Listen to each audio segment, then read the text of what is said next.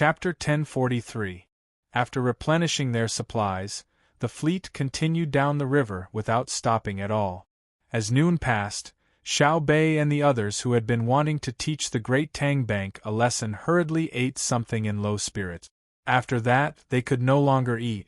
When the ship stopped to make one last short stop, they changed into even thinner clothes. They were now in the Chuzhou area, where the canal met the Huai River.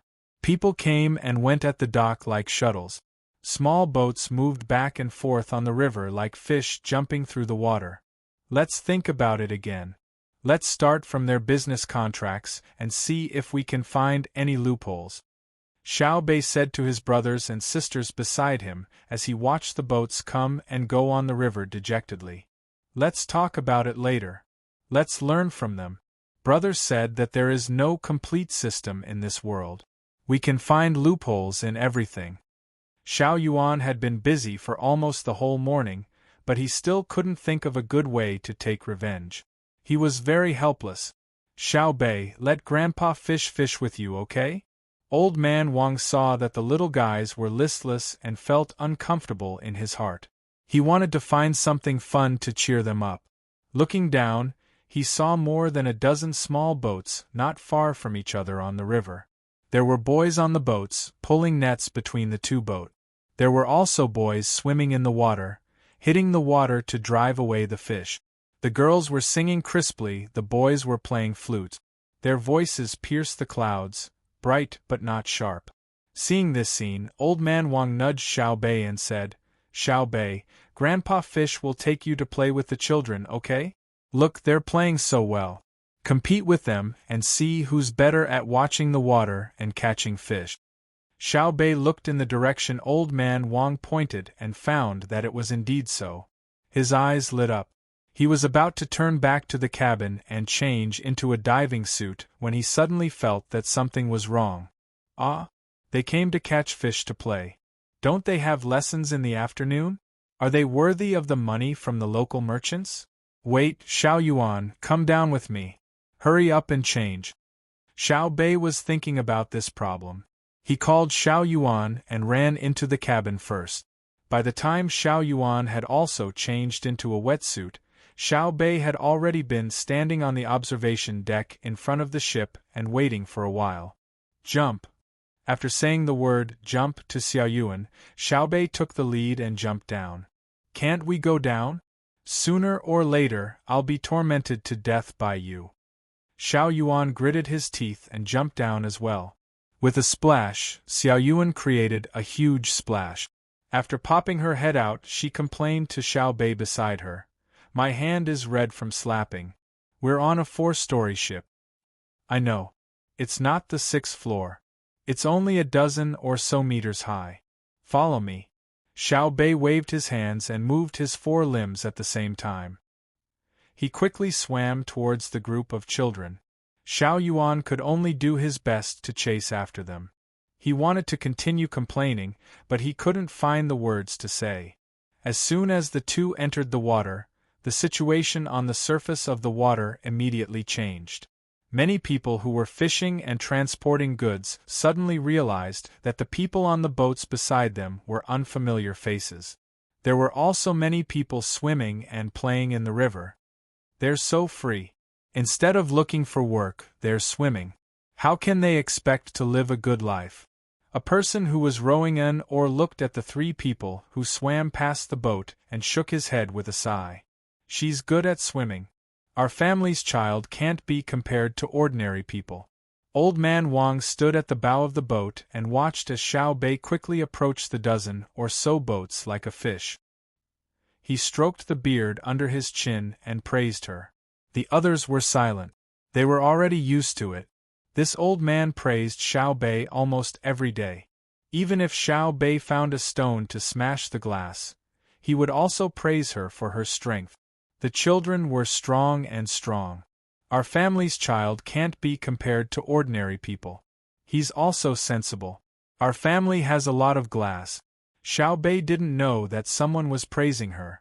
She swam to the dozen or so boats and saw 2 children vigorously slapping the water with their hands to drive the fish towards the net.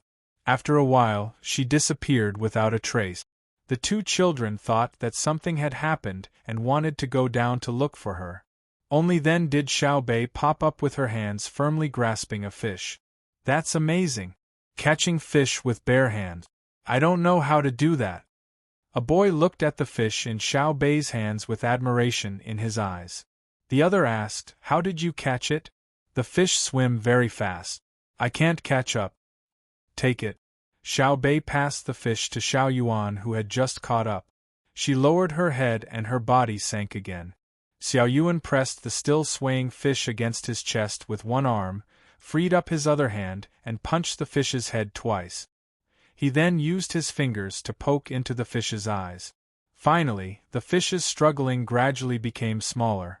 After a short while, Xiao Bei popped its head out again. This time, it was holding an even bigger one.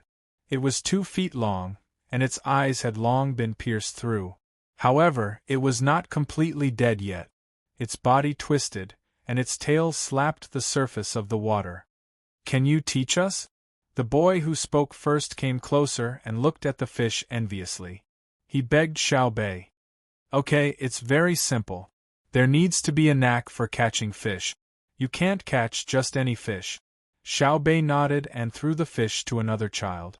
The boy listened very seriously. When Xiao Bei finished speaking, he asked, "What kind of fish do you want to catch?" "Pick the stupid fish to catch. Fish also need to learn skills. Those who don't learn or can't learn will naturally be caught by others. So you have to observe and see which fish don't usually go to class and play around with others.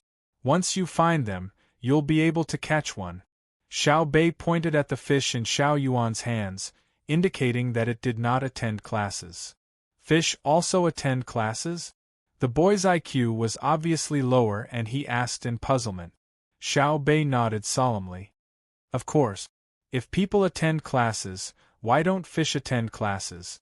If fish skip classes, they will be caught in the future. If people skip classes, they can forget about having a future." Who are you calling a future?" The boy's IQ rose sharply and he shouted loudly. "Whoever skips classes is a future." Xiao Bei's voice was also not soft. "Do you know why we skip classes?" The boy was very angry.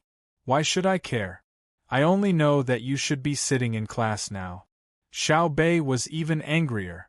"What right do you have to care about us?" The boy looked at Xiao Bei with disgust. Stop arguing.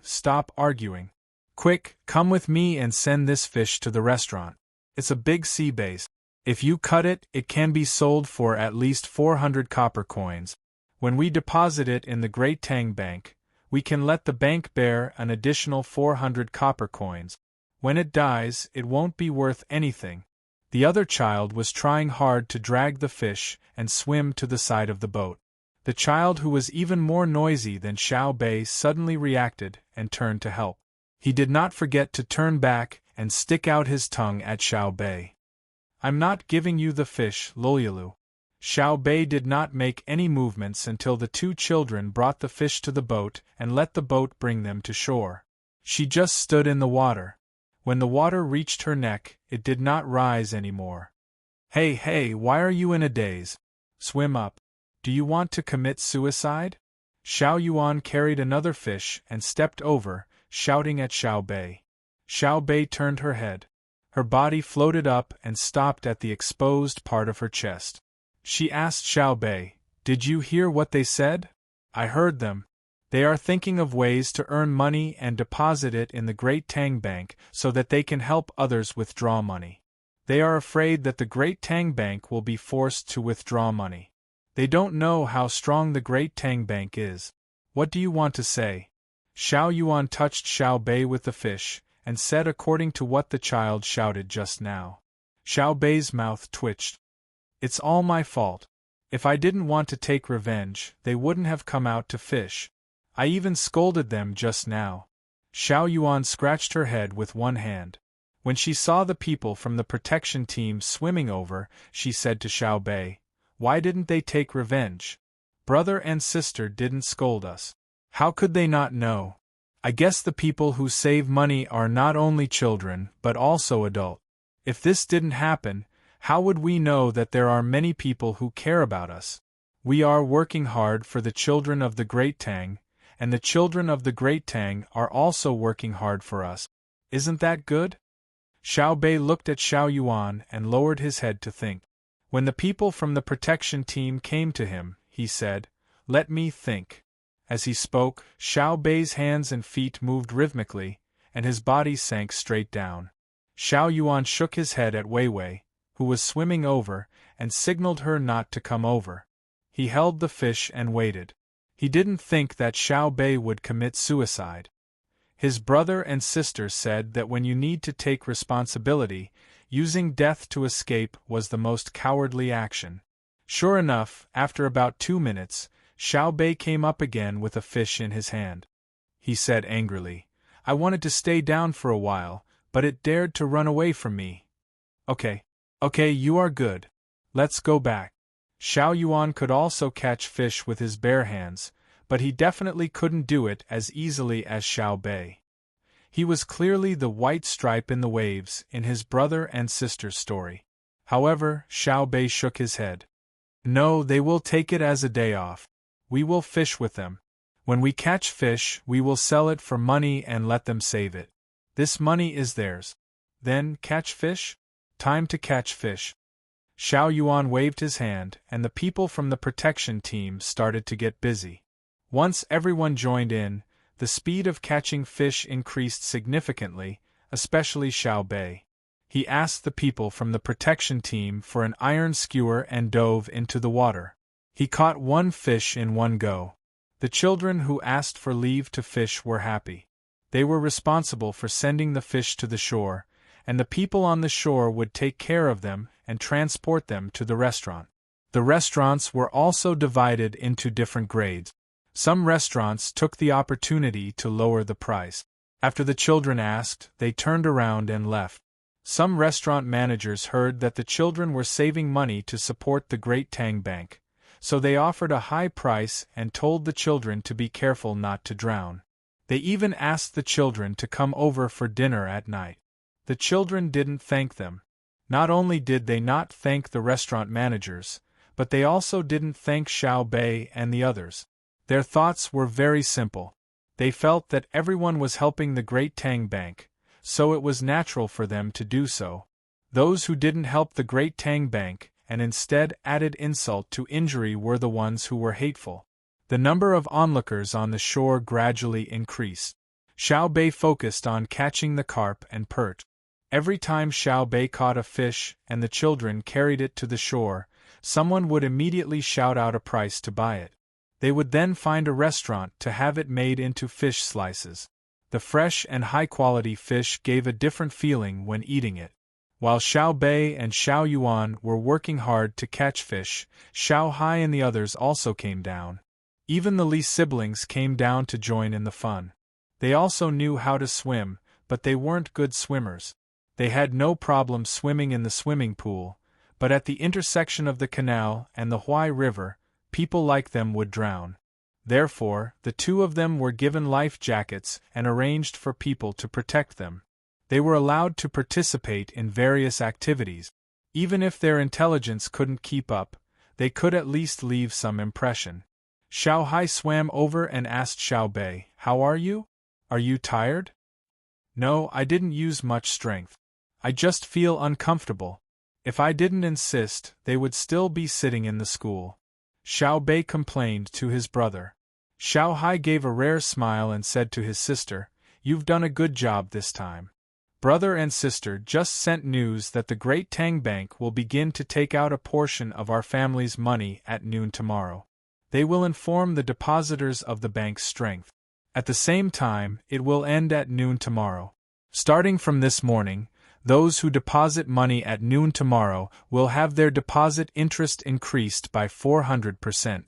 Those who don't withdraw money from the bank will have their deposit interest increased by 100%. Those who take a loan from the bank, deposit money, and withdraw money will be more stringent in the future.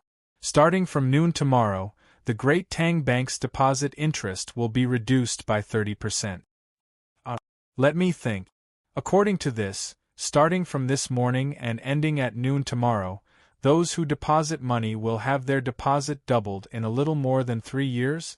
The great Tang Bank is so rich. Xiao Bei quickly calculated the general situation of the interest. 4 times the interest in more than 3 years, 1 copper coin would become 2 copper coins, and 2 copper coins would become 4 copper coins. Then, he shouted happily, "That's great! Good people deserve good karma. Quick, quick, help me catch some fish. Sell it to the children who play truant. Sell it to them for more money. In 3 years, they will have more money to spend." Brother and sister are amazing. They immediately thought of a good idea. I was worried about how to repay others. Now I want to see if those people who withdraw money will still dare to take advantage of me in the future. Xiao Hai smiled again and said, "Brother and sister also want to tell you that the manager of the Great Tang Bank in Shuzhou has been resigned. They want you to stop thinking about taking revenge on him." He took the initiative to admit his mistake and wrote a self-reflection. Xiao Bei was not happy at all when he heard this news. He lowered his head and said in a low voice, Actually, I don't want to do anything to him. I just feel that he doesn't value us. He clearly knows that we are going to take a loan and won't spend the money blindly. He must have thought of helping others, but he still insisted on that rule. I am very unhappy. Was it possible to get him back? A person who can be a manager of a place is not bad. We can't lose a talent because of us. At the same time that he resigned from the position of manager of the Shuzhou Bank, he also handed in a proposal. He said that there will be a reward system for children who do well in school. Moreover, the money that the children earn from catching toads, catching fish, digging up cicadas, and other work in their free time will be quickly spent by the children if they are not managed. He wants to set up a children's savings business. He wants to be in charge of this so that the children will know how to save and save for emergencies. Having a sum of money that the children can use freely is also a kind of happiness for the children. At the same time, he wants to encourage the children to study hard and accumulate more money through scholarship. Brother has already agreed. He will be transferred to the capital to be in charge of this business. Xiao Bei was no longer vexed. He happily dove into the water and caught another fish. He said, "See, I told you. A talent is a talent. Even if he's not in charge anymore, he can still think of better ideas. I have a good idea. Help me remember it and tell him later. It is that the child's passbook must be very beautiful. Moreover, every child who saves money must give a beautiful gift when they first save money, such as a bracelet, a hat, a belt, etc., so that people will know at a glance that he or she is saving money." Chapter 1044. During the bank run, Zhang Xiaobao didn't have to spend too much energy to calm his younger siblings down, but he also won the hearts of countless supporters. Xiao Bei and the others recovered very quickly. They helped others catch fish for an entire afternoon. The dozen or so children who had skipped class to catch fish had all deposited a large amount of money in the Great Tang Bank. Naturally, it was their parents who had helped them deposit the money. Their business had not started yet.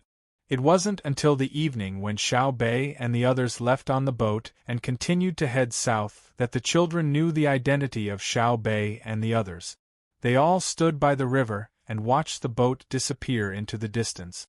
They watched the sun slowly set in the west like an egg yolk and dyed the sky red. Their hearts were peaceful. Only when the person sent by the manager of the restaurant who had treated them to a meal called out to them did they reveal happy smiles. Forgetting their tiredness, they skipped towards the restaurant together. The children who caught fish were happy. Compared to being able to see Xiao Bei and the others, the amount of money in the bank was not so important. Many years later, they could proudly tell their descendants about what happened today. A portion of the crowd was also happy at noon the next day. The next day, just after noon, the branches of the Tang Bank all opened for business in the afternoon. At the same time, bundles of Tang banknotes were piled on the counter of the bank. The denominations ranged from 10 strings of coins to 500 strings of coins. The colors were colorful. When the people who wanted to withdraw money and deposit money saw it, they made a similar expression, which was shock. Then, annoyed voices and happy shouts echoed one after another in the bank. At this time, the bank also put up a public notice board. The blackboard was painted with ink and the white chalk words were very dazzling. Little brother-in-law of the Zhang family, you can read. Help me see what's written. My son has gone to school. Otherwise, I can drag him here to read. A woman who was depositing money didn't recognize the words on the blackboard. She asked the person next to her who was going to withdraw money. She didn't show any embarrassment on her face because she didn't know how to read. Instead, she emphasized that he was her son with a hint of pride. The brother-in-law of the Zhang family knew why she was like this. It was because her son had ranked first in the school for 3 consecutive quarters. The rewards he received were enough to feed 2 people in her family. In addition to the symbolic monetary rewards, there were also cloth, rice, meat, and vegetable oil. Before the new year, she even received 4 pieces of pork. With such children, every adult should be proud of them. The children were happy when they learned, the merchants were happy when they received rewards, and the adults were even happier when they ate what the children received. However, this brother-in-law was not happy. He had already withdrawn 4 strings of cash yesterday, but he could not find today's passbook. When he got up in the morning, he scolded his wife for a while, and then rummaged through the cupboard for the whole morning before he took out the passbook from the gap of the mattress. When the great Tang bank opened for business in the afternoon, he rushed over. He never thought that the difference between reality and imagination was too great. That black and white announcement, as well as the colorful coins, made him want to find a hole to crawl into and return to the past. Brother-in-law of the Zhang family, what did you write? The woman continued to ask. She could see that there was something wrong with his expression, but she couldn't think of the specific reason. She could only guess that the words on the blackboard were not very good for people who wanted to withdraw money. The brother-in-law of the Zhang family tightly held the passbook in his hand. He saw that the passbook had changed shape, but he didn't know. He said to the woman blankly, I finally know the strength of the great Tang bank. Zhang Xiaobao will always be Zhang Xiaobao. It's a pity that I don't have any medicine for regret. It's written on it, written. The woman was a little scared. These words were too scary. It seemed that he wanted to kill himself, so she didn't say anything. However, a woman next to her who was also depositing money pulled her aside and said, Sister, I'll tell you what it says. When my daughter comes home, she always wants to teach me how to read. It's good that I can recognize those words. Sister, you tell me. The woman was more envious of her literacy. When my child comes back today, I'll also ask him to teach me. Good, I know that your son studies well. Every time my daughter talks about him, she's always envious. Someday, I'll get my daughter to help out at your place. Look at her, isn't she cute? I think your son isn't bad. Oh, let's not talk about this first. It says that the Great Tang Bank announced today that all the banks have used the second-level currency reserves, a total of 100 million strings of coins. People who withdraw money don't have to rush and don't be crowded. If the 100 million strings of coins are withdrawn, there will be 200 million strings of coins released later. As long as you want to withdraw money, you don't have to worry about not being able to withdraw money. Moreover, the bank will operate until midnight. The people in the bank won't rest. Sister, look at that pile of money, there's still 500 strings of coins. Even if a merchant comes to withdraw money, there's still no need to worry. The literate woman first looked like she wanted to sell her daughter, and then she talked about the words on the blackboard. Hearing her words, the woman who asked the question revealed a smile. The Great Tang Bank seems to be really rich. My husband and I were worried that they wouldn't have enough money and would collapse in the end. Now everything is fine. But why does the Zhang family's brother-in-law look unhappy? He can withdraw money now. Sister, that's because he saw another content. The Great Tang Bank said that they don't lack money, but in less than 2 days, they received something more precious than money. Thus, there was a reward activity. Starting from yesterday morning until noon today, which is when the bank closes in the morning, all the people who saved money during that time will have the interest calculated at 4 times the original amount. For those who didn't withdraw their money during that period of time, the interest will be doubled from the time they deposited the money.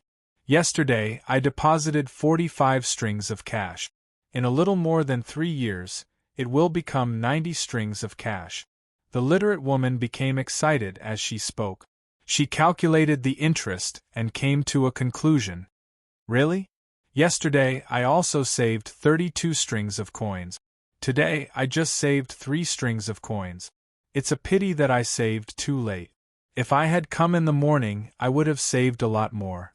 Sister, what if I saved now? When the woman heard that the interest was 4 times the original amount, she was afraid that it was a trap. She pinched her arm with all her strength until she felt the pain. Only then did she relax. She then asked, "If I save now, won't it be 4 times the original amount?" It's more than 4 times the original amount. The Great Tang Bank has adjusted the new interest rate. If I save now, I can only get 70% of the original amount. It's decreased by 30%. That means that the people who started to withdraw money yesterday will lose a lot. Sister, think about it. If they withdraw money, they won't spend it immediately. What's the use of keeping it? If they want to save it in the bank again, they will lose at least several times the original amount? It's not easy to calculate. In any case, it's more than 4 times the original amount.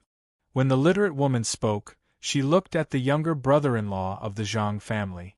There was a hint of schadenfreude in her words. The younger brother-in-law of the Zhang family turned green. He had calculated that the biggest loss from withdrawal was nearly 6 times the original amount of the depositor. If he wanted to double the amount now, it would take 20 years. What he wanted to do the most was to smash the Great Tang Bank. It was too much of a bully. Saving and withdrawing money was normal. Why should he give others benefits when he withdrew money but suffer a loss? What if he withdrew money because he was in a hurry? However, a thought was a thought. He didn't dare to smash the Great Tang Bank. He didn't even dare to say anything unpleasant to them.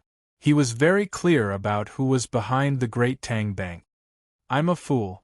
The Great Tang Bank is managed by Zhang Xiaobao. How could he let people withdraw money from the bank? His family is so rich. I'm blinded by pork. As he thought about it, he squatted down in annoyance and pulled at his hair with all his strength. The people who also wanted to withdraw money and the people who were going through the procedures at the counter stopped when they heard this. Sir, your money is 71 strings of coins and 251 copper coins. Please count it and keep it well. A person who was handling the withdrawal business put a passbook and different amounts of money on the counter. There was also a copper coin inside and said to the stunned person, Withdraw it? I won't withdraw it. Why are you so fast? I won't withdraw it, okay? The person was even more stupid. The salesperson gently shook his head and gave the person an apologetic smile. He said, The procedures have been completed. If you don't need too much money for the time being, you can deposit it again. What about the interest? Is it doubled? The person stared and asked. Because the bank has readjusted the deposit interest rate, if you deposit it now, you can only deposit it at 70% of the original interest rate. I was wrong, I know I was wrong. I won't do it again. In the future, even if the Great Tang Bank says it's going bankrupt, I won't withdraw money. Give me a chance.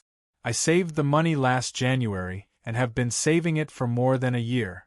Double the interest is equivalent to 2.5 years of saving. Tell your manager that I won't withdraw it and will still calculate it at the original interest rate. Is that okay? Even if it's a little less, I won't use double, even if it's 50%.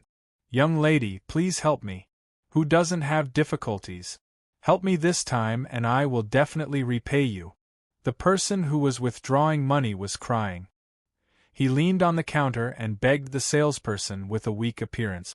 Before the salesperson could refuse again with a smile, a man next to him who wanted to deposit money and whose body was not greasy took over and shouted at the person who was leaning on the counter, refusing to leave. "Hey, you fruit pancake seller, don't you have any shame? I know you. Last time, you wanted to get a good fruit pancake tool. I wanted to borrow money to buy a pig. We came here together. The bank checked our household registration and borrowed the money together. It's interest-free. What did you say at that time? You said that you will remember this kindness and will repay it in the future. Is this how you repay it? You still have the face to say who doesn't have difficulties? When you have difficulties, others help you. When others have difficulties, you want to make things worse for them. There is no medicine for regret in this world. Now you know how powerful Zhang Xiaobao is. Why don't you know how to cross the bridge between the Zhang family and the Wang family? It's called one thought to heaven and one thought to hell. You walked the road yourself. Who do you blame? Take the money and get lost. If you dare to be noisy again, I will slap you. I was wrong. I really won't withdraw money in the future. I was wrong. The person continued to mutter as if he didn't hear it. The salesperson shook his head helplessly and looked at the guards next to him. Immediately, 2 guards came over and carried the person to the side to find a doctor. Next. The salesperson's voice was as pleasant as usual.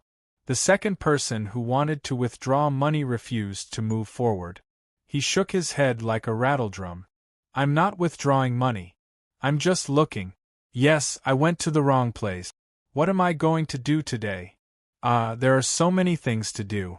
Oh, I remember. I'm going to buy cloth. Yes, cloth. I won't delay your work. I'm leaving first. After he finished speaking, he turned and left. The third person didn't even say anything and followed him with his head down. In just a short time, the row of people who wanted to withdraw money disappeared. Fortunately, the door was wide enough. Otherwise, 2 people would have died. Bah! Serves them right. If it were up to me, I should have waited a little longer. I should have put out the notice tomorrow night and asked them to withdraw all the money. If they withdrew all the money, I could have saved an extra portion and added some interest. Great, now it's 70%. Come, I'll save what I have. 70% it is. If I keep it in my hands, I won't get any interest. A person standing at the deposit counter looked at the person who left, spat disdainfully and pushed the money back. Such scenes played out in different places. While countless people of the great Tang felt the warmth and coldness of the world, they also had to ask themselves what they were thinking when they made their choice. Zhang Xiaobao didn't care about other people's thoughts at all. Anyway, he did what he should do, which was to repay injustice with justice and to repay kindness with kindness. I'm a saint now. That's what saints do. After this incident, let's see if anyone dares to hit me when I'm in trouble next time. Zhang Xiaobao held a glass of wine and said to Wang Wan. But from his words, it seemed like he was looking for an excuse for himself. Wang Wan was still doing her embroidery. Hearing this, she raised her head and said, "Many people will be sad. What if someone takes it too hard and commits suicide? Don't you feel responsible?" "What do you mean? They shouldn't be sad, but I should be sad. I have a backup plan. What if I don't prepare? What will happen to the Tang Bank?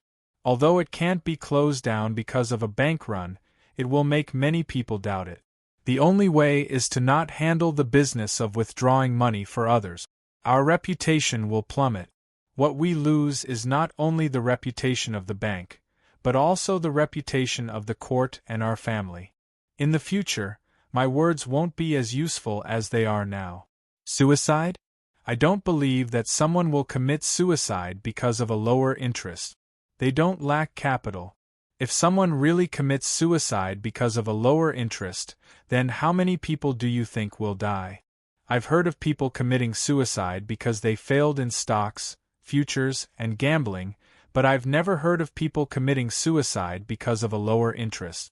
Besides, I don't care if someone commits suicide because of a lower interest. If the Tang bank collapses and I commit suicide, how many people in the bank will pity me? Zhang Xiaobao looked like he was very angry. Wang Wan sighed and said nothing more. She also understood that Zhang Xiaobao was right.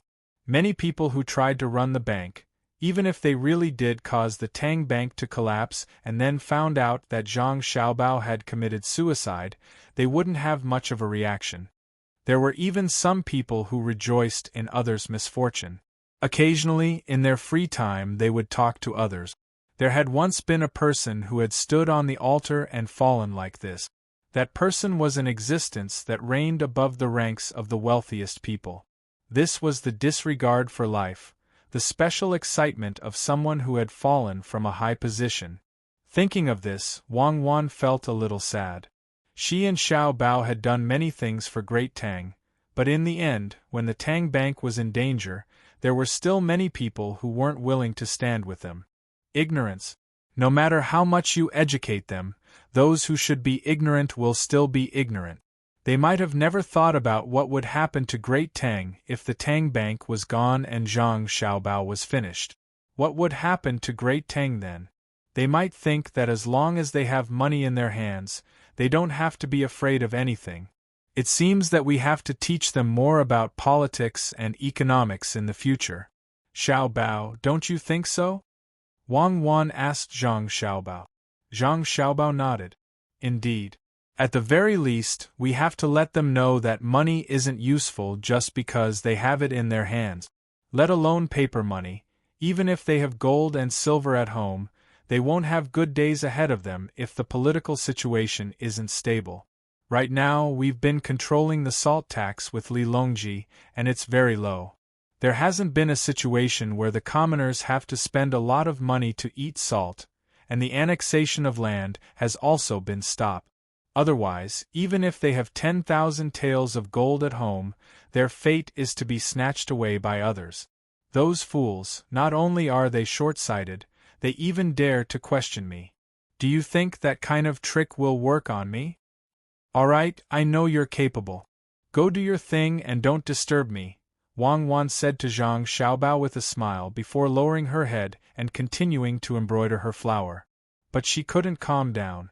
She had realized that it was only because of her and Xiao Bao's strength that the Great Tang was able to operate normally. If the two of them were to suddenly withdraw from the situation, countless people would fight over their stalls. If that was the case, it would be better for her and Xiao Bao to withdraw from the situation and allow everything to return to the path that the Great Tang should have taken. Even if there were problems, they would be able to persist for several decades. What the two of them needed to do now was to gradually perfect the system of the Great Tang so that the people would get used to living and doing things according to the system. At that time, even if the two of them were to withdraw from the situation, the Great Tang wouldn't fall into chaos. After all, the people would already have the habit of following the system. But this system was too difficult. It wasn't that the imperial power didn't want to change, but that it couldn't be changed immediately. That required the development of production technology and productivity to reach a certain level, as well as the knowledge and culture of the people to reach a level where they had no choice but to change. The process of turning imperial power into a democracy like that of the West was extremely long. To change it in just a few decades required an enormous investment of both internal and external energy. It was simply impossible at the moment. Let's wait. Let's wait for the next generation to do it. When the time comes, we'll see which system is good and use it. Or perhaps we'll come up with a new system. Under the framework of a constitutional monarchy, we'll preserve a portion of the sovereign's power and walk the line between democracy and non-democracy. Wang Wan said a few more words. Zhang Xiaobao put down his brush and helplessly said, "Just continue embroidering your flowers. What's the point of researching this?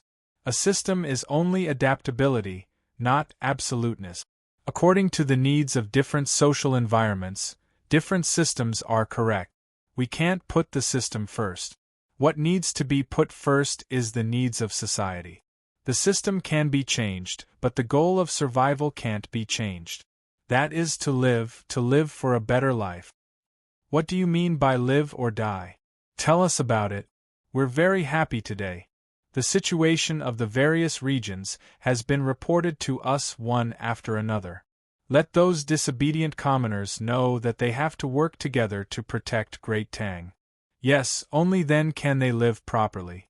Right after Zhang Xiaobao said those words, Li Longji's voice sounded. At the same time, he appeared at the entrance of the cabin. Wang Wan continued to embroider with her head lowered while Zhang Xiaobao continued to write. The two of them acted as if they didn't see Li Longji's arrival. In truth, they had already heard Li Longji's footsteps, and Zhang Xiaobao had intentionally said those words for them to hear. Seeing that the two of them didn't respond, Li Longji didn't get angry. Instead, he continued, Xiaobao, after the interest on deposits is adjusted, do you think that the interest on loans should be adjusted as well? Should it be adjusted back in the future? Why is it this kind of question again? Zhang Xiaobao raised his head and sighed. If we aren't concerned about this question, what should we be concerned about? Are you going to adjust it or not? Give me an answer. Li Longji glared at him. Adjust it? Since the interest on deposits is lowered, the interest on loans should naturally be lowered as well. If we don't adjust it, wouldn't those who want loans run to the commoners to borrow money?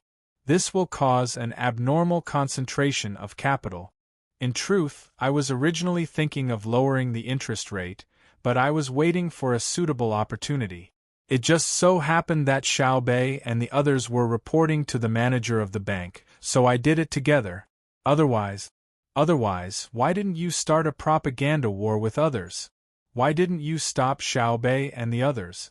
This time, you've gained an advantage. You've won a portion of the people's hearts, warned a portion of the people, and strengthened the position of the Great Tang Bank in the hearts of the commoners. At the same time, you've also completed your plan to lower the interest rate. Say, what do you want us to say about you?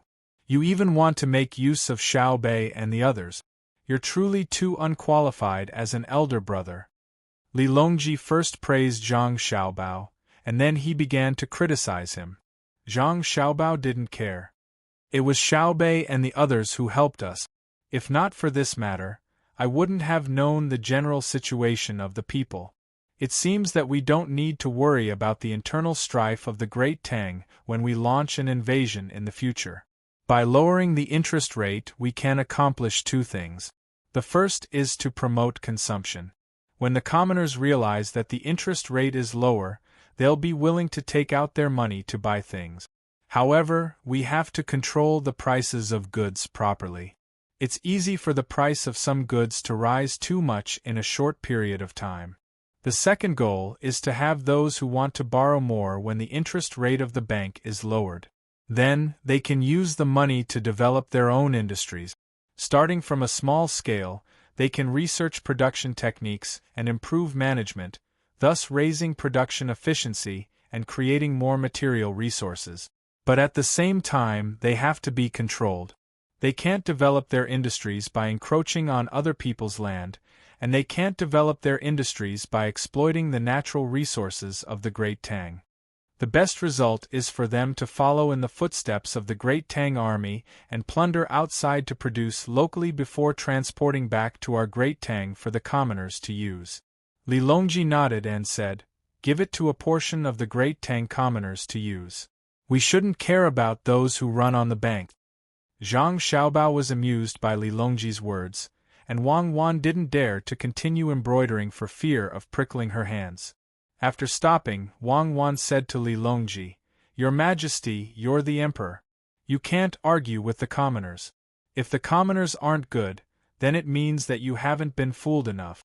You haven't educated the commoners well, so how can you push the blame onto the commoners?" That's right. The commoners are adorable. The appearance of the bank only means that we haven't done our job well. I believe that if we don't change the way we treat the commoners and work hard for them, there will come a day when the commoners of our great Tang are faced with this matter once more. When someone withdrew money, it wasn't for the sake of running on the banks, but because they happened to be in need of money. When someone saved money, it wasn't to protect the great Tang Bank, but because they felt that keeping the money in their hands would cause it to depreciate. Zhang Xiaobao echoed. So, it's our fault then? How long will it take for them to reach the level the two of you speak of? Li Longji faintly said. He felt extremely uncomfortable in his heart. He felt like he had been betrayed by many people, and it was an indescribable feeling. It won't take too long. There might be a run on the banks right now, but if someone says that they want the commoners of a certain area to rebel, there won't be any commoners who will follow them. As long as we maintain our governance, ensure the development of productivity, speed up the education of knowledge, and consolidate Great Tang's military and economic superiority, we'll be able to achieve our goal in 10 years at most. Of course, we can't expect to have every single commoner listen to us, but at that time there will be very few who don't listen, and we can just deal with those who don't listen. Even if we can't do the favor, we still have the law and punishment. With both of these, society will be stable. Why isn't the data out yet? You're making me wait. As Zhang Xiaobao consoled Li Longji, he occasionally glanced at the door. What data are you waiting for? Li Longji also turned his head to look at the door and asked. The data of the bank. We can't let something like this happen for nothing. I have to see what's special about the situation. I'm coming. Zhang Xiaobao paused. As expected, 5 breaths later, someone from the inner court appeared at the door. He looked inside before walking in and saying to Zhang Xiaobao and Wang Wan, "Little young master, little miss, the data has just been compiled, and it's not too complete. There's still a portion that will have to be compiled at night. Please take a look. There's no need to rush. Tell me, what's the situation?" Zhang Xiaobao gestured for the person from the inner court to explain. Yes. After the Great Tang Bank ran on its banks, from yesterday morning to noon, various places paid out a total of 43.2 million strings of cash. At the same time, more than 36.1 million strings of cash were deposited, so there wasn't much of an impact. The expenditure of various places varies according to the degree of prosperity, which is basically consistent with the law. The only problem is the Jiangnan West Road. From yesterday morning to noon today, the entire Jiangnan West Road unconventionally paid out 7 million strings of cash, and there were people from other places transferring money to the bank there. They're probably trying to empty the Jiangnan West Road bank of cash. Our bank system has just responded, urgently transferring cash from the nearby banks to the Jiangnan West Road Bank. The transportation team has already set off under layers of protection. The inner court explained. Chapter 1045. Idiot. Li Longji commented after Zhang Xiaobao and Wang Wan finished speaking. At the same time, he looked at Zhang Xiaobao and Wang Wan, hoping that they would agree with his judgment. Unexpectedly, Zhang Xiaobao and Wang Wan frowned at the same time. They looked at each other and nodded at the same time. It's interesting to deal with such an opponent, Zhang Xiaobao commented. Wang Wan also said, "What should we do to create a diversion?" "We'll beat them at their own game and lure the snake out of its hole," Zhang Xiaobao replied. Could it be that someone is stupid? Li Longji understood the meaning behind their words and asked with uncertainty. If they're not stupid, maybe we can turn the act into reality. Investigate the owners of the transfer accounts and deposit account. Compile the information on the large deposit accounts in the past 6 months. Send the guards to the west of Jiangnan to enter a state of combat readiness. Increase the activity of the spy system. The Ministry of Works and the Agricultural Temple Research Institute will increase the defense forces and hold a recruitment competition in early summer. The time will be set to be half a month later. In addition, speed up the construction of the railway and recruit new medical students. The current students will immediately undergo the basic medical examination. Those who pass will be sent to the nearest place, and those who pass will be sent to the surrounding area in turn. We'll rotate layer by layer to increase the number of medical personnel in Tang as fast as possible. Zhang Xiaobao replied to Li Longji and issued a series of orders to the inner court. After that, he turned to look at Wang Wan. Wang Wan nodded lightly and then said, "Order, our troops stationed in Shanshan City in the east of Qinghai Lake will split up and go around Qinghai Lake. We'll move to the northwest at the same time. We'll practice to adapt to the environment and cooperate with guns and cannons along the way. Continue to increase the supply of meat and wheaten food in the name of rescuing the Tubo disaster. When we reach Pengzhou Pass, recruit the local people to secretly make military food. We'll conscript the surplus ships of the merchants in Jiannan province. Fill them with fodder and enter the Ruoshui River of Jinchuan. We'll go against the current north and stop at Mizong. Our Yellow River fleet will head west and gather at the Bailon tribe downstream of the source of the Yellow River. Don't travel empty-handed. Also, send some things to the tribes along the way. Choose what they don't produce locally.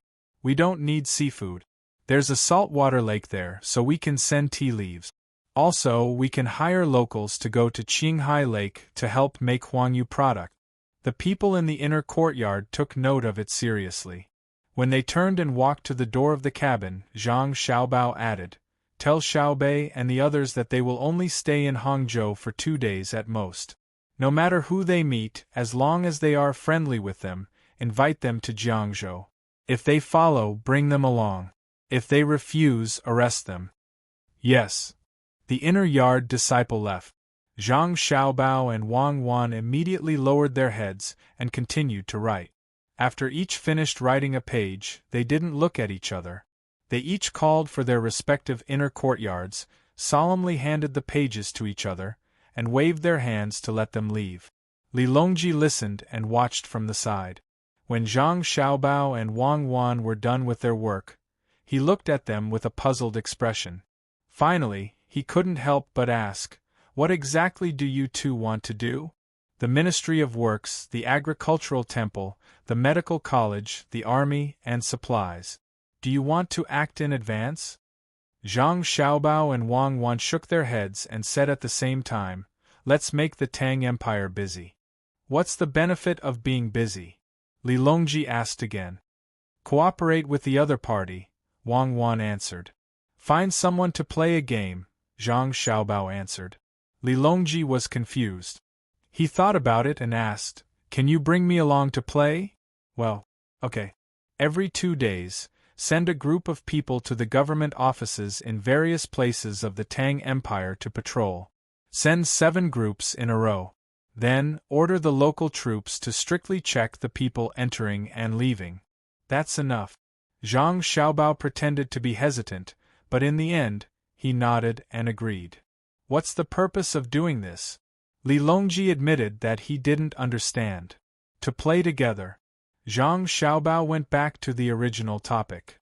"Okay, like a guessing game or throwing a handkerchief behind me. Don't tell me that the two of you," as Li Longji spoke. He pointed at Zhang Xiaobao and Wang Wan. Then, he got up and left to arrange things.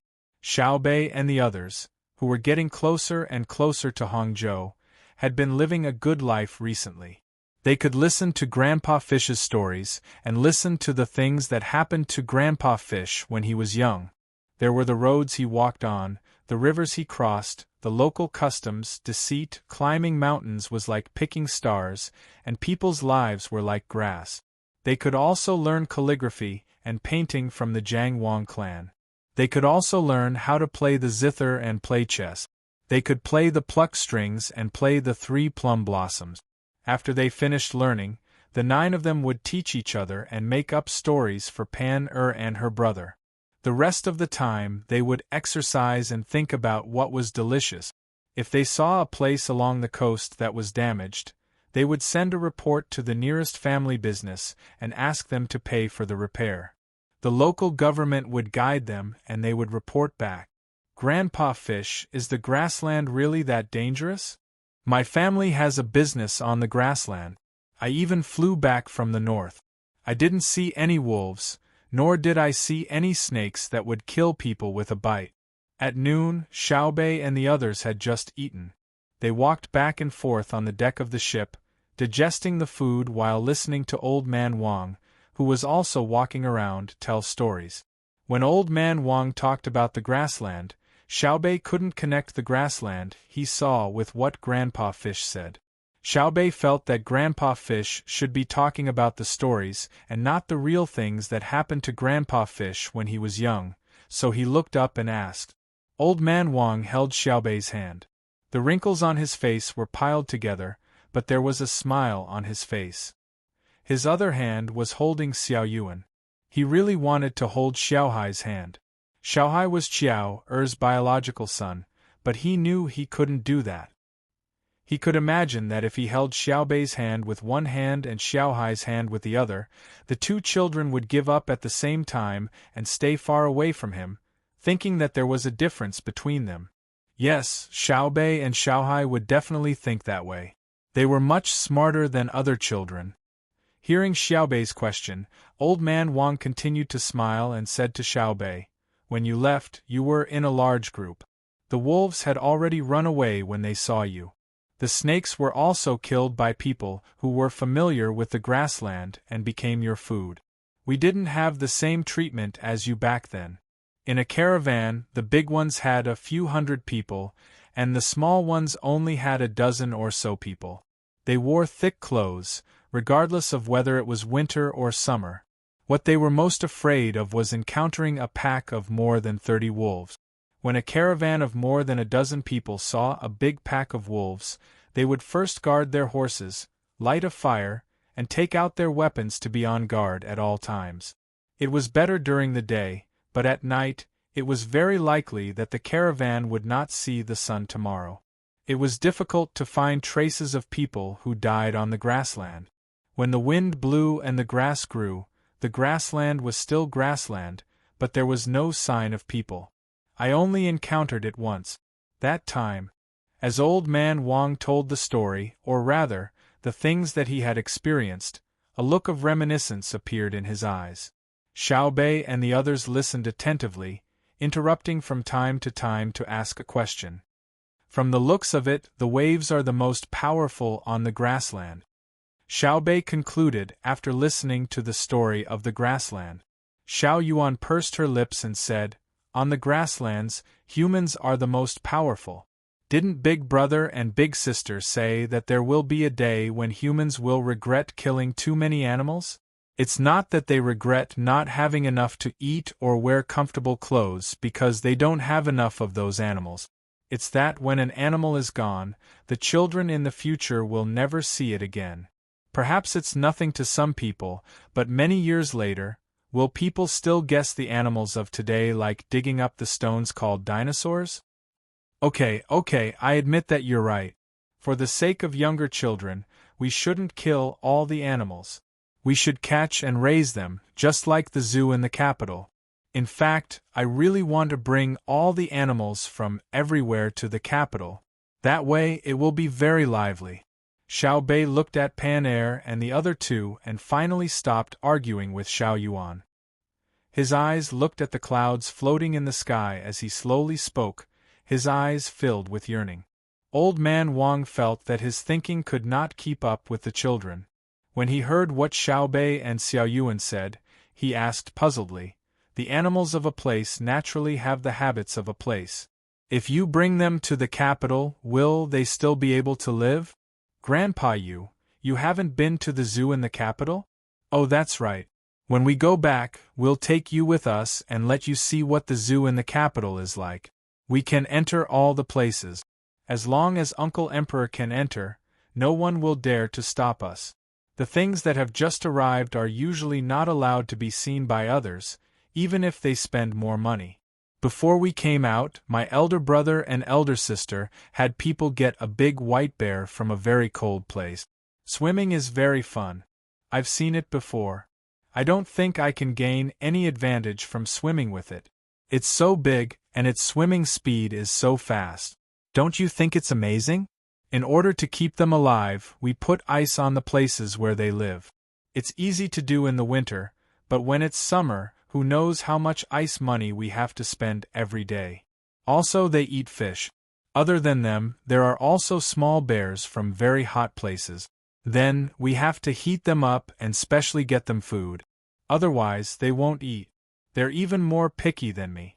Let me tell you, The more Bebe talked, the happier he became. He let go of Old Man Wang's hand and kept gesturing. Pan could occasionally understand a sentence or two, so she was busy learning from Bebe. Old Man Wang had indeed not seen it with his own eyes. In fact, if he went to the capital, he could also see new animals that ordinary people could not see. However, he had not been to the capital in the past 1 or 2 years. He was busy elsewhere. During the new year, he came back to the house in Hangzhou with his master. First, there were many merchants in Hangzhou, and they could eat the food they got from overseas at any time. Second, Hangzhou was far from the capital. His master always had things in his heart that he couldn't let go. Sometimes, he didn't dare to face them. Although he still had an official position in another department, he didn't like to go there personally to do things, so he left them to the people in the department. Old Man Wang had also heard about the animals in the zoo from others. At that time, he already had a very good impression of them. Today, when he heard Bebe talk about them, he realized that those who saw the animals did not describe them very well. They missed a lot of things. For example, the habits of the animals, and how they looked when they ate, etc. Bebe, why are you different from what others said? Old Man Wang asked curiously. Ah, different? No, that's what my brother and sister told us. They also divided the animals into different families. Some animals look different from the outside, but my brother and sister put them in the same category. Grandpa fishing, it won't take long for my brother and sister to arrive in Hangzhou. You'll know when you see them. They're so awesome. No matter what kind of things people catch from where, they can directly tell the general living habits of those things. For example, they sent a kind of small bear from the very south. Like what I just told you, my brother and sister call them koalas. They say that this kind of animal is the most fun to play with. If they don't have enough food and temperature, they can train them and other people can hold them. If there are 10 of them, and 9 of them are held by people, but one of them is not, that koala will be very sad. Don't you think it's like a human? Bebe made a gesture of holding a big cloth doll as he spoke to Old Man Wang. Pan rushed over and opened her arms to let Bebe hold her. When Bebe was done, she would find someone else to hold her. Such an action made Old Man Wang chuckle. While he was laughing, suddenly, a shout came from the observation deck. Someone fell into the water. Where? Binoculars. When Bebe heard that someone had fallen into the water, he quickly asked the people next to him for binoculars. The thing he didn't want to see the most was someone drowning because he was good at swimming.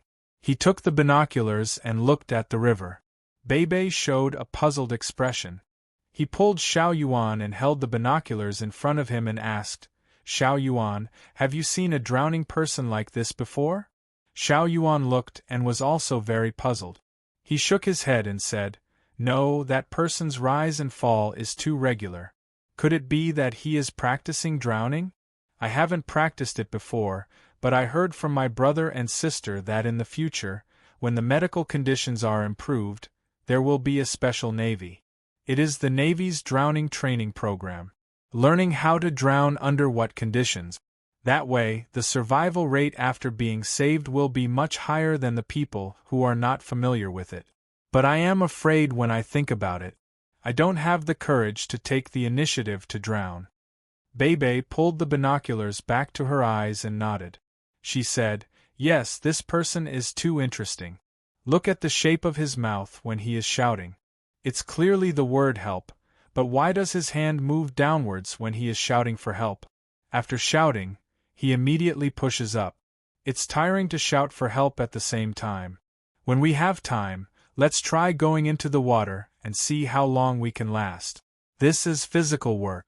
He has a good physique. When Old Man Wang heard the people on the observation deck shout that someone had fallen into the water, he became nervous. After interacting with Xiao Bei and the others for a long time, he realized that he had already reached a level where he could ignore life, but Xiao Bei and the others had changed his mind. Especially when Xiao Bei saved the earless child. That kind of serious respect and protection of life made her feel deeply moved.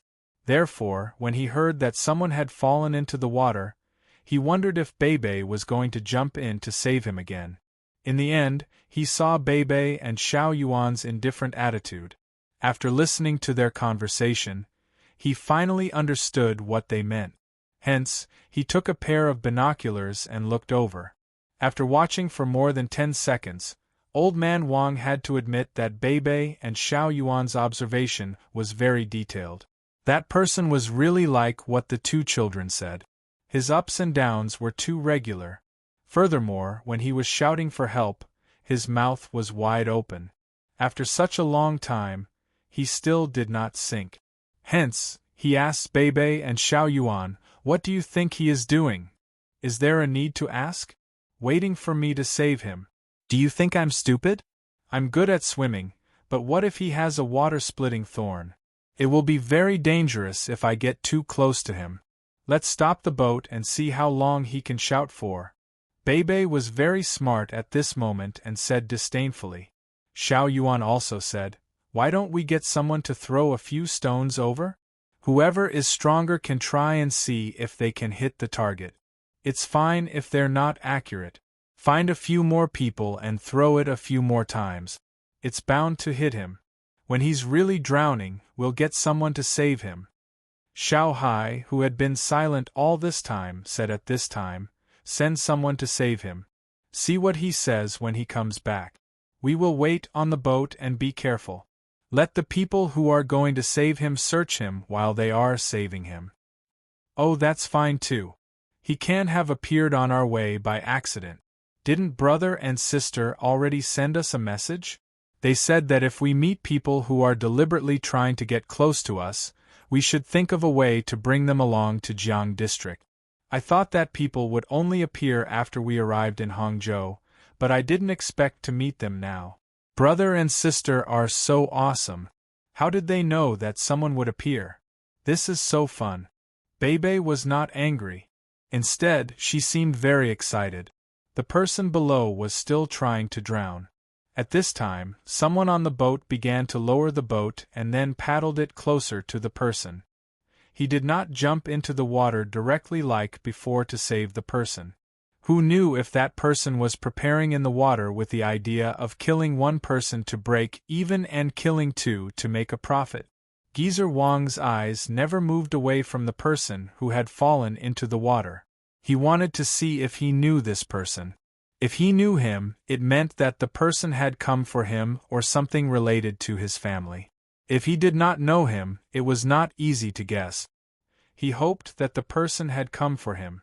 Otherwise, on the way to Hangzhou, there would be many dangerous things that targeted Bei and the other children. Just like that, Old Man Wang watched as the two rescue boats rowed to the man's side. He watched the man's actions. Bei and the others were also watching. When they saw that the person was pulled to the boat weakly and immediately kowtowed, Bei shook her head again and said, "It's too fake. If he is really drowning, he shouldn't be kowtowing now. He should be vomiting or coughing hard. His eyes should be red, and his nose should also be flowing out." Xiao Yuan laughed and said, "In a while, we will pretend that he is drowning. Let's see what he wants to do." While the two of them were talking, the person had been helped up. He looked at the sky as if he had just survived a disaster. This appearance gained the approval of Bei and the others. After a while, the two boats carrying the person were pulled up to the deck of the big boat. The person was also helped up to the top by others. When he saw Bei, the person did something that made Bei and the others puzzled. He actually raised his head and laughed. It was impossible to tell that he was drowning. Chapter 1046. Xiao Bei and the others were stunned by this person's laughter. They looked at each other and tried hard to recall the story that their brother and sister had told them. Finally, Xiao Bei thought of something and asked, Did you say that you were very satisfied that we were able to save you? Yes. This person nodded and shook his head in a very natural and unrestrained manner. His hair that had become messy in the water earlier splashed water all over Xiao Bei and the others' faces. This was because he was a little far away. The two people next to him were even hit in the face by his wet hair. These two people glared at him but did not say anything. Others did not say anything, but he said, "Not bad, you are indeed good servants. Even if you encounter something that makes you uncomfortable, you can still endure silently. Good. Also, I am very satisfied with you children. After seeing me, you were able to remain calm. Furthermore, you were able to guess what I was thinking when I laughed out loud. As such, I did not wait for you for a few days in vain, nor did I waste the time soaking in the water for so long." As this person spoke, he reached out and moved his hair to the front. He grabbed it and stroked it from top to bottom. The water formed a small stream and splashed onto the deck. Xiao Bei pouted. If it were not for her status, she would have gotten someone to kick this person down. What was this? She had seen arrogant and shameless people, but she had never seen such a person. Xiao Bei sulked and did not speak. Old man Wang was not willing. This was the precious child of the family. Although they were relatives, Xiao Bei's status was different. Even if they were just a little bit relatives, they had to treat her seriously. He coldly snorted and asked this person, "Who are you? Why did you lie to us to save you? Why don't you tell us the truth?" When this person heard the voice, he arrogantly turned his head to look at old man Wang. The corner of his mouth twitched and he turned his head back. He said to Xiao Bei, "How can you have such an insensible servant in your house? What are you yelling for? If you talk to me like that again, I will get someone to kick you down. It is not up to you to say what my family does. I am asking you a question, so answer quickly. Do you think you are very smart? You know how to pretend to be drowning so that we can save you? Have you heard the story of the boy who cried wolf? There was a child who liked to lie to others. Then, he cried wolf. This way, others would have to save him."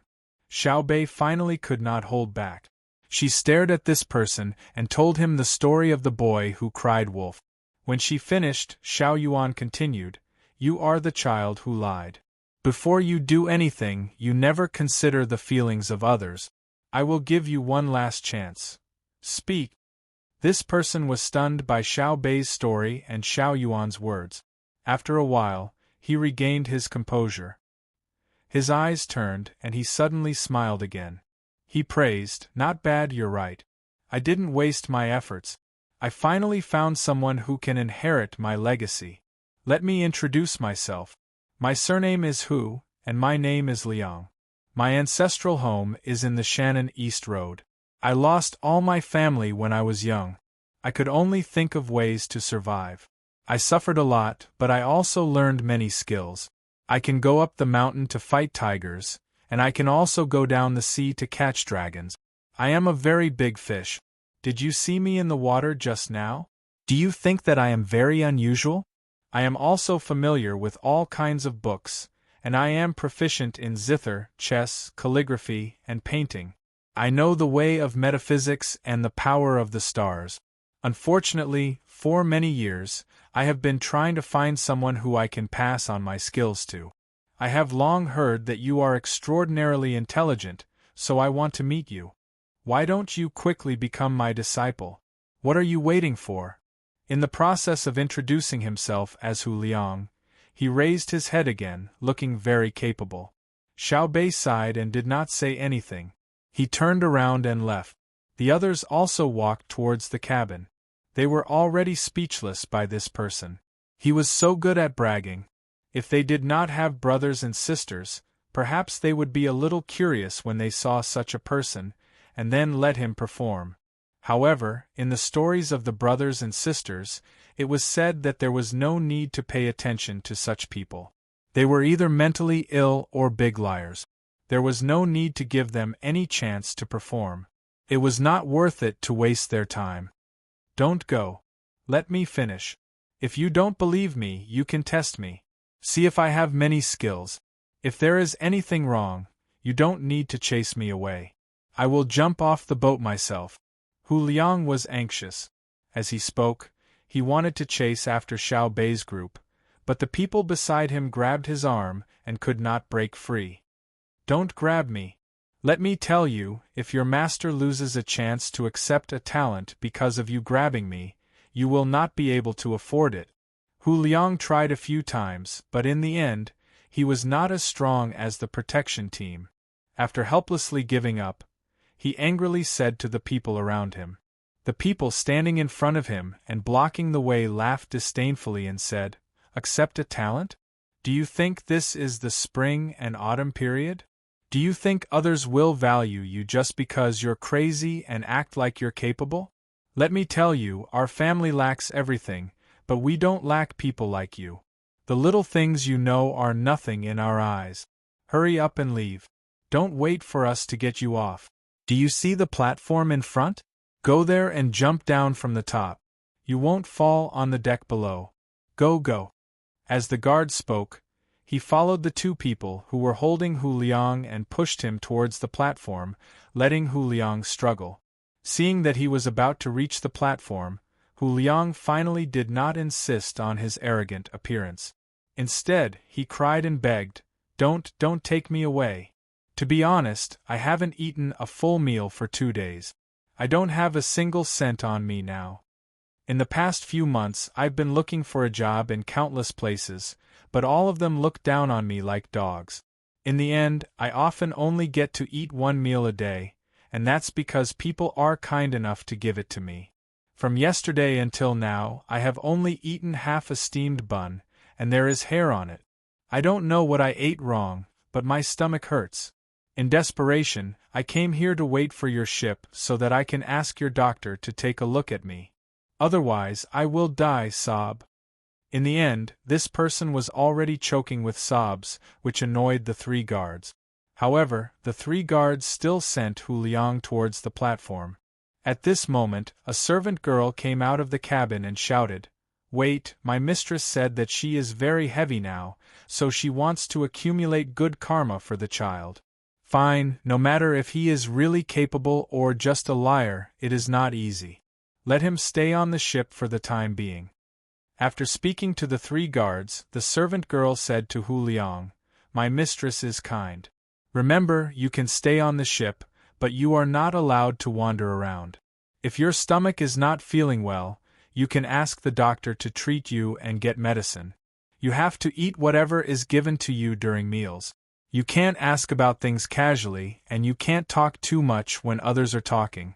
Otherwise, you will be pushed down." Thank you. I don't dare. I will listen to your mistress's arrangements. I wonder if there is anything to fill my stomach now? I am really too hungry. Hu Liang thanked and promised. He grinned and asked the servant girl for something to eat. Wait, in a while, let someone accompany you to wash up and then change your clothes.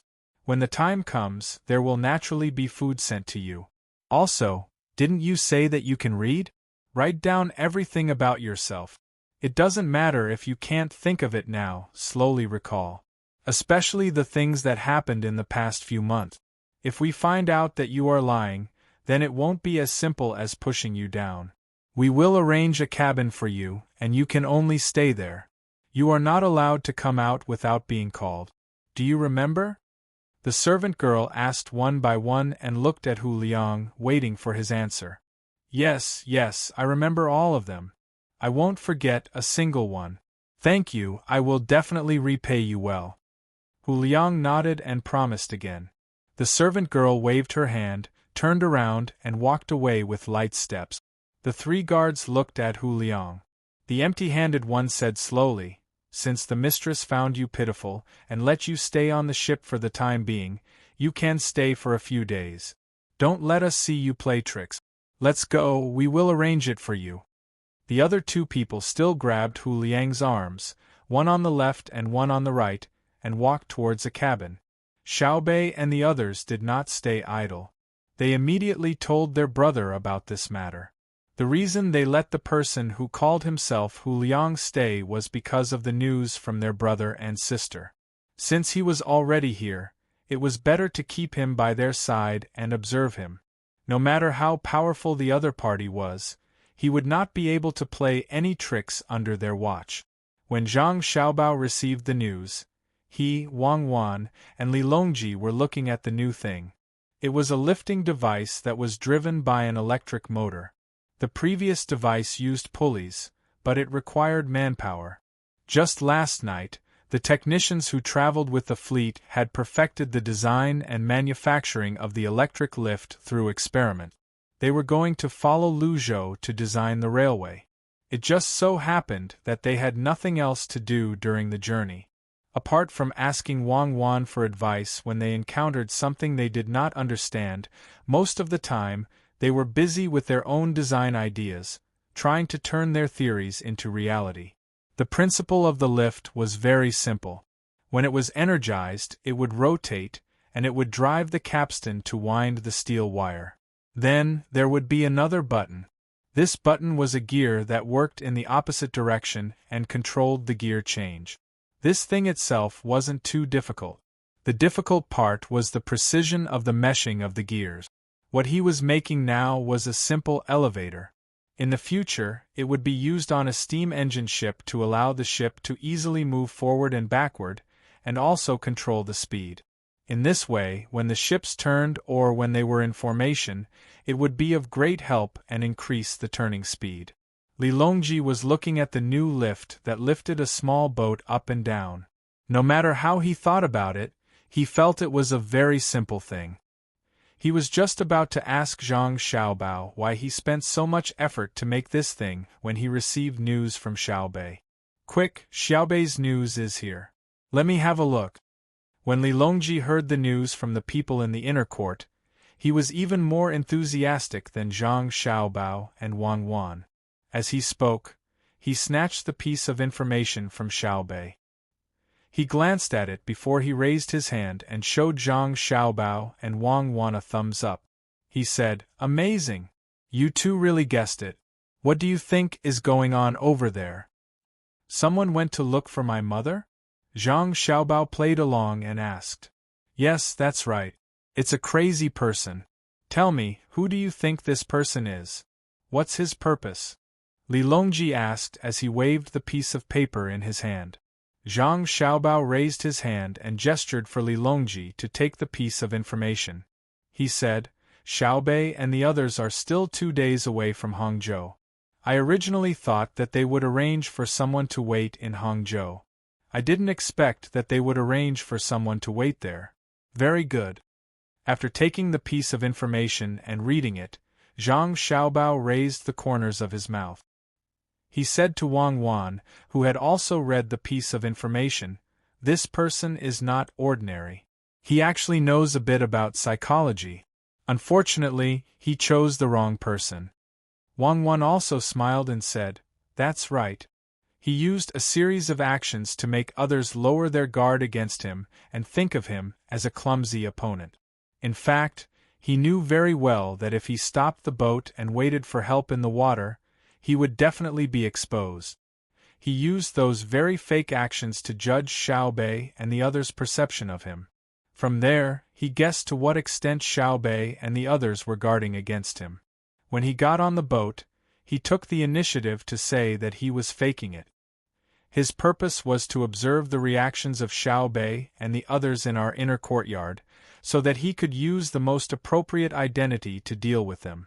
In the end, he described himself as very pitiful in order to further test the extent to which Xiaobei and the others understood his identity. This kind of trick was useful for others, but it was useless against our inner courtyard. No matter what he did, the inner courtyard would not lower their guard against him. If he wanted to pass the information to his accomplices, then there was only one way. When he came over, he had already told his accomplices that if he didn't come down from the boat, it meant that we were guarding against him. He would wait on the boat for an opportunity and tell his accomplices not to contact him again.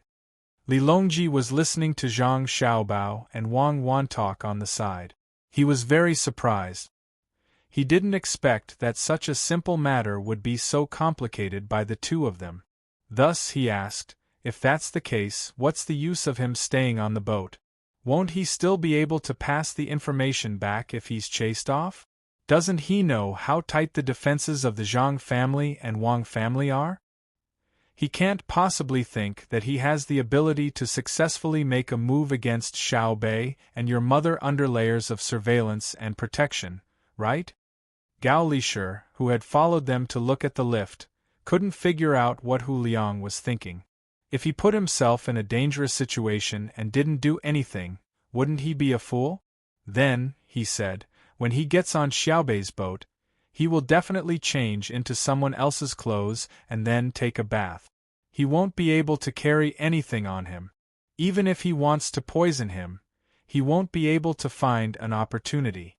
Sigh. This kind of opponent isn't difficult to deal with. Wang Wan didn't say anything and signaled for Zhang Xiaobao to explain. Zhang Xiaobao pondered for a moment and explained, actually, there are other ways to carry things. For example, if you want to put something in your mouth, you can also use a kind of glue to make a bag. You can put poison in it and eat one end into your stomach, leaving a string on the other end, then tie it to your teeth. When you want to use it, you can just spit it out from your stomach. However, I'm sure that Hu Liang won't do such a thing.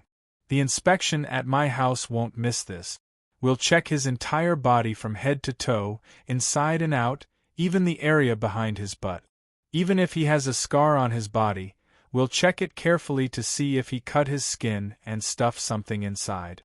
When it's healed, he can use it at a critical moment. Then he should have a motive, Li Longji voiced out the doubt in his heart.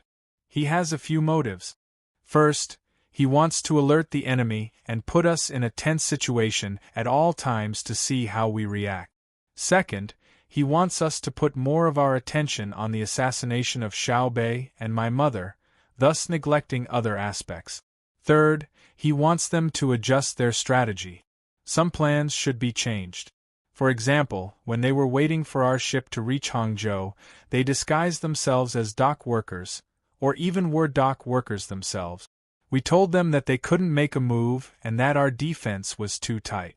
Finally, he thinks that no matter what we do to him, no matter how we pretend to be on guard against him, and no matter how we change our habits, he can get useful information from it.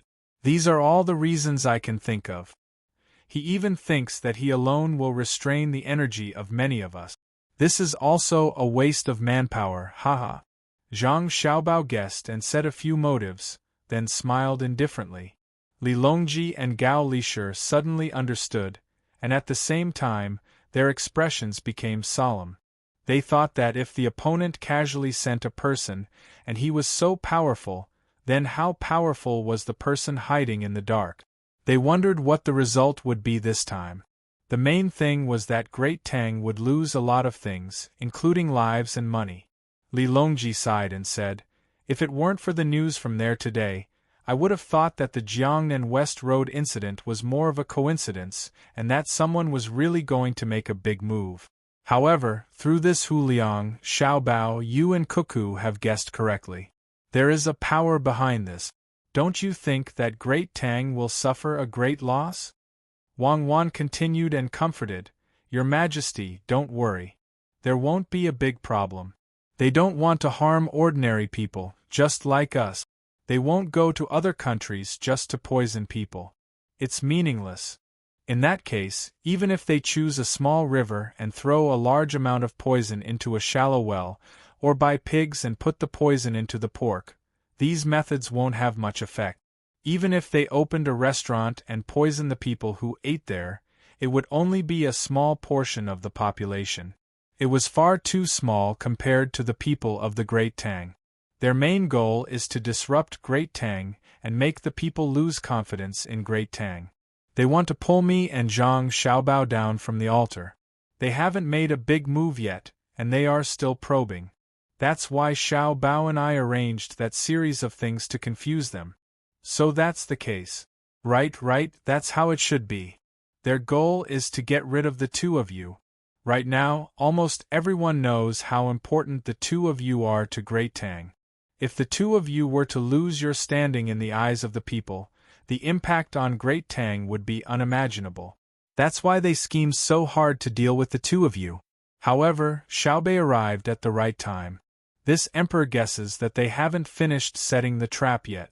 In order to deal with the manager of the Great Tang Bank, Xiaobei and the others wanted the manager to take them seriously, so they started a rumor. As Li Longji spoke, he began to think about many things. He realized that this matter was truly very interesting. Most likely, the people hiding in the shadows didn't want to act so early and hadn't finished setting the trap yet. However, Xiaobei and the others had released the rumor. If they didn't act now and waited for the rumor to pass, they wouldn't have enough strength to make a move.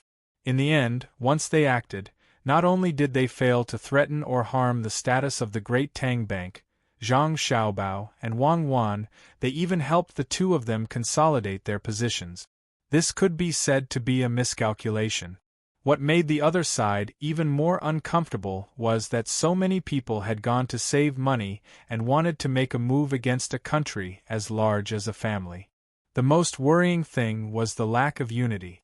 Just like the wolf pack, their individual strength wasn't so strong that they were invincible, but wolves were more dangerous than tigers. They were even more dangerous than ordinary armies. An army would collapse before the main commander died. It was too difficult to make a wolf pack collapse before the leader died. Gao Lishur was the happiest about this. He chuckled and said, "The eyes of the common people are bright." Yes, Xiaobei and the others often say this. They know who the Great Tang can't do without. Naturally, His Majesty is the most important. However, the common people also know that His Majesty isn't a big problem. What he is most worried about is the Great Tang Bank. Thus, when they were saving money, they said that the Great Tang Bank can't fall, and neither can the Zhang Xiaobao and Wang families. Because the Zhang Xiaobao and Wang families have fallen, His Majesty will stand at the forefront. There will be no one in front of him to block all kinds of things. Xiaobao, you should think about it carefully. It's best if you make the other side suffer so much that they can't even take back their money. I've thought about it, but I need to know who the other side is first. Let's send a plan to Xiaobei and the others. Let them leak as many secrets as possible and let Hu Liang know. Zhang Xiaobao's expression was relaxed. It wasn't that he wasn't worried, but that he had long been used to facing all kinds of pressure and difficulties. If there really wasn't any difficulty, he wouldn't be able to display his abilities. Let him know? Li Longji was puzzled. Yes, let him know a bit more. He actually didn't come here to hurt anyone, because he knows that he can't hurt anyone. The only person he can hurt is himself. He will definitely be very obedient on the ship. He will be so obedient that he will do whatever others want him to do. He will be so obedient that he won't ask, say, look, or hesitate. Wouldn't that be letting him off too easily? If he knows a bit more, he will be anxious and want to spread the news, even if he has to sacrifice himself. But what we need to do is let him hear a lot of secrets, but not let him spread them, and even more so not let him die. He has bad intentions, so how can I let him have an easy time? Zhang Xiaobao very naturally raised his hand and placed it on his face, flicking it over and over again. When Wang Wan, Li Longji, and Gao Lishur saw Zhang Xiaobao's actions, they all silently mourned for that person called Hu Liang. Xiaobao, it's been a long time since you've had such bad intentions, right? We remember that when you were scheming against the rich people of Great Tang, you didn't do such a thing either. We really miss it. Li Longji patted Zhang Xiaobao's shoulder and said, "Oh Ichi, I'm not bad. I'm a good person. I'm the kind of person who walks to hell on my own after death, and even the king of hell is too embarrassed to accept me. He says that I'm too kind, and I shouldn't go to hell." Zhang Xiaobao's hand changed from flicking to rubbing, and he rubbed his face a few times. The king of hell is sending you to hell to ruin him. We can even imagine how the infernal judge's hand would tremble when he wrote your name. Tell me, what's the use of this elevator that your technicians came up with? I don't think it's a big deal. Li Longji patted Zhang Xiaobao's head again and pointed at the elevator. Wang Wan covered her mouth and snickered, helping to explain, Your Majesty, the elevator isn't very useful. Even if there isn't an elevator at the docks right now, it won't take too much time to transport goods. However, the elevator isn't just about the engagement of the gears. It involves the strength of the steel of the gears, the compression resistance and regularity of the ball bearings, and the conversion between self-supporting and semi-self-supporting forces. In fact, the elevator was developed in preparation for the lathe. Right now, we have a lathe driven by an electric motor, but if the processed object is too sturdy, the lathe's effect will be reduced. We can't just use the lathe to experiment directly. It's a waste, and it's also very dangerous. Therefore, by collecting data on the elevator and then using it on the lathe, we include the problem of the strength and precision of the different force conversion devices that act on the processed object. It goes like this. Normal force conversion is done through gears. What does a gear do? It embodies the simplest principle of a lever, but normal levers only have a single pivot point, and it's a problem of receiving and supporting forces. However, if we use gears and shafts, we can use this method to create a two-axis interaction, or even a three-axis or more axis cooperation. When this technology is completed, it won't be using the pivot of the lever itself as the center. Instead, during the linkage process, it will be using multiple angles to make the processed object be at the center. In this case, stop, don't talk to me anymore. I don't understand. Now I know that this seemingly useless elevator is actually very useful, right? Quickly go and send a message to Xiao Bei and the others. Li Longji was confused. He knew that Wang Wan had already given him a lot of face by not using too many terms and explaining it very simply.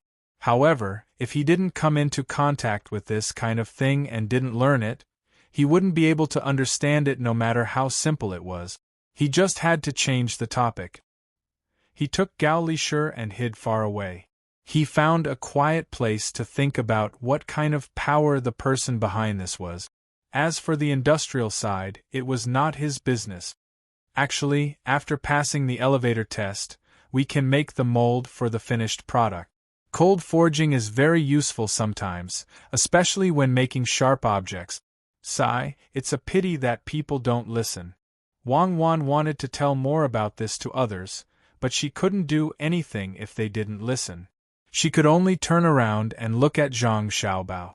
Zhang Xiaobao replied with a smile, Honey, please tell me, I'm listening. I haven't learned systematically before, so I don't know much about this. After learning from you, there are too many things to learn.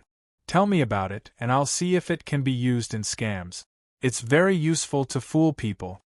What's there to say to you? I'm tired of being together with you every day. Tonight, you can sleep somewhere else. I'll have some peace and quiet by myself. After Wang Wan finished speaking, she left Zhang Xiaobao with a beautiful figure. Zhang Xiaobao scratched his head. Why did this happen? It seems that I have to control myself in the future. It won't do for a long time. All right, I'll rest for one night. I have to find a few people who are willing to listen to her lectures. If you don't let me sleep, don't think about sleeping in that room. We'll work for one night, and we can sleep together in the morning tomorrow. Yes, you have to keep your promise. Zhang Xiaobao was a man of his word. As expected, he didn't sleep for the whole night. Wang Wan also didn't sleep. There were always people coming over to ask about the physics lessons. She didn't know why everyone had questions today, and they were more concentrated than usual. Only the technicians knew the reason. Zhang Xiaobao went over and asked them about their skills one by one. When they answered, he continued to ask around the question in detail. In the end, their grasp of the theory was different. Therefore, the technicians said that they couldn't answer. Zhang Xiaobao pointed away for them. He said that Wang Wan asked him to come over to help the technicians learn more as soon as possible. He would be responsible for asking the questions and play a role in guiding them. Wang Wan would wait in the cabin for others to learn. In the end, the technicians went. They were very grateful to Wang Wan, who was so sleepy that she kept yawning but didn't dare to change her clothes and sleep. Hu Liang was in a similar situation as Zhang Xiaobao and Wang Wan. He also realized that the situation in front of him was different from what he had imagined. At first, Hu Liang thought that when he got on the ship, he wouldn't make any unnecessary movements when the other party clearly doubted him. Then, when they arrived in Hangzhou, he would summarize what he saw, heard, and even the types and tastes of the dishes he ate. This would allow him to further understand the Zhang family and the Wang family. This afternoon, he had already struggled in the water. It was not easy to control his body to make large movements in the water while shouting for help. Then he got on the ship. It would be a lie to say that he wasn't worried. Even if he was prepared to be killed at any time, he didn't want to die quickly. Otherwise, he would be really stupid. After tossing around for a while, he was also checked inside and out. Even his teeth were not spared. What was even more infuriating was that whoever checked his lower body used too much strength.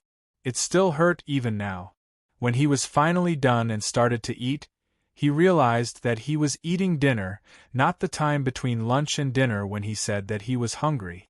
The other party considerately came over and asked him what he wanted to eat.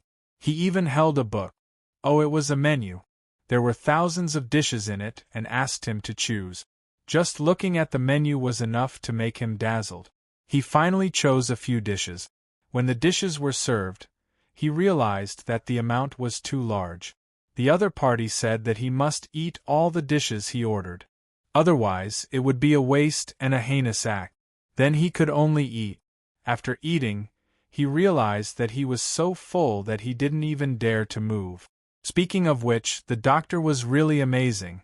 He could guess that she was stuffed, so he got someone to send over some medicine to help with digestion. Once she took it, it really did help with digestion. Originally, she was stuffed, but now she had diarrhea. After struggling for a while, it was already 4 in the morning. He finally wanted to sleep for a while, but what kind of cabin was this? Could they not make the wooden boards between the cabins so thin? In the end, he heard voices. Now there was still voices. It was endless. Hu Liang lay on the shop and thought. At the same time, his ears couldn't help but listen to the movements of the 3 maidservants in the cabin next to him. Ask me another question. I love it when people ask me questions, okay? A maidservant's voice sounded. Hu Liang knew that the person who spoke was called Yi.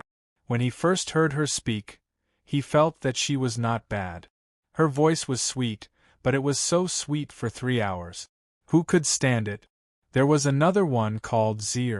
Together with Yu, who gave people problems, there were a total of 3 people. The 3 maidservants on night duty had just been switched over 4 hours ago. There was still 1.5 more hours before they had to switch over to sleep. This was what they said.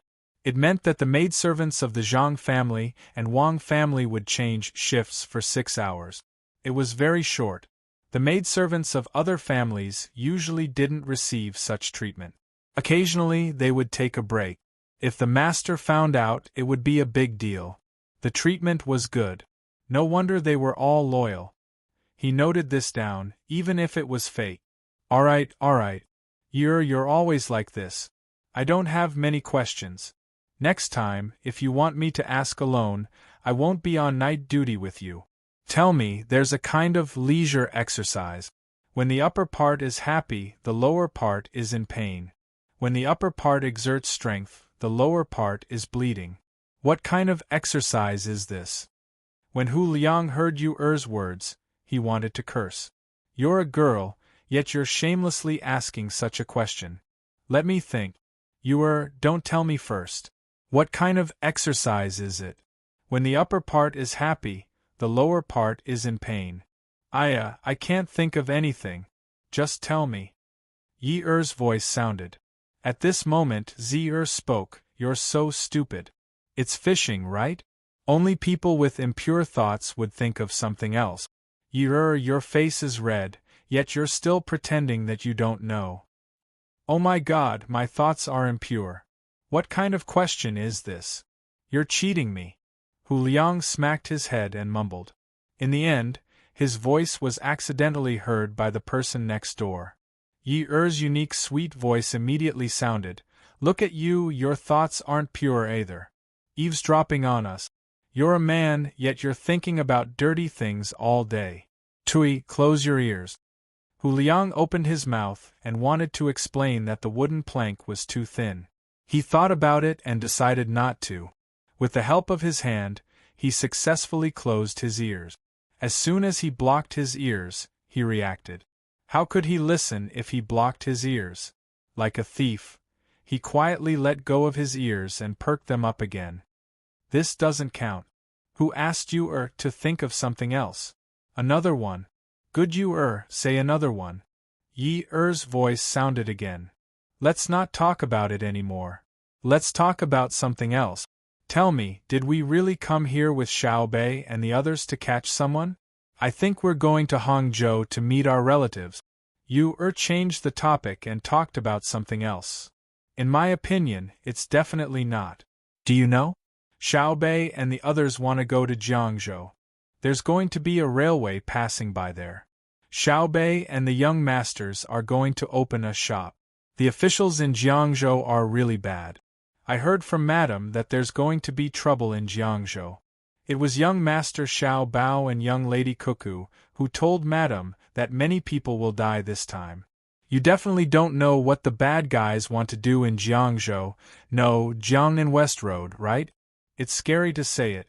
They've set up a big trap there that involves all kinds of things. Fortunately, young Master Xiao Bao and young Lady Cuckoo have already come up with a plan to deal with it." When Hu Liang heard this, he shivered. He pressed his ears against the wooden plank and narrowed his eyes at the same time so that he could hear more clearly. "I really don't know. What is it? You tell us. We promise not to tell anyone else." Ye's sweet voice sounded. "Actually, it doesn't matter if others hear it. Before dinner, young Master Xiao Bao sent a message saying that he wants Hu Liang, who is new to the ship, to listen to our secret and find an opportunity to let him go. He wants him to spread the news so that young Master can beat us at our own game. Not to mention anything else, young Lady Cuckoo's army has already made a move. Even the Emperor is not idle. Our Tang Empire is going to make a big move and catch all the bad guys in one fell swoop."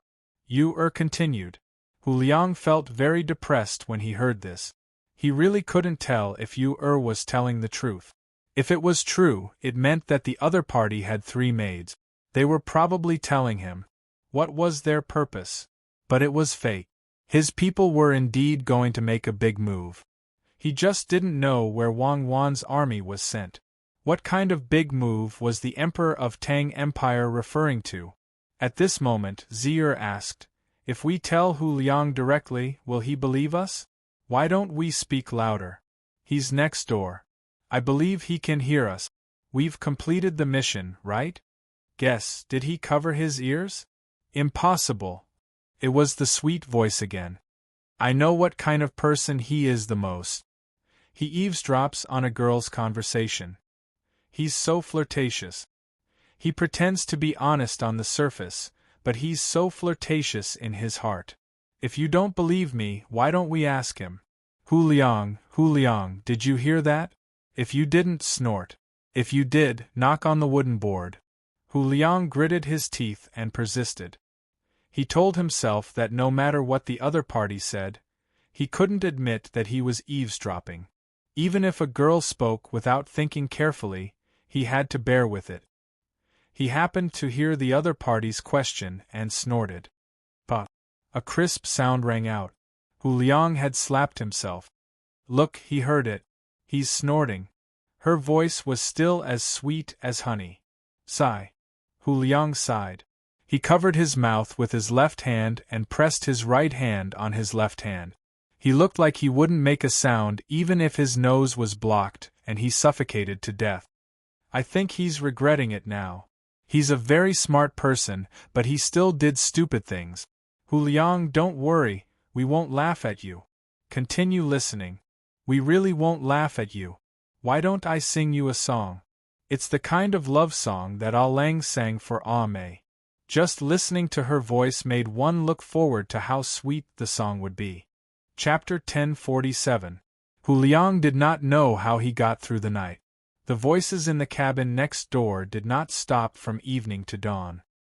He collected a lot of bits and pieces of information, but he did not know which was true and which was false. The person next door deliberately told him the news. When the person next door asked him a question and he did not answer, the person next door would knock on the cabin board so that he would not fall asleep. There were 2 times when he was really too sleepy and was about to fall asleep, but he was woken up like this. Young Master Hu, you're awake? Come with me to wash up, breakfast is about to begin. Hu Liang walked out with sleepy eyes. Before he could get used to the dazzling morning sun, a person appeared beside him and greeted him with a smile. Thank you for your trouble. Hu Liang politely cupped his hands and followed the person to the bathroom. The bathroom in the morning was different from the bathroom where Hu Liang bathed yesterday afternoon. There were 2 large pools for bathing, and there was something that sprayed water from the top. The inside of the pools and the floor were covered with baked tiles. Ordinary people did not even dare to think about using them, and this was only a place prepared for the people of the inner courtyard. The bathroom was 3 large pools that were half the height of a person. They were also covered with tiles. At this time, there were already many people coming to wash up. They were all men. The women were probably more troublesome. There was a row of mirrors in front of the pools. Some of the men were facing the mirrors and tying up their hair. Some were tied up with ribbons, some were tied up, and some were pinned up with hairpins. Young Master Hu, here are your toiletries. The person who led Hu Liang here opened the cabinet in the bathroom and took out a thin porcelain box. He turned around and handed it to Hu Liang. Hu Liang gently opened the box. There were a few things inside, most of which he recognized. There was a toothbrush with a brown handle, a tube of aluminum toothpaste, a towel made of pure flour, a tea-scented soap, a tube of something similar to toothpaste and tea for washing his face, a razor, and a comb. There was only a very small and long scissors. He did not know what to do.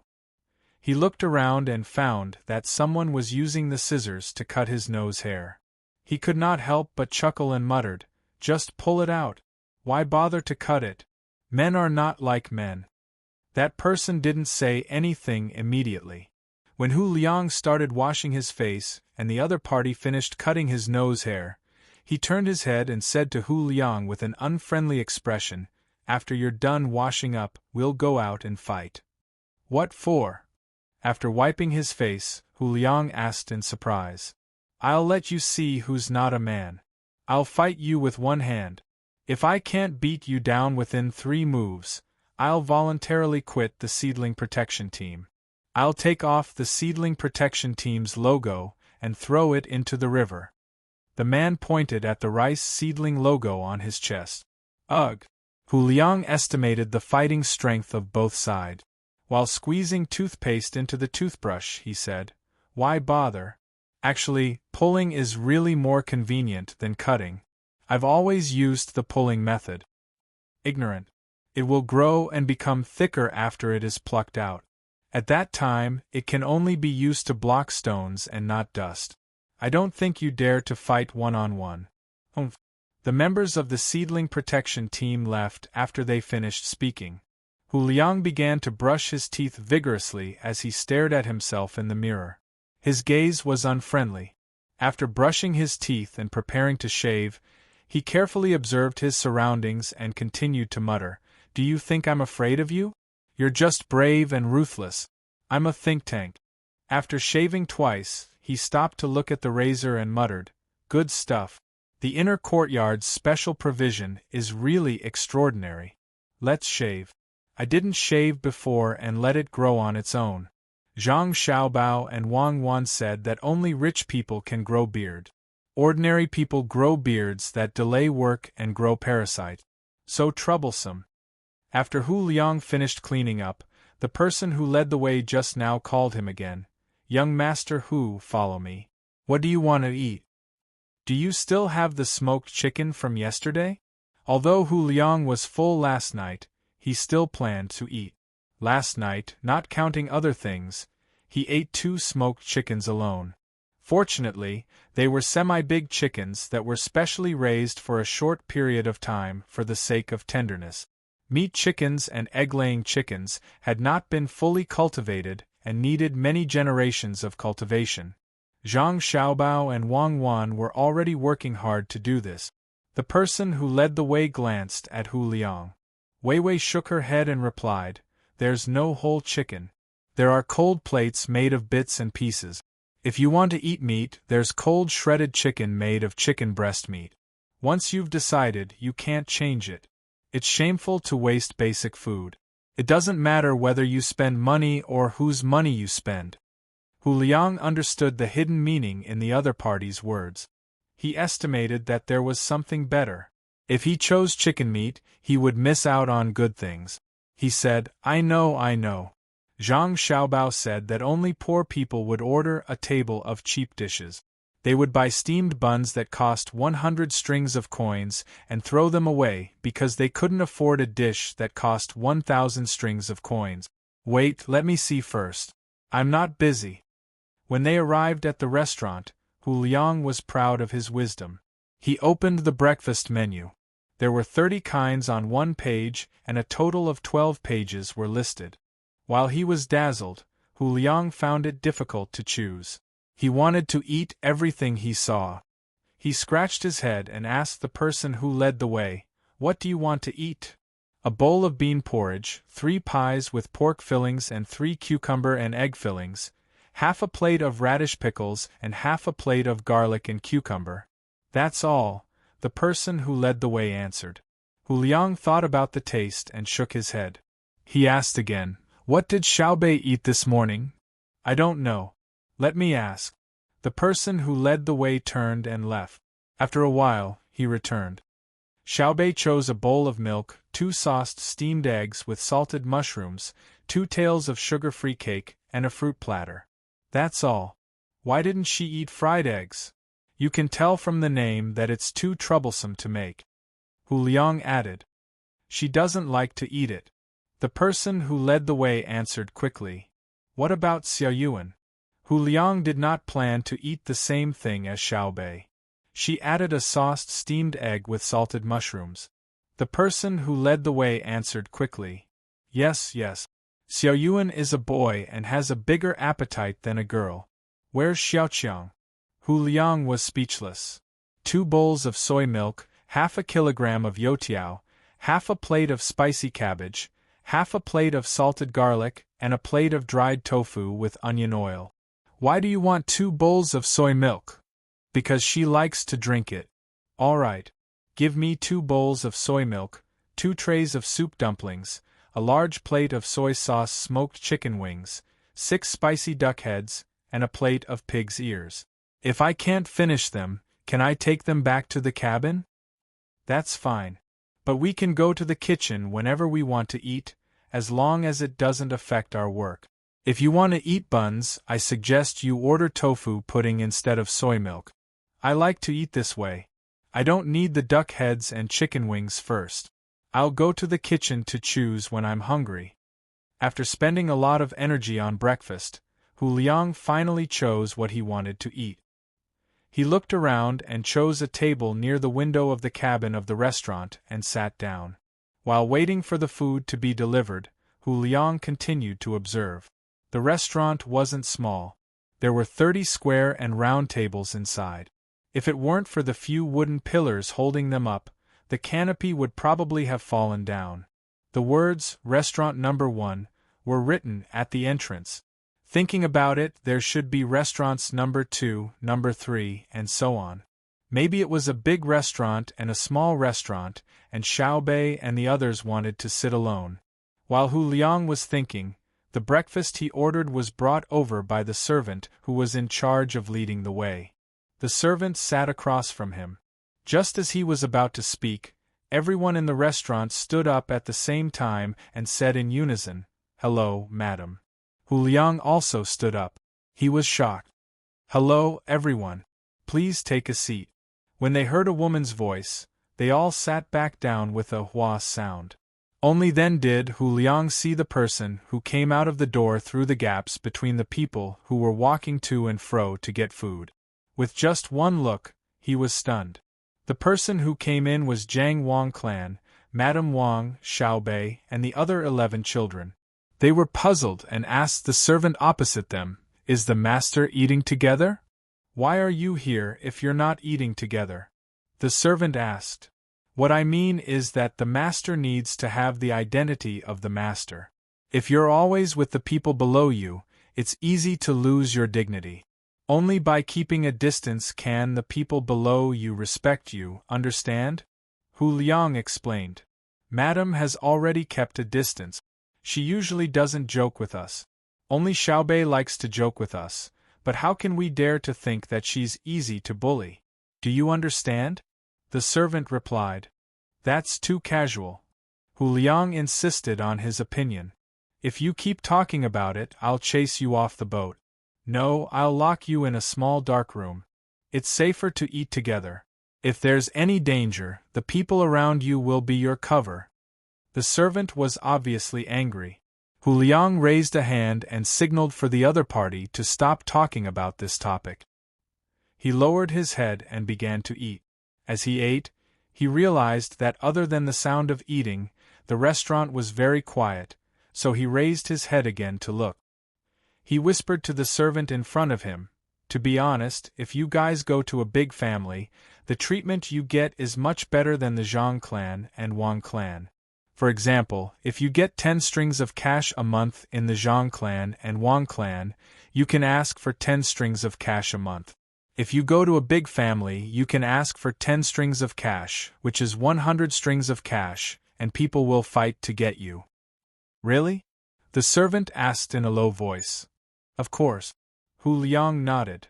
"Can you introduce me to a big family?" the servant asked again. Hu Liang shook his head in disappointment. "I'm just kidding.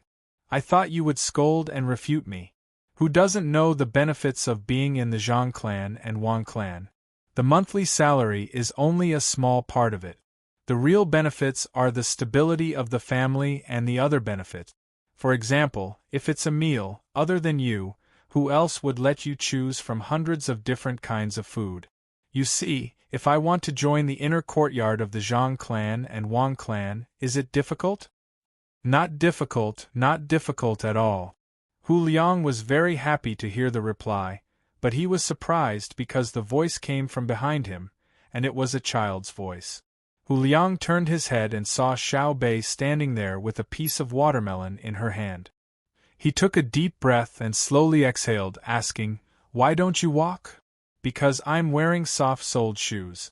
I like to run around, and hard-soled shoes aren't good for my feet." "Back to what I said just now. Tell me your family's name and address, and I'll find them. You can directly join the inner yard, okay?" Xiaobei raised one of her feet to show the soles of her shoes. Her eyes were smiling like crescent moons as she asked. "This is not necessary. I'll apply to join after I learn more skills. When I get to Hangzhou, I'll be separated from you. I really don't want to leave." How could Hu Liang tell her his family? He pretended to be very regretful, but he refused. Xiaobei smiled indifferently. "I don't want to leave you either, so you have to go to Jiang district with me. You can't stay in Hangzhou. Actually, we already know where your family is. Your father's surname is not Hu. Don't underestimate our family's intelligence system. Maybe you can reunite with them in a few days." "Thank you." "You sigh." Hu Liang's eyes suddenly widened. Then, he sighed in frustration and stopped talking. Instead, he stared at Xiaobei. "I'm going back to eat. In the future, remember to always tell yourself that as a spy or a spy, you either keep silent or nod and show agreement no matter what others say. That's the only way to qualify. Sigh. I'm Dudu Chiobai. Eat slowly. You can eat whatever you want while you're in Jiang district. There are also various games for you to play. Don't feel burdened. Cherish the peaceful time. Xiao Bei said something to Hu Liang and then silently floated away. Hu Liang fell silent again and lowered his head to eat. He didn't need to ask at all. Just based on his reaction just now, the other party knew a lot of things. The first was that he still had other people. The second was that he cared about his family. The third was that his surname was fake. From the other party's words, he could also understand what the other party meant. He couldn't spread the news. The other party had made it very clear that he knew that he didn't have good intentions. At the same time, he didn't care about what he could do. He might even make use of him. After he finished eating, the inner courtyard opposite him put down his chopsticks at the same time and said, "Young Master Hu, come here. You can play games now. There are classic Monopoly games and sandbox games for commanding. If you don't want to play, you can play billiards, mahjong, poker, and so on." Hu Liang nodded and walked out of the restaurant with the inner courtyard. He turned his head and asked, "Will I die?" The inner courtyard shook his head. "I don't know. I only know that you won't die now. Wait until Jiang district. Didn't you already think about dying on the ship when you came?" Hu Liang nodded and then suddenly shook his head. "When I came here, I thought that I would have a chance to go back alive. The success rate was very high. Who would have thought that you guys are different from what I thought? It's okay. Maybe Xiao Bei and the others will be happy and let you go. You're just a pawn. It doesn't matter whether we kill you or not. It won't affect us." The inner courtyard comforted Hu Liang again. The two of them walked and talked in low voices. If people who didn't know the details saw them, they would think that the two of them were not enemies but close friends. Old Man Wang finished his meal in advance. He was old and slept less, but he slept more often. He liked to go to bed early and then get up early. After eating, he would find a place to stroll around and talk to people of similar status. When he was in Hangzhou, he usually chatted with the local provincial governor and the people of the various departments.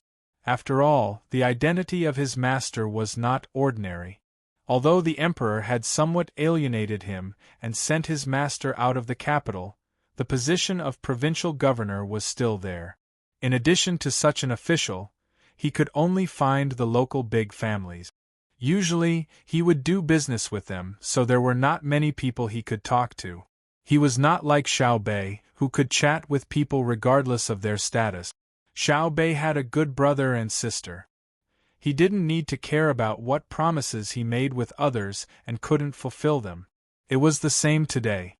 He wanted to find the technicians on the ship or those who specialized in learning to chat. When he turned his head, he saw Hu Liang with the people of the inner courtyard.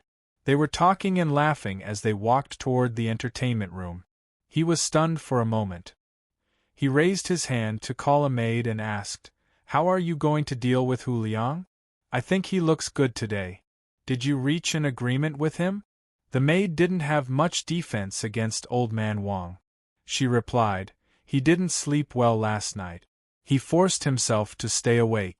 He will probably fall asleep when he plays the game later. We can't have any agreement with him. We don't kill him now because he is still useful.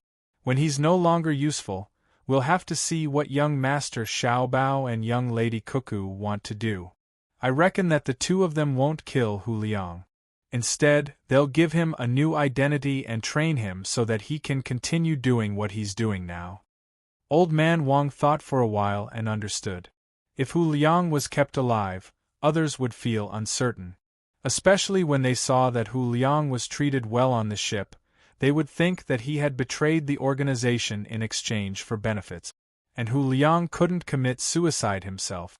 He must find a chance to spread the news. This was the time for the two sides to compete with wisdom and courage to see who would be better. I will also go to the entertainment room to have a look. Unfortunately, I can't play gate ball.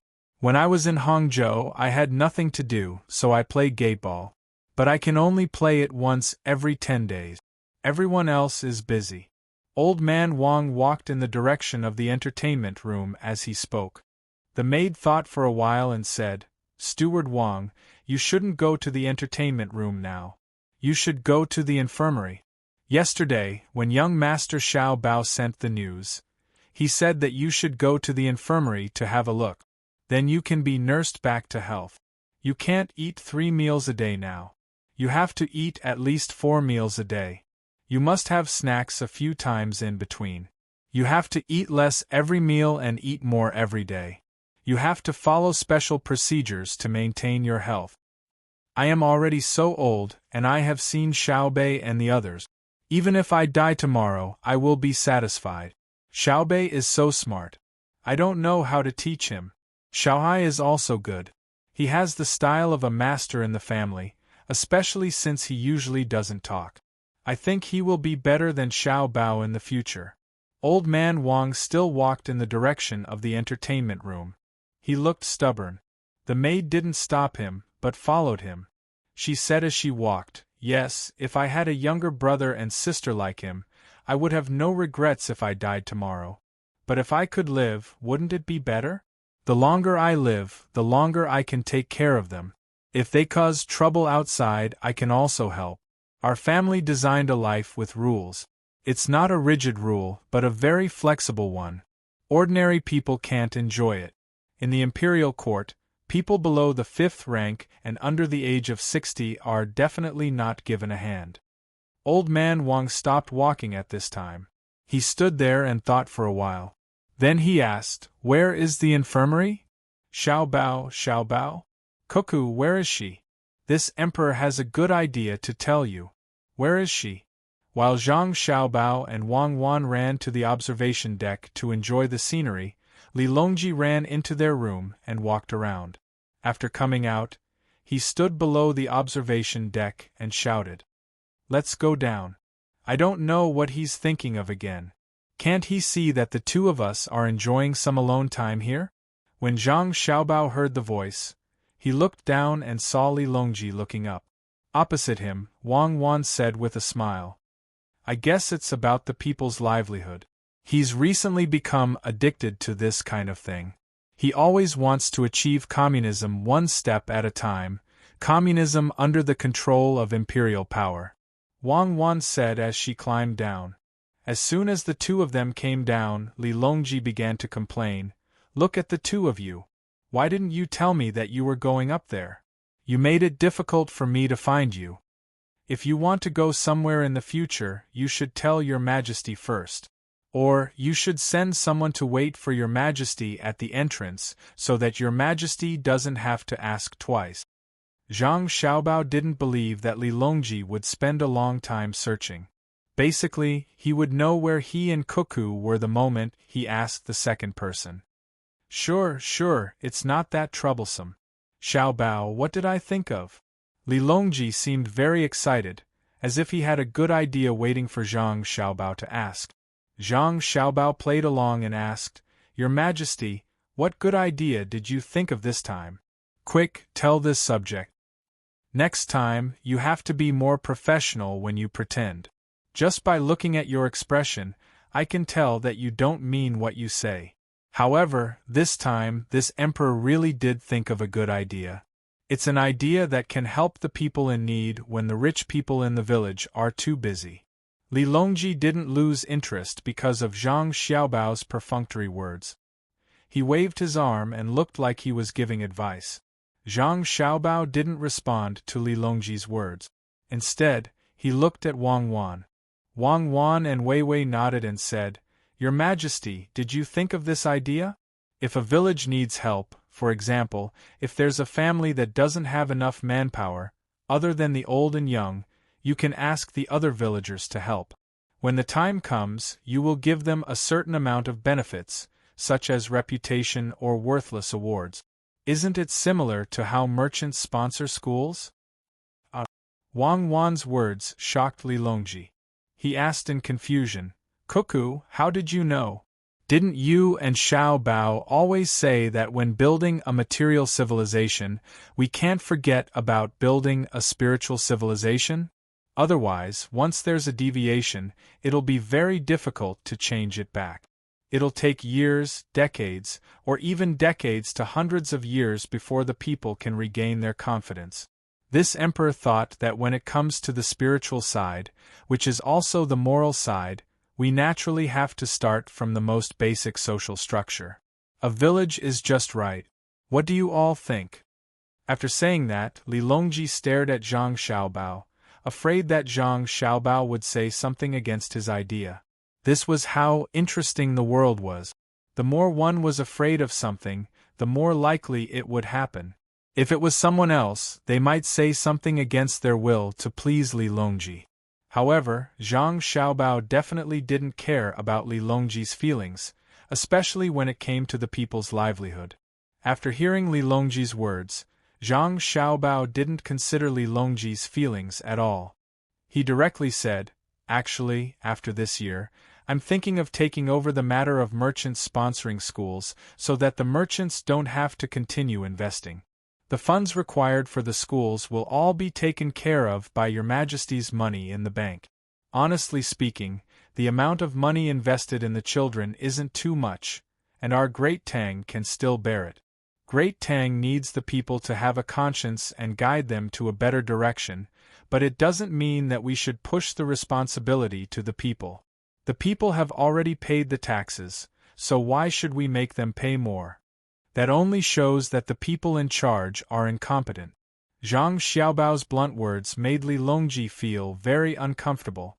If it was anyone else, he would have already chased them away or flung his sleeves and left. But facing Zhang Xiaobao, he couldn't do so. He knew that getting angry at Xiaobao and Cuckoo was useless. The losses outweighed the gains, and it would only make him seem petty. "Xiaobao, Cuckoo, the two of you are the people we trust the most. Since these words came from Xiaobao's mouth, I believe that you should have a good idea. Share it with us." Li Longji cleverly pushed the question to Zhang Xiaobao, but who would have thought that Zhang Xiaobao would look at Wang Wan once more? Wang Wan could only continue the conversation. "In truth, it's very simple. If Your Majesty wants the people to do something, don't give them any rewards. Let them feel that when they do something good, they aren't doing it for the sake of other people's appreciation. The rewards don't need to be material, and even the spiritual rewards from the court are dispensable. When they do something, they think more about their own conscience. If they want to do something, they will do it. Just like me and Xiaobao, we don't need Your Majesty's praise, and we don't care if Your Majesty is angry or not. We just want to speak frankly. Because our hearts are open, we do things that are worthy of our conscience. If we want to do something, we will do it. It's just like how Xiaobei gave lollipops to Big Man and Little Man." Li Longji nodded, indicating for Wang Wan to continue. In his heart, however, he thought angrily, "You don't care because you treat the Great Tang as your own. In your eyes, I, the Emperor, am just a symbol that helps you maintain your status." When he thought of this, Li Longji didn't need Wang Wan to explain. He immediately understood and said, "We understand. What we want to do isn't to reward, but to let the people of the Great Tang treat the Great Tang as their own. Then, we won't care about anything." Zhang Xiaobao was very satisfied with Li Longji's ability to think things through so quickly. Seeing that Li Longji couldn't think of a solution at the moment, he said to him, "What Your Majesty needs to do now is to set up donation boxes in various places and then set up different funds. Anyone who wants to help others can take the initiative to put the amount of money they think they can afford into the boxes. This way, it won't be a reward or a forced action. The donation boxes don't need any locks, and they have to be made of glass. Everyone can see the money in the boxes and can take it out at any time. When faced with this kind of temptation, the people of the Great Tang would rather find work to earn a living. They would rather eat simple food than secretly take money. When that day comes, the Great Tang will be invincible in the world. When the test of human nature is over, that will be the happiest moment of the soul." As Zhang Xiaobao spoke, he thought of the abnormal days he and Cuckoo had 100 years ago. Although many people criticized them in that era, they had indeed done these two things. Even if a father secretly put a grain of sand in the useless books and papers sold so that his child could go to school, his child would still report it. At that time, the lives of the people weren't rich, and in some places, a person only had 3 grams of oil a month. However, it was precisely in that deformed era that people would help each other. It was also under the support of that kind of spirit that they fought one classic battle after another.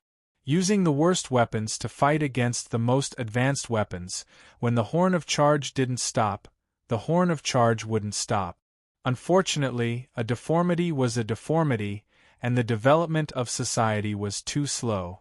When it developed faster, that spirit was gone. That was an era that made people feel helpless, but also an era that made people reluctant to part with. As he thought of this, Zhang Xiaobao glanced at Wang Wan. Wang Wan could be said to have a tacit understanding of this. Otherwise, she wouldn't have dared to clamor about using cold weapons to fight against the other party's hot weapons. It was because there was a word called spirit, and there was a kind of attitude that was fearless. Those days were truly worth reminiscing about. The world was vast, and how many heroes had led the city to set up camp. But at that time, who dared to call themselves the world's #1 army in the face of a charging army blowing trumpets? Wang Wan smiled, a smile of pride unique to soldiers. Following Zhang Xiaobao's words, she said, "This matter can be said to be difficult, but it can also be said to be simple. I can guarantee that wherever I and Xiao Bao have family members who have been officials, the people there will very consciously abide by this rule that isn't a rule. If there is good from above, then the people below will follow. Xiao Bao and I have already set an example.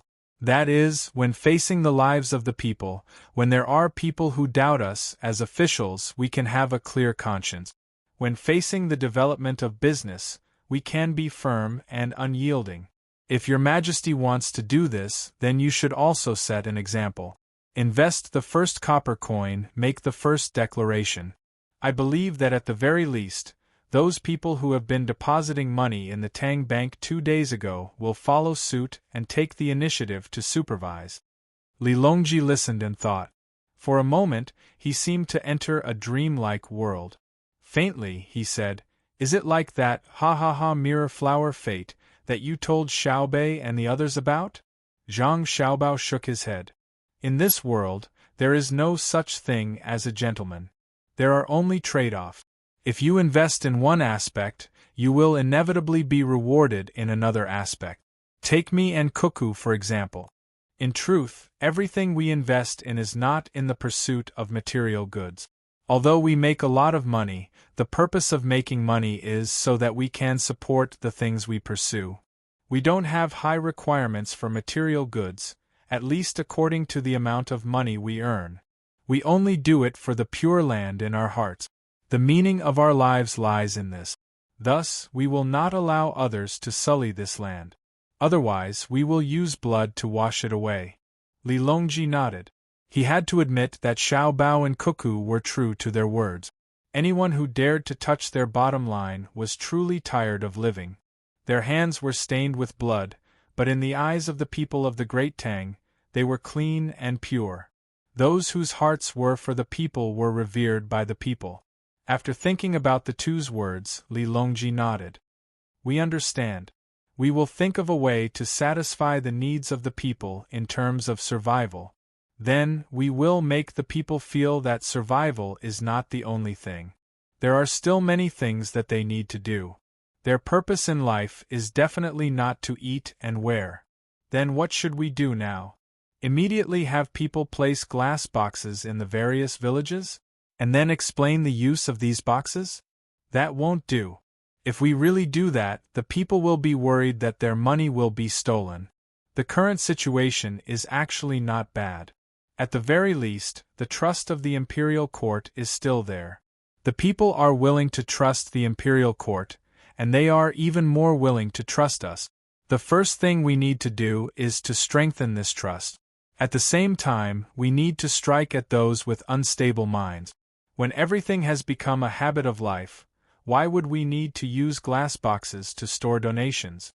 Zhang Xiaobao was very glad that the imperial court was still able to control the people, and the people were also willing to trust the imperial court. If a certain fund or association was established, the people would be able to release Qianwan without worry. They wouldn't have to worry about people being greedy.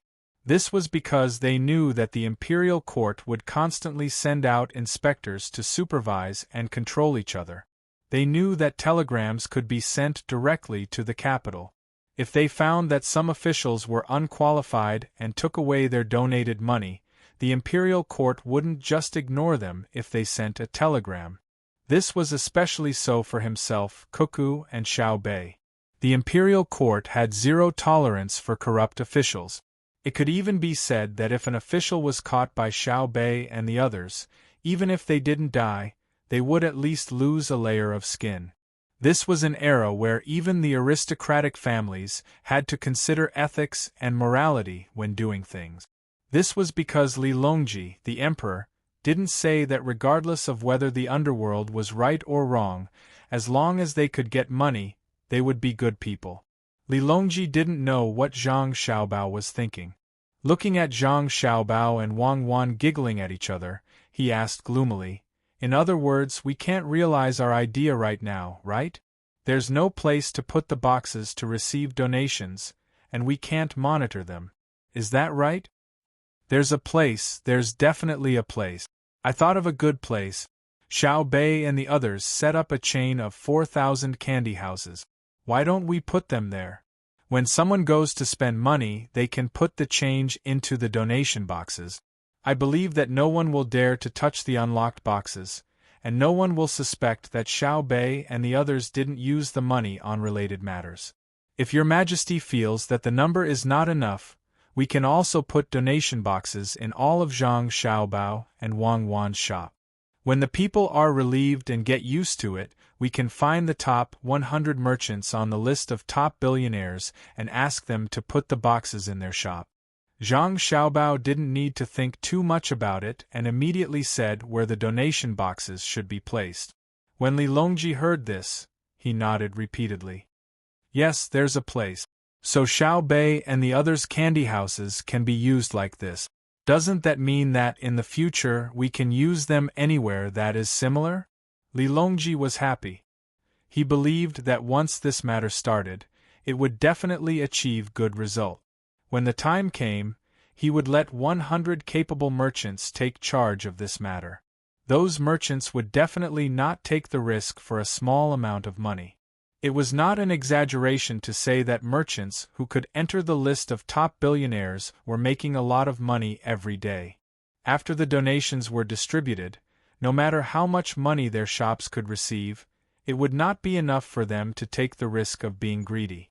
Zhang Xiaobao nodded and then said, "Not only do we have to do this in the Tang Empire, we also have to help people from other countries. When the time is right, we will use righteousness to pressure other countries. Even if their country's productivity is not good and their national treasury's income is not enough, we will use this banner to promote them. If they donate to us, we will use it. A portion will be directly used to improve their people's lives, and the other portion will be used to support their political opponent. If they think that they are smart and set up such a donation box, we will secretly investigate them. I believe that in a situation where their productivity is not high enough and their education cannot keep up, there will definitely be people who will use this money for other purposes. We will do our best to publicize this matter and criticize them. Then, we will encourage their people to rebel. This way, when we attack them again, their people will support us and think that we represent justice." When Li Longji heard Zhang Xiaobao's words, he unknowingly broke out in a cold sweat. This Xiaobao was really too evil. As long as there was a resource that could be used, he would use it to harm others. However, this was also what he liked, so he nodded and said, "Then let's start with Xiao Bei and the others' candy houses. We hope that one day, wherever the Tang empires will goes, The local people will overthrow their government and then welcome the Tang Empire's dragon grace. While Xiao Bei and the group of children were still learning, they received a telegram from their emperor uncle. Xiao Bei was the first to take it and read it to the others. Then, she said, "Look, this is how Uncle Emperor trusts us. Tell the people who are building the candy houses in various places to work hard to speed up and strengthen the supervision. I want to see who dares to touch that sum of money." Xiao Bei appeared very excited as she spoke. Her eyes swept across the faces of her brothers and sisters, hoping to get approval. However, her brothers and sisters all frowned. Xiao Yuan asked, "Then where should this sum of money be placed? If it is placed in a bank, who will be responsible for the interest? How do we explain it to the people who took out the money? Interest? The interest will be used as labor cost. We have to arrange for people to withdraw the money, calculate it, and then help to send the money to the people who need it. This is all a cost, and when the time comes, we will use the interest to settle the bill. If anyone objects, let them handle it personally and see if they want to be paid. Isn't that right? Even if we don't want the money ourselves, for example, if we want to buy food for the people who need it, won't the transportation costs be added to this? Then it's about how to spend the money. We have to settle the accounts once a month and post it on a notice to let others know that we didn't get any benefits from it. Is that okay?" Xiao Bei circled around this matter. In this short period of time, she had already thought of many things. However, Xiao Yuan still shook her head. "But if we do as you say, the prices of the various items in each place are different. The transportation costs are also different. Some are transported by land, while others are transported by water. How are you going to make the people believe that the cost of the place you mentioned is that high?" "Ah!" Xiao Bei was taken aback. "Then," she said, "our existence is a guarantee. Would anyone doubt us? If I were really greedy for money, why would I take out my own money to help others? Anyone who objects to us has bad intentions." "You mean to say that we are not allowed to have different opinions?" Xiao Yuan continued to pour cold water on her. "We are allowed to have different opinions. For example, some people praise us and say that Xiao Bei and Xiao Yuan are great. This is one kind of opinion, but it can also be another. They say that if we don't believe Xiao Bei and Xiao Yuan, who else can we believe? Another saying is that if we have to find a faction that we are not afraid of, it will definitely be Xiao Bei and Xiao Yuan. At the same time, it can also be..." "Xiao Bei, stop. Why do I hear you saying all the same thing? We can't be so shameless, okay?" Xiao Yuan was speechless when he heard Xiao Bei say the same thing in different words. He hurriedly interrupted Xiao Bei and asked, "What's the matter? Ah, you can't always praise? That's easy. Let's have a meeting and say what you think. That's good."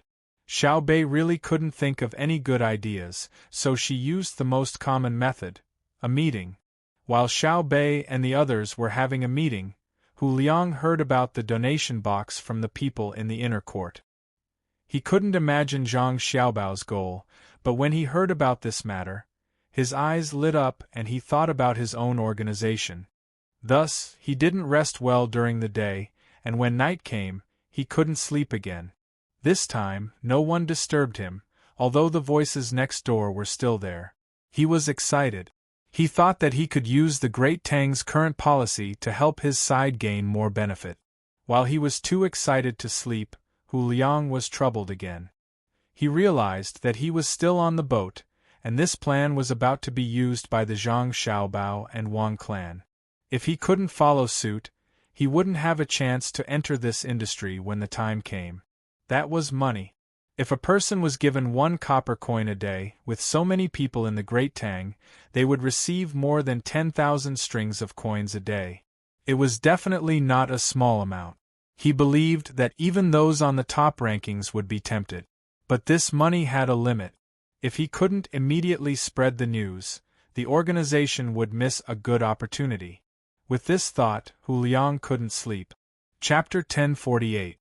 While Hu Liang was tossing and turning, unable to sleep, There was also a group of people on the bank of the canal who were very restless. After they got on the boat from Huliang, they began to follow the boat. They walked on land and along the river. The boat went with the current. When the weather was good, the sails would be raised. Not only was it easy, but it was also fast. However, the people they were following were riding horses. People could persist for a long time without eating, or eat and drink on the back of a horse. If their riding skills were good enough, sleeping on the back of a horse was not a problem. But as horses, they couldn't bear it. Standing up to sleep and constantly rushing were two different things. After running with the ship for an entire day, the horses only rested for half an hour. When night came, the horses clearly could not bear it. There was a small group of 7 people. On the surface, they looked like merchants. There were horses and carriages. It was difficult for outsiders to see what was in the carriages, as they were covered with cloth. After half a month of climbing, there was finally a horse that couldn't take it anymore. It wasn't very fast, but it didn't have much rest.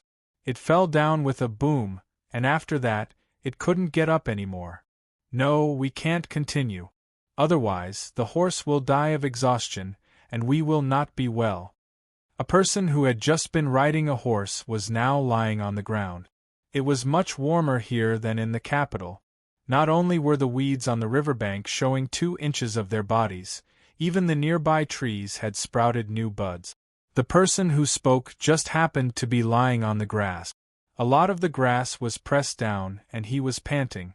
It was unknown whether it was because he was tired from riding the horse or because he had just fallen. "Third brother, it's a sunny day today. You should get up quickly to avoid catching a cold." "Eighth brother is really too much.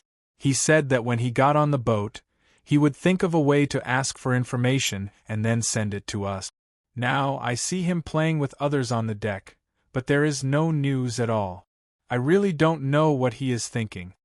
Another person said to the person lying on the grass.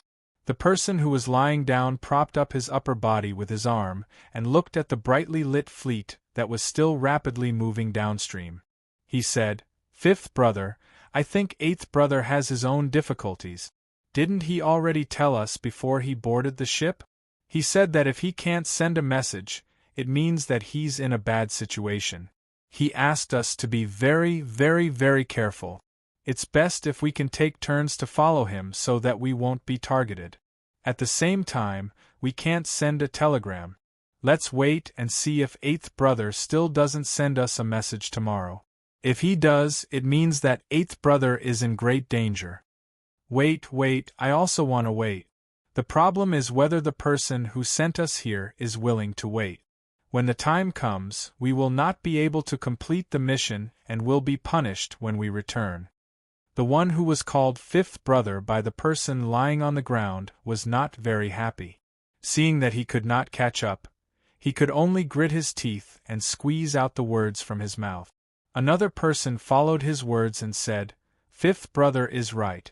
Eighth brother is not so smart that he can do things perfectly. Maybe he really forgot. We should send the message back as soon as possible. Sometimes the more dangerous it is, the safer it is. If we don't send the message now and delay the mission, we can't afford to be punished. I agree to send a telegram." "What about the others?" A person who had not spoken glanced at the remaining 6 people and asked. "I agree, I disagree, I also agree," the other 6 people said in unison. At last, 3 people agreed to send a telegram and 3 opposed. Everything fell back to the person who asked. The person paused for a moment and said, "Well, in this case, I also agree to send a telegram. Eighth brother is a coward. He said that the telegram we sent would be easily intercepted. After all, we are using the Tang Empire's information transmission method. They will definitely strengthen the defense and inspection of every telegram. In the current situation, there is a big possibility that we will be exposed, but I think it is impossible.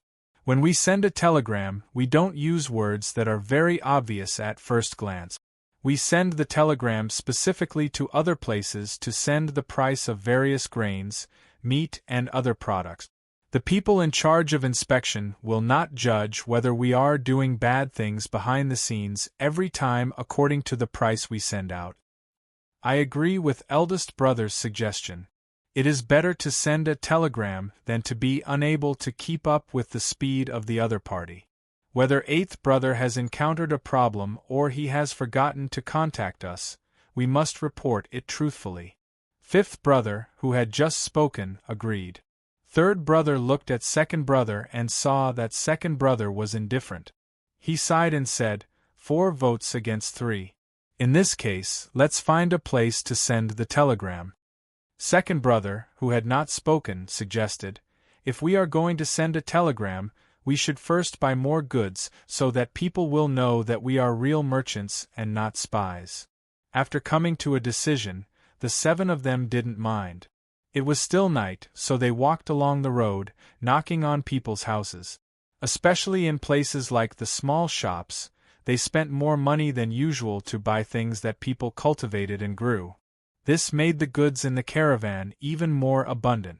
Then, without waiting for dawn, they immediately found the nearest place where they could send a telegram. Usually, the place where they could send a telegram did not rest for 24 hours. Unless there was a special situation, if someone was in a hurry, it was very likely that they would not be able to send the message in time. When the telegram sounded, the 7 of them could no longer see Xiaobei and the others' fleet that was going south along the canal. The 7 of them did not rest but sent a telegram, causing Zhang Xiaobao and the others to be unable to have a good rest. Seeing that it was already midnight, Zhang Xiaobao, who was sleeping soundly with Wang Wan in his arms, was woken up by the movement outside the cabin. He casually put on his clothes and opened the cabin door. He saw the people from the inner courtyard standing at the door waiting, looking a little anxious. "Young master, we have found Hu Liang's accomplices. They sent a report of the price of vegetables to Jiang district an hour ago tonight. Take a look." The inner courtyard said and handed the report to Zhang Xiaobao. After taking a look, Zhang Xiaobao revealed a disdainful smile. He nodded to the people from the inner courtyard and said, "Continue to keep an eye on them. They dare to play this trick with us. They really underestimate us. When they continue to send telegrams, you guys collect them and compare them a few more times. Try your best to decipher the key algorithm." "Yes." The person from the inner courtyard replied and turned to trot away. "Xiaobao, what's wrong? Did they send a secret message?" Wang Wan also woke up and asked while rubbing her eyes. "They did. It's a good idea to report the price of vegetables to other places, but it's a little stupid. Where do you think rice can be sold for 7 copper coins per kilogram? This is clearly a corresponding code with a high number. Now that the people in Jiang district have followed, none of them can escape. Even if we can't decipher it, we can follow the clues and find the other party's secret telegram." Zhang Xiaobao shook the telegram in his hand twice, and said to Wang Wan. Wang Wan lay down again after hearing this and muttered, "There's no hurry. It's impossible for Jiang district to send a price report to the other party tonight. There are still a few hours to arrange. Even if the other party finds something wrong from the telegram, they won't have a chance to run away. Let's sleep." Xiaobei naturally also received the information. After listening to the analysis of the person in charge of this matter, Xiaobei hugged the information and slept well. At dawn the next day, when Hu Liang was about to freshen up again and go to eat, the person from the inner courtyard who led the way yesterday came over with a piece of paper in his hand and said to Hu Liang, "Young Master Hu, last night we received a telegram from someone else. Oh, it's an interception. The content is a price list for vegetables, fruits, grains, and other things. We didn't notice it at first, but 7 copper coins per kilogram of rice is really too expensive. It's more than 3 times the normal price of rice. Some of us joked that the person who sent the telegram was crazy. Where could they find such expensive rice in the thousands of miles north and south of the river? If you don't believe me, take a look. Isn't it interesting?" While they were talking, the person from the inner courtyard handed the telegram over. Hu Liang didn't have time to read the contents of the telegram. He only listened to the words of the inner courtyard. In an instant, it was as if he had been struck by a bolt from the blue. All the pores on his body opened up, and he felt cold all over. He took the telegram in a daze and looked at the content on it. Hu Liang exhaled softly and slowly closed his eyes. After a while, he opened them again and asked, "How did you find out?" "We have a group of people who are in charge of figuring out encryption and decryption. The method you used is too simple. We don't have to spend as much effort as you when we send messages. This time, we directly send groups of numbers or letters and then restore them. Tell me, what's the content of the telegram sent by the 5 of them? I believe you know that no matter who receives the telegram in Jiang District, they can't escape our surveillance. We'll give you a chance to make a contribution. If we're satisfied with your answer, you can still see your family." The person from the inner courtyard explained a little. He watched Hu Liang's expression and asked. Hu Liang nodded dejectedly and asked, "Can you guarantee that you'll let me go? That I can still live a normal life? As long as your answer is useful to us, nothing is impossible." The person from the inner courtyard made an uncertain promise. "Okay, I'll tell you. The content is that they found out that my operation failed. They told the people in Jiang District not to act rashly. It's best to endure for a while. When Xiaobei goes there, don't make any reaction. Hide in the dark and don't be exposed. However, I reckon that the people of Jiang Province might not completely listen to the 5 of them. They will still send out men of sacrifice to assassinate Xiaobei instead of not leaving any traces behind. As for the rest, I can't guess. Unless you can provide me with new information, I can help you analyze it." Hu Liang looked like he had lost his fighting spirit. After he finished speaking, he squatted there and looked at the tiny gap between the deck and the wood. He was in a daze. The person from the inner courtyard nodded and said to him, "Okay, I'll report it truthfully. As long as you sincerely repent, you'll still have a new life." After he finished speaking, the person from the inner courtyard left. A few other people were responsible for protecting Hu Liang and preventing any danger from happening to him. The person from the inner courtyard who got the information found Xiaobei and the others again. He shook his head and said, "He still didn't tell the truth. I said that they had 5 accomplices, so he followed my words. It seems that the management of this organization is very strict. Even if we found the person who received the information in Jiang District, we couldn't find their route. Also, I judged that they didn't know that we were going to Jiang District. If there was an ambush, it would probably be in Hangzhou. Otherwise, Hu Liang wouldn't have emphasized the assassination in Jiang District. He got the information from the maids in our inner courtyard yesterday and the night before yesterday." Xiaobei and the 9 children looked at each other and nodded at the same time. Xiaobei said, "It's fun. It seems that Hu Liang is not an ordinary person. Tell brother and sister. We'll speed up and not give them too much time to react." After this incident, Xiaobei's fleet suddenly sped up.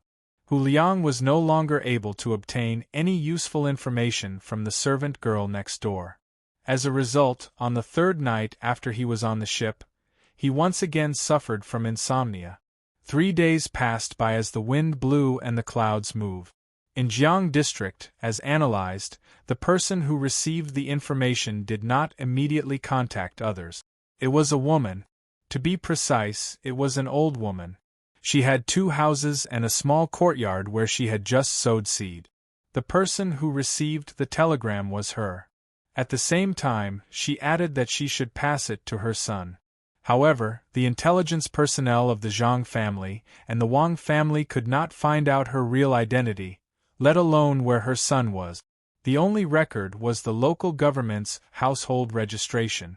Her surname was also Hu. She had 3 sons, Hu De, Hu Er, and Hu San. However, the household registration could not record anything in her family. Therefore, it was difficult to figure out whether her son existed or where he was. For the past 3 days, the old woman surnamed who lived a very regular life. In the morning, when the sun was about to rise, she would get up and go outside to get a bucket of water from the well to freshen up. Then, she would go outside to eat a bowl of noodles in the pastry shop. After that, she would slowly walk by the local river. At noon, she would go to another restaurant to eat wontons. In the afternoon, she would continue to walk by the river. In the evening, she would randomly find a stall selling food on the street and buy 2 steamed buns. When she returned home, she would eat the pickles she made herself. And so, there was not the slightest change. The people monitoring her did not see anyone visit her, and she never spoke much to others. The only time they could hear her talking was when she was strolling by the river. When she was tired of walking, she sat there leaning against a big tree, muttering words that could not be heard clearly as she looked at the flowing river. This news quickly spread to Zhang Xiaobao's ship. After Li Longji saw it, he was confused and asked, "Xiaobao, did you target the wrong person?" Zhang Xiaobao chuckled and replied, "If she is not like this, then it is possible that we are targeting the wrong person. She is too regular, so it is not normal. Cuckoo, are you familiar with her?" "Yes." When Wang Wan heard Zhang Xiaobao's question, she nodded and said, "Order, send someone to watch that tree. At night, secretly go and take a look, but do not make any noise. Also, keep an eye on the surrounding houses." Chapter 1049. There's someone on the tree? Li Longji raised his head and looked at the canopy of the cabin. It seemed like there was someone on the canopy as well. The result gave him quite a fright. It wasn't that there were people up there, but that there were many people. The cabin he was in was the 3rd floor. The ship had a total of 4 floors. Above the 4th floor was a small attic. Just like Xiaobei's ship, Xiaobei always liked to go into the attic and climb up the stairs in the attic to get a pile of snacks. She would learn from adults to enjoy the scenery and have fun. There were at least 6 openings in the ceiling of the 3rd floor. There was a person peeking out from each of the openings. Looking at their posture, it seemed like they could jump down at any time. Li Longji glanced at the 6 people and didn't know whether to laugh or cry. He said to Zhang Xiaobao and Wang Wan, "Is there a need to be so strict? Looking at the situation, there really is someone on the tree. It's good that it's strict. I don't want to die from an assassination. I've always been afraid of death. There are many people who want to kill me. When Cuckoo and I were in Zhuangzi, what we liked to do the most was to dig tunnels, build walls, and use visual errors to create dark rooms." There was also, Zhang Xiaobao paused for a moment and picked up a dried fruit from the table. He shook his hand and threw it out. It hit a wooden pillar in the middle of the cabin and said, "Come out and meet me." With a creak, a door suddenly appeared on the pillar. It was pushed open from the inside and 2 people walked out, one in front and one behind. Li Longji stood up and stretched out his hand to push the 2 people apart. He peeked his head in to take a closer look and said, "Narrow, so narrow. When I am at night, won't I be very safe? Isn't that right, Xiaobao?" "Your Majesty, look carefully. These 2 people are under the control of my adoptive father. When you are at night, you will not be affected at all. Just like in the palace, the skylight will be closed at night," Zhang Xiaobao explained to Li Longji. Only then did Li Longji set his gaze on the 2 people who had come out. With just one look, he knew that Zhang Xiaobao was right. He asked the 2 people, "Why can't I see you?" Replying to Your Majesty, "There are rope ladders on the pillars that lead upwards. They rotate every hour to ensure a high degree of concentration," a young eunuch replied. Li Longji entered the space between the pillars, stood up, and said to the 2 eunuchs, "Thank you for your hard work." The 2 of them shook their heads vigorously in fear and trepidation. For a moment, they couldn't say anything. It was the person who spoke first who was a little braver. He said in a trembling voice, "Your Majesty, this is what we should do. If we were not taken in by the palace, we would definitely be looked down upon by others outside." The other eunuch also nodded vigorously. Li Longji patted the eunuch's shoulder and said, When medical technology becomes more advanced in the future, perhaps people with the same illness as you won't need to enter the palace. At that time, the harem will probably be filled with palace maids. As Li Longji spoke, he glanced at Zhang Xiaobao and Wang Wan. His meaning was clear. He knew that the new eunuchs in the palace were all people who were born with defects. There were big ones and small ones. The big ones were discovered later, and the small ones were taken in when they were young. Ever since Xiao Bao and Cuckoo became the registrar and deputy county magistrate, they began to oppose castrating normal people. They were willing to spend a lot of manpower and resources to find people with congenital defects all over the Great Tang. Based on their character, they would be taken into the palace and given a fixed amount of money every month to their families. The old people were all from before, and they were also treated very well. Just the daily necessities for them and the palace maids cost the Zhang family and Wang family no less than 3,000 strings of cash every month. Thus, the palace maids and eunuchs in the palace treated the Zhang family and Wang family exceptionally well, not only because of their status and ability, but also because the eunuchs were very grateful to be able to escape the cold eyes of others. Perhaps they don't need to work as palace maids for their entire lives.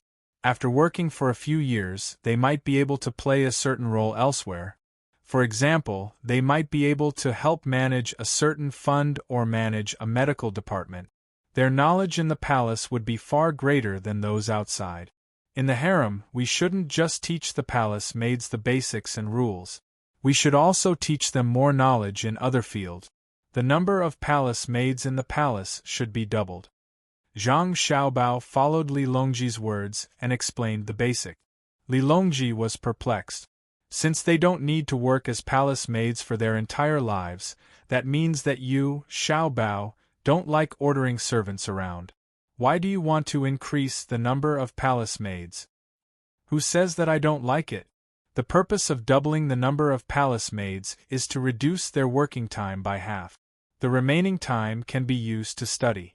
When have you ever seen the inner court maids working for 8 hours in a row? Unless it's an emergency, the time they spend working adds up to 6 hours a day. Even if they want to work, I won't allow them to do so as to reduce their efficiency.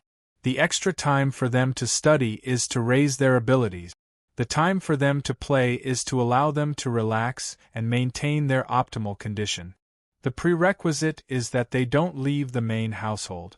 Otherwise, all of the talents they nurture will end up running to someone else. Zhang Xiaobao explained his intentions to Li Longji. Wang Wan added, if it isn't the inner court, a normal wage for a craftsman is 600 copper coins a month. If someone were to bribe them with money, it would be a huge loss for the original family. That's because the wages they pay are low, but the cost of nurturing them is several times higher. I understand. You want my harem to help the entire Great Tang nurture female management talent. That's right. No matter where they end up, they'll still be working for the Great Tang. I won't compensate you for that. Tomorrow morning, I'll issue a decree to start a new class in the harem. Li Longji readily accepted the suggestion. He didn't mind hiring more palace maids. His wealth wasn't much lower than the national treasuries, so he could afford to hire twice as many palace maids. Besides, the Zhang clan and Wang clan would have to fork out more money as well. After saying this, Li Longji suddenly recalled what he had just said and asked, Xiaobao, Cuckoo, did the two of you say that the old woman was speaking to the people in the tree? Zhang Xiaobao glanced at Li Longji with a look that said, my Zhuangzi's thick tree is also hollow in the middle. There's an underground tunnel that connects to other places, so the tree won't die if it's hollow in the middle. In truth, their spy system isn't perfect. If it were me, I wouldn't speak while leaning against the tree. I would throw stones into the river, and the person who receives the signal would hide the net under the water. Then, they would compare the number of stones in the net. In fact, they could even go to a special place to buy things when they're strolling in the market every day. Then, they could arrange the distance and knot the knot according to different method. To think that it's that terrifying, Li Longji exclaimed in shock. However, Zhang Xiaobao shook his head and said, "This isn't the scariest method of secrecy. The scariest part is that the higher-ups are only in contact with her. In other words, she doesn't know who the other party is, nor does she know when the other party will appear. According to the method I mentioned earlier, as long as we keep an eye on her and know her daily routine, we'll be able to find out who's in contact with her. The scariest method is cuckoo. The scariest method is that when she goes out to sell things, we'll know the way she walks, the way she arranges the goods, the order and angle of the goods, and even the quantity and price of the good. She's able to pass information to others. The people who buy things and look at things change every day. It's impossible for us to keep an eye on all the people who pass by her stall. The only way is to capture her and torture her to get a full grasp of everything she knows. However, she doesn't know who her higher-ups are. When we torture her and waste more time than the time she's supposed to contact the higher-ups, the other party will cut her off. Even if we force her to use the same method to release information, we won't be able to catch her higher-up." After hearing Zhang Xiaobao's hint, Wang Wan introduced another method of transmitting information to Li Longji. Li Longji was dumbfounded. In his opinion, the most suitable method of transmitting information was secret writing or transmitting information through telegrams that didn't seem to be relevant.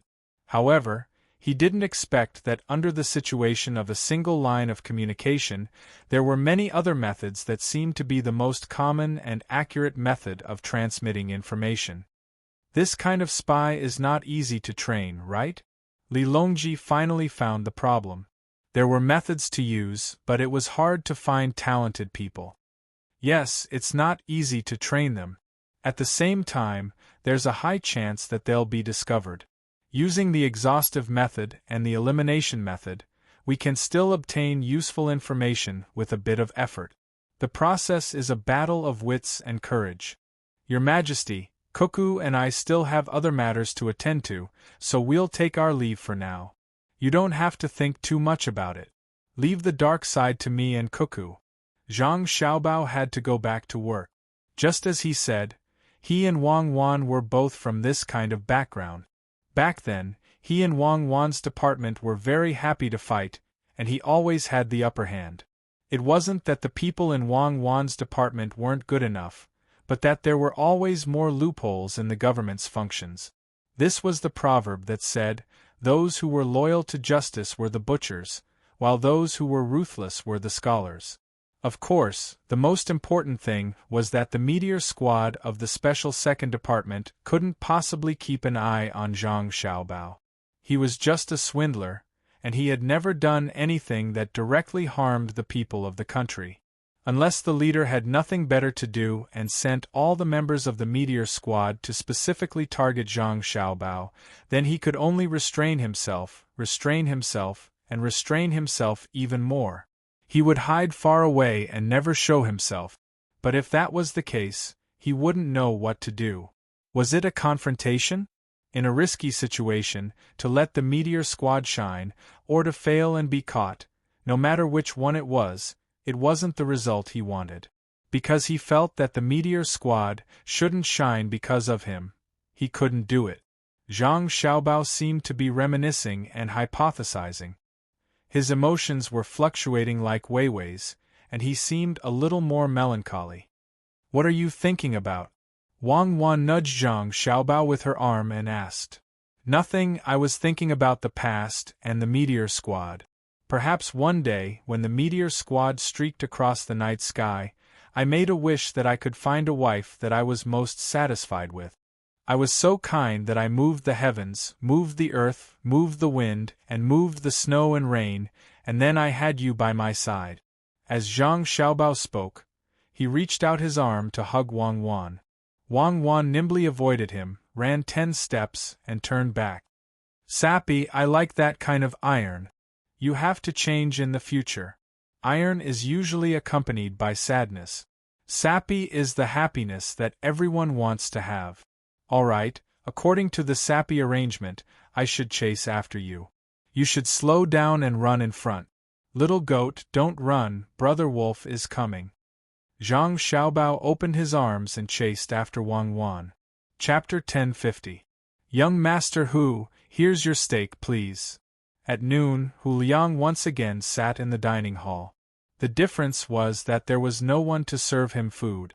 He had to go to the window to get it, just like everyone else. This was because Xiao Bei and the others also served their own plates. There were only 4 special people: the 2 matriarchs who were pregnant and Pan Er and her sister. Hu Liang ordered the same things as Xiao Bei: a steak, a foie gras, a caviar, a glass of wine, and a plate of fruit and vegetable salad. After Hu Liang found out what Xiao Bei had chosen, he was very curious. He had been to Blue Sea Silver Sand Restaurant, Between the Clouds and the Water, and Sea Cloud Garden, which had fewer chain stores. Although he hadn't tasted every dish, he had at least seen most of them from the menu. However, he didn't know what Xiao Bei had ordered. Out of curiosity, he learned from Xiao Bei that the steak was not fully cooked, at most 90%. The person Hu Liang asked told him that Xiao Bao didn't allow his younger siblings to eat steak that was too fresh for fear of being unable to bear the smell of blood. Thus, Hu Liang thought that he could do it, so he ordered a medium rare one. When Xiao Bei saw the meat on his plate, he winked at the inner courtyard that was guiding him. He had a happy expression on his face, and the inner courtyard returned a smile. "I'll see if he can eat it. Don't blame me if it's hot, although Big Brother never said that we can't eat it because it's too bloody." Xiao Bei looked at Hu Liang's table like a thief and said to his brother and sister at the same table, "Yes, Big Brother doesn't let us eat it because he's afraid we'll burn ourselves. If we eat slowly, it won't taste good when it's cold. Otherwise, with our ability to eat raw seafood, why would we be afraid of a little bit of meat? Besides, steak isn't fishy." Xiao Yuan forked a fish and put it on his plate. He slowly cut it and talked to Xiao Bei. He didn't order a salad and wasn't used to the taste. Unless it was a special situation, he could bear to eat a few mouthfuls. How could Hu Liang know the reason behind this? He unskillfully cut off a piece of meat that looked red. Just as he stabbed it with a knife and brought it to his mouth, he suddenly leaned back and kept sucking in cold air. His voice was muffled as he muttered, "It's blistering. What the hell is this?"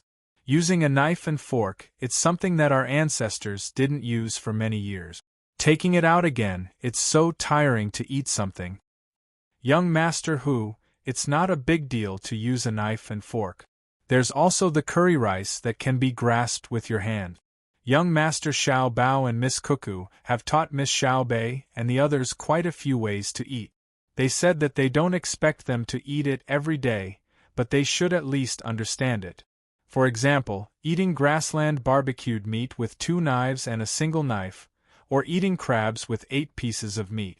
The people at the same table had ordered a bowl of shaved noodles and were slurping down their food. When they heard Hu Liang's mumbling, they stopped what they were doing and said to him. Hu Liang nodded helplessly and began to blow on the meat in front of him. Wei Wei poked her head out and looked at Xiao Bei's table. She had to admit that their education was different from others. Xiao Bei and the others ate very skillfully and quickly. They gave off a very elegant and magical feeling. Looking down at the foie gras on the plate, she asked the person sitting opposite her in confusion, "Why don't you use big foie gras? I know a way to make the liver of poultry bigger. It's nothing more than force feeding. If you force feed it with distiller's grains, it will grow bigger. Our family doesn't allow that. Feed that harms the liver is absolutely forbidden to be fed to poultry and livestock. At the same time, we can't let poultry eat too much." The person in the inner courtyard opposite Hu Liang looked at Hu Liang with disdain. After he finished speaking, he lowered his head and continued to work hard on the food. Hu Liang was silent. He imitated Xiao Bei and the others and ate bit by bit. However, his mood became complicated. He knew a lot about the Zhang family and the Wang family. He knew that Zhang Xiaobao had the best grasp of seasonings and always cooked for his family. However, he didn't use too many seasonings. If he could bring out the original taste of the ingredients, he would do so directly. If it didn't suit the taste, he would only add a little salt. Now, it was said that his culinary skills had reached the point of perfection, and his requirements for food were higher. However, such a person actually didn't allow his family to specially feed special poultry. This meant that deliberately feeding poultry was not good for the human body. Thinking of this, Hu Liang swallowed the food in his mouth with wine. He imitated Xiao Bei and wiped his mouth with the napkin in front of his chest. He asked the person in the inner courtyard opposite him who was putting meat sauce into the shaved noodles. Your family eats good food, but after several generations of breeding poultry that produce high production of eggs and meat, don't you think it's unfair to the people of the world? Ah? Unfair? The person in the inner courtyard was surprised. Yes, you can't find ordinary food in your family. Even a bowl of soy milk or a bowl of porridge must be carefully selected.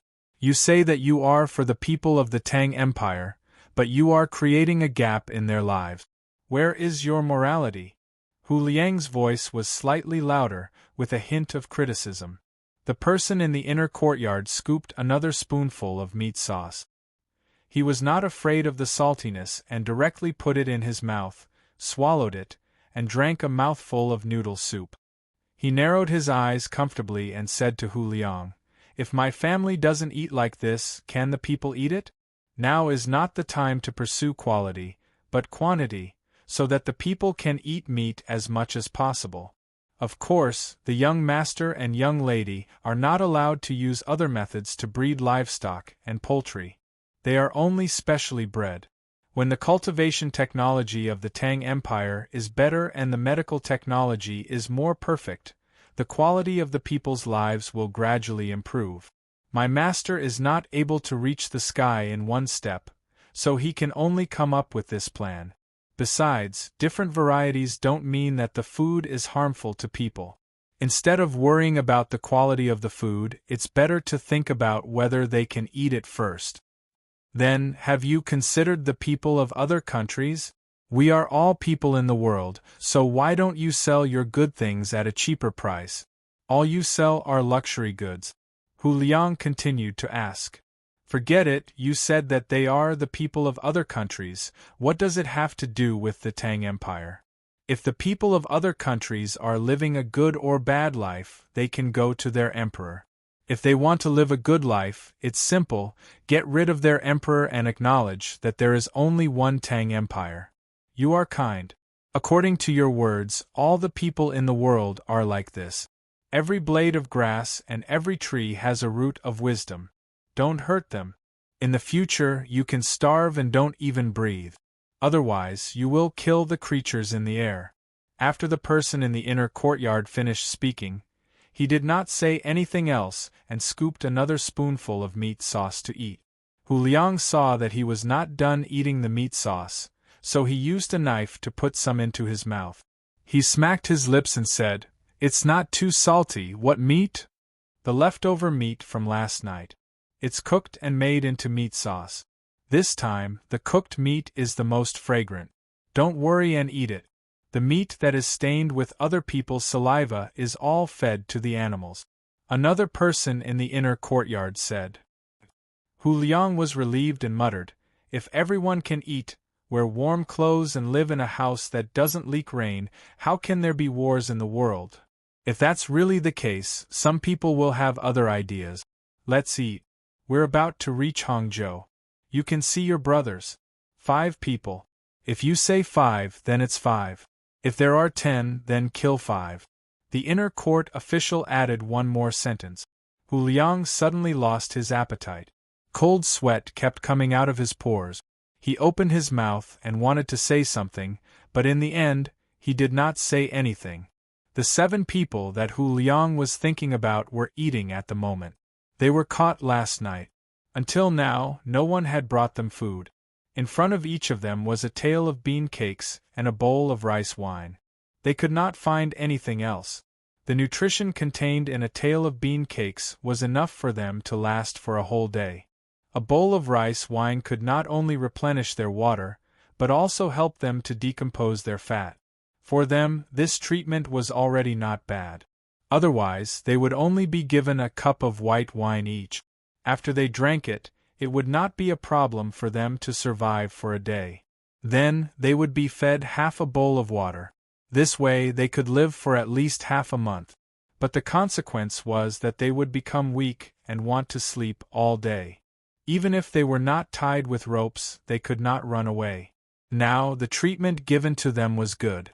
Their feet were tied together by iron chains. If one person wanted to move, he could not be far away from others. Seeing that the food was brought in, the 7 people in the cabin raised their heads almost at the same time. They looked at the person who came and put the food on the ground with hatred and turned to leave. "Big brother, do you know him?" Lao Wu, who was leaning against the cabin wall, glanced at the food and asked. The person who was called Big Brother shook his head. He looked at the food and sighed. He did not even want to talk. He stuck out his tongue and licked his sweet lips, but did not eat. It's troublesome if you don't know him. You can't guess which gang he is from. Even if you want to talk to him, you can't find anything to talk about. Lao Wu leaned forward. After being pulled by the iron chains on the other person's feet, he put his nose to the bowl and sniffed. Good wine, so fragrant. It's a pity that there are only bean cakes. It would be good if there were such a big piece of smoked meat.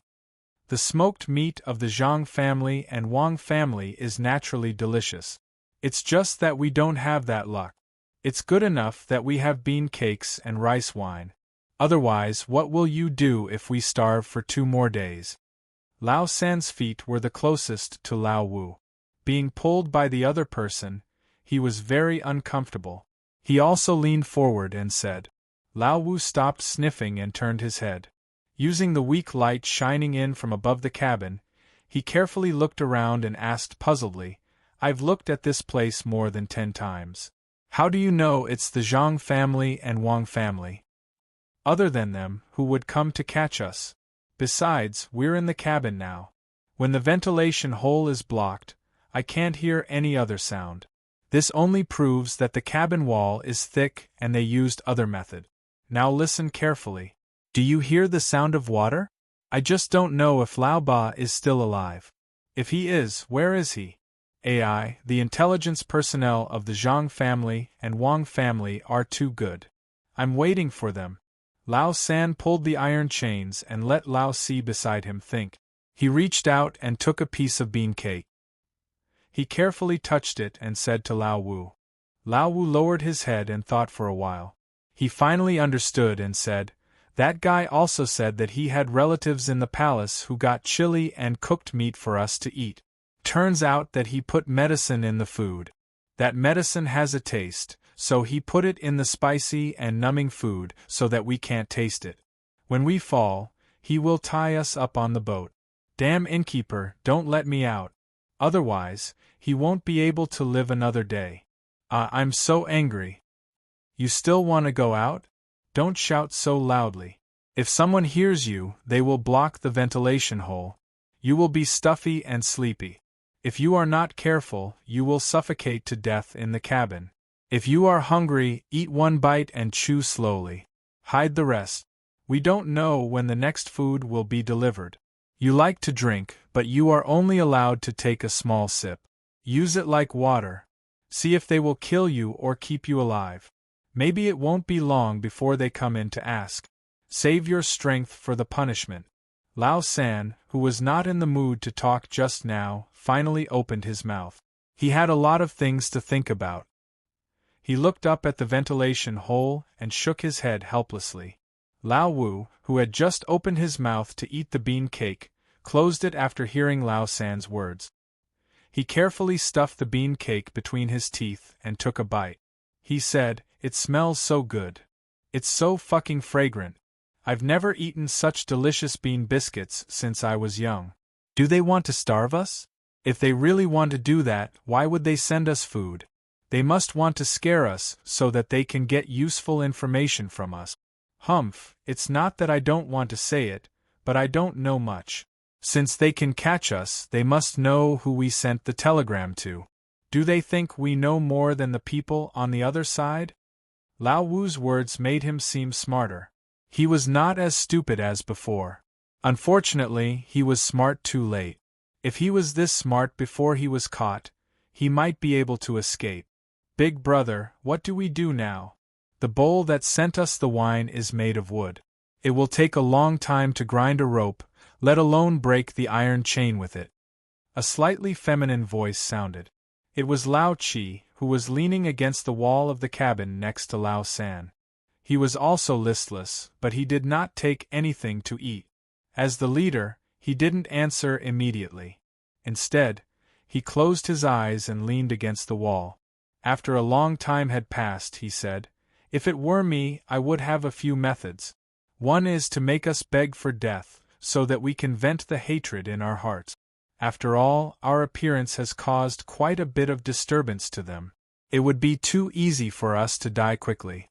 They would torture us for at least 10 days to half a month, or make us unable to bear it and commit suicide." Then do we commit suicide? Lao Wu became stupid again. Live. As long as there is a chance, you have to live. If you die, you have nothing left.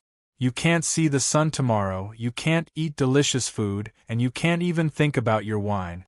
The big brother glared at the fifth brother and said. The fifth brother didn't see the look in the big brother's eyes. It was too dark in the cabin.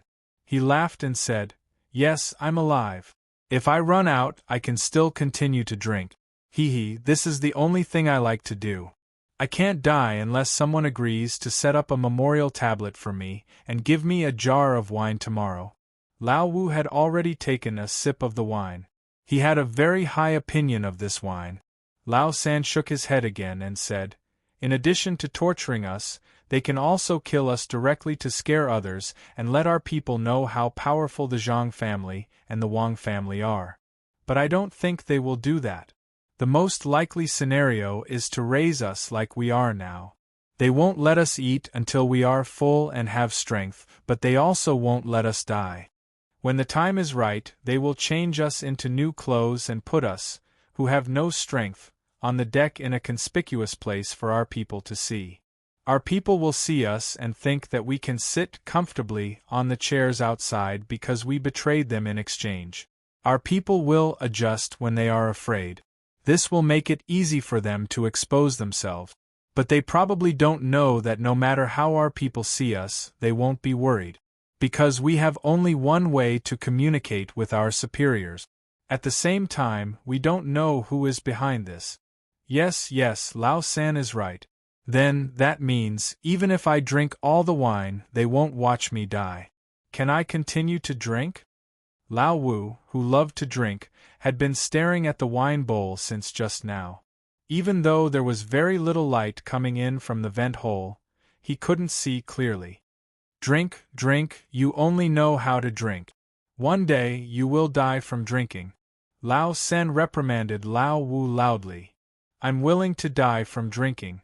It would be best if they throw me into the wine vat and drown me. I'll be a drunkard for once. When I'm down there, the king of hell will know that I have a good tolerance for alcohol. Maybe he won't let me go into the frying pan and will make me drink with him." Lao Wu muttered in a low voice. Then he said, "It's good to die. It'll be sullen. The superiors don't let us know anything and make us work for them. Isn't it just giving us money? If we are caught, they won't come to save us." While the 7 people who were caught were feeling uncomfortable, the people who were not caught were also feeling uncomfortable. In a small river next to a village in Jiangzhou, there was a person fishing.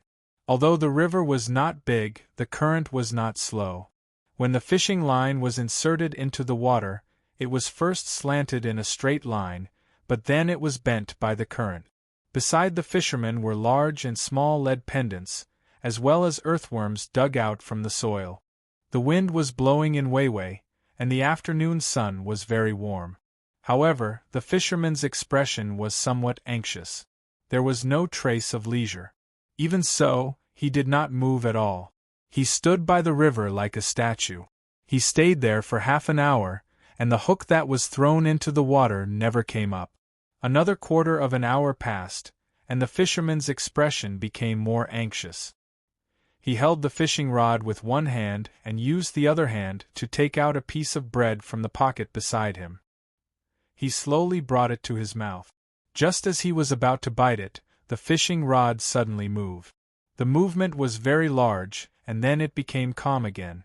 After about 5 breaths, it moved again. After 3 times, it stopped moving. The fisherman immediately lost the mood to eat. He lowered his head and looked around. When he saw that there was no one around, he suddenly pulled the fishing rod. The pendant that he had put down earlier flew out of the water with a swishing sound. There was a twisting fish on the pendant.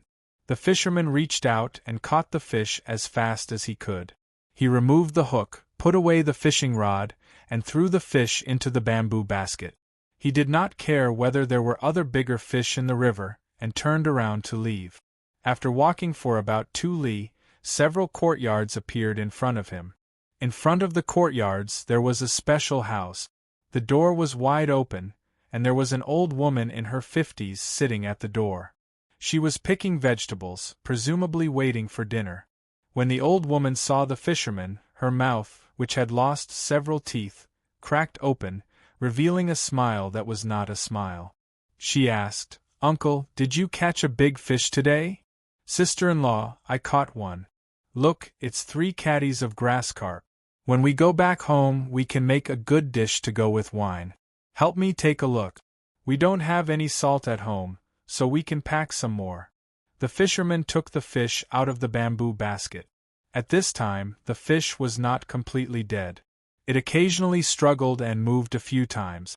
Its mouth also opened and closed, as if it wanted to breathe. The old woman put down what she was doing and took the fish. She said, "I've packed it for you. You can take it back and cook it directly. You can ask Xiaojiu for the salt yourself. It's the same price as last time." As she spoke, the old woman went into the house. The fisherman shouted to a pile of firewood next to him, "Xiaojiu, pack some salt for me. Give me 3 caddies of salt first. You only know how to set that trap of yours all day. Who has nothing better to do than to chop up your firewood? Come, come. People buy salt by caddies, but you buy it by money every time. You know that my family's small scale is not accurate, so you deliberately take advantage of me. According to your method of buying, you can buy 17 taels of salt for 1 caddy of salt. You've made a profit. Next time I want a fish. You can't just catch one every day. When you've exhausted your family's food, let's see what you'll eat in the future." As soon as the fisherman finished speaking, a young man came out from a very obvious door-like place in the firewood pile. He didn't look like he was in his 20s, but at most 16 or 17. He complained as he ran in. When he entered the door, he was slapped on the head by the fisherman. He laughed and didn't get angry. After a while, the young man gave a small bag of salt to the fisherman. At the same time, he said, "Okay, my mother has already packed the fish. You go in and get it. In the future, don't say that my traps are bad. My traps are connected to a tunnel. Last time, a stray cat fell in. When I went over, I just happened to see it. Otherwise, I could have caught it and raised it to catch mice for my family. You can't even trap a cat, and you still have the face to say that your traps are good? I didn't see it. Continue with your tunnels and trap. Fish, wait until I'm in a good mood." The fisherman slapped the young man's head again, turned around, and walked back. The young man rubbed the place where he was slapped and said discontentedly, "You always have a deadpan face. I don't see you in a good mood. I've said it more than 10 times, but I haven't seen a single fish for me."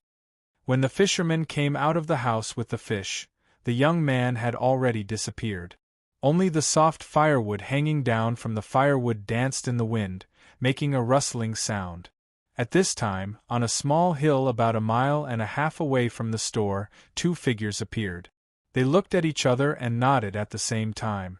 One of them said, "It seems that the opponent is very difficult to deal with. He actually took so many precautions. If it weren't for the 2 of us being lucky and running into a turtle in the water to help, we really wouldn't have been able to guess how the opponent passed on the information. The other person nodded in agreement and said, "That's right. We thought that the middle of the tree was hollow, and that the person they contacted was hiding in the tree. Then, they dug a tunnel that led to the surrounding houses. In the end, after monitoring the surrounding houses, we didn't find anything. If the turtle didn't bite the person hiding in the water, we definitely would have delayed the main house's business. The tree is indeed hollow in the middle, but it's not a tunnel that leads directly to the other houses. Instead, there's a hole for people to hide in." "Is it a hole?" "It looks like it, like an ant's nest." The person who spoke earlier sighed and stared at the firewood without relaxing. He was now very impressed with the other party. There was a tunnel beside the tree that led to an underground cave that was relatively higher than the river. It was all dug out manually. At first, he and his partner weren't clear. When a person's head suddenly popped out of the river and climbed ashore in a sorry state, he used a stone to smash the neck of a turtle that was biting on his leg. Only then did he and his partner determine the general situation. Then, they waited for another day.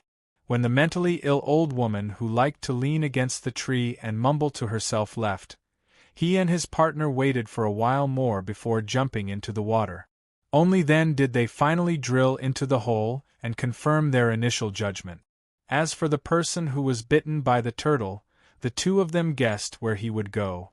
Yes, it was the person who fished in the lower reaches of the river every day. The person hiding in the tree should have obtained the information, written it down, and stuffed it into the stomach of a fish. Then, with a knotted bamboo, he groped in the river and placed the fish on the hook of the angler. Then, the angler took the fish to the store and cleaned it up. As for who the information was passed to, it was still unclear. Perhaps the other party had confused the angler and the information was still with the angler, or perhaps the old woman had taken it away and transferred it through other means.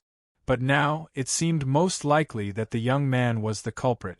After observing for 2 days, he found that every day, he would pack salt for the angler and then enter the firewood pile again.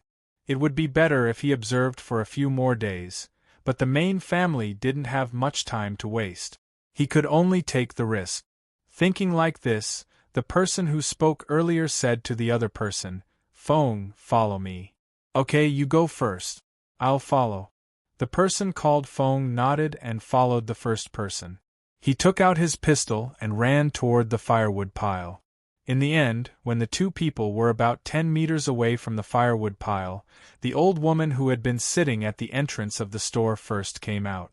She happened to see the two people running toward the firewood pile and immediately shouted, "Who are you? Are you going to steal my firewood? Someone, there's a thief. He's going to steal the firewood." When she shouted, the two people who were running almost exploded in anger. Who wouldn't push a cart to steal firewood? How much firewood could they steal with so much firewood? Carrying it would be tiring. At the same time, the two people also realized that there was something wrong with the firewood pile. Moreover, the old woman must be related to the other party. They sped up and reached the door-like place in a few steps. At the same time, they raised their guns and shot inside. After a few consecutive gunshots, they raised their legs and kicked open the wooden planks blocking the way. At this time, they didn't care if they had made a mistake. They killed a normal young man. If they really made a mistake, there was no other way. They could only ask the main family for help. When the two people entered, the flashlights were turned on at the same time, illuminating the place in front of them. When they saw this place, the two people heaved a sigh of relief. They didn't hit anyone just now. Moreover, the firewood pile was relatively spacious, about 3 to 4 square meters. This 3 to 4 square meters was empty at this time. Let alone a person, there wasn't even a bug. The ground was flat. Where are they?" the person called Fong asked in surprise. "Don't worry, they should be down there. Use the binoculars to look at their mouth." "Didn't they say that the young man liked to set traps and dig tunnels?" "Then it must be true. They actually dared to say it. Let's go down and take a look." The person called you held his gun vigilantly and signaled Feng to check the ground. Feng took small steps and suddenly stopped. He said, "Here, wooden planks ready." When the two people carefully squatted down and opened the wooden planks, the old woman outside was still shouting. Moreover, there were more than 6 people's footsteps. In addition to the sound of running, there were also inquiring shouts. It really looked like someone was stealing firewood and the neighbors were helping each other. I can see that the people in the several courtyards in this place are probably all together. How amazing! How did they get bribed? And who bought them? Feng said as he shone the flashlight down. You looked down and saw that there was a hole that was neither big nor small. If 2 people crawled into the hole together, they would definitely squeeze into the hole. One person would still have some space to spare. Seeing this situation, you gritted his teeth and said, "I'll go first. You stay behind. If you find something wrong, remember to go back alive and call more people to investigate." Understood. If something happens to you, I'll kill everyone here first. No, leave one alive. Feng turned around and pointed his gun at the entrance, ready to shoot at any time. Okay. Rain shouted a word and jumped down. After a while, Feng, who was waiting at the top, listened carefully, but he didn't hear anything else. Even the footsteps outside disappeared. He couldn't help but shout anxiously into the cave, "Rain! It's here. It's very far, about 30 meters away. There are actually 6 forks below. Don't move, I'll find a way to get out. Damn it, isn't this the situation below our village? Others have also learned it." Yu's voice reverberated from below. After hearing it, Feng didn't continue to stay there. Instead, he walked out with his gun. "That's him. There's another person who wants to steal my firewood." As soon as he appeared, Feng heard the old lady's voice. He looked up and saw 9 people standing in front of him, including the old lady. Except for the old lady, the others were holding various kinds of farming tools. There were pickaxes, hoes, and forks for forking manure. They were all waiting for him, and all of them looked angry. Feng shook the gun in his hand and said, "I guess you all know me, right? Seeing this thing, you can guess my identity, right? Yes, I'm the spy of the Zhang family and the Wang family in Sanshui County. I have a special right, that is, when I'm carrying out a mission, if I suspect that someone will threaten me, I can shoot him directly without taking any responsibility. Now, I suspect that you are involved in an illegal organization that endangers the safety of the Tang Empire. I order you to put down your weapons, put your hands on your head, and lie down. If anyone dares to disobey, I'll shoot immediately. Lie down." With a puff, the 9 people, including the old lady, all lay down face down, and the weapons in their hands were all thrown away. Feng didn't relax his vigilance, because he knew that some people didn't care about their own lives, just like him. At the critical moment, they could do anything. Even an old man or a young child could become an assassin. Because he didn't move forward, he stayed beside the firewood pile. His eyes glanced back and forth between the door of the firewood pile and the 9 people. Just now, you had said that there were 6 forks below. It was very likely that the other party would come from the other forks, then suddenly run out of the firewood pile and launch an attack. The Zhang family and the Wang family in Sanshui County are unreasonable. They bully ordinary people and let people point guns at us. I don't want to live anymore. The old lady, who was lying there, turned her head, looked at Feng, and said in a voice that was neither high nor low. With a bang, the bullet hit the soil beside the old lady, splashing some dust. Then came Feng's voice, "If you speak again, I'll kill you. You only have 1 life. If you die, you will have nothing. There's no harm in telling you. I still have 1 bullet in my gun. Who wants to go first?" Hearing the old lady's words, the 3 people who wanted to get up stopped at this moment. This was also Feng's purpose. He understood what the old lady meant. She wanted them to fight to the death. "I'm out. I'm finally out." Yu's voice came at this time. Feng looked over and found that you walked out of the door of another house. He asked, What's the arrangement inside? I came out from under their stove. There was still a fire there. Look at my hair. The topmost part has been burnt. I didn't see the person, so he probably ran away from here. This is going to be troublesome. Let's ask them, who is the previous owner? Rain held a gun in one hand and stroked her hair with the other. She walked over and stood beside Feng. Feng nodded and asked the 9 people lying on the ground, "Tell me, who is the master and how do we usually contact each other? Where did that brat run off to?" "I don't know what you're talking about. We're just normal people. What's the big deal?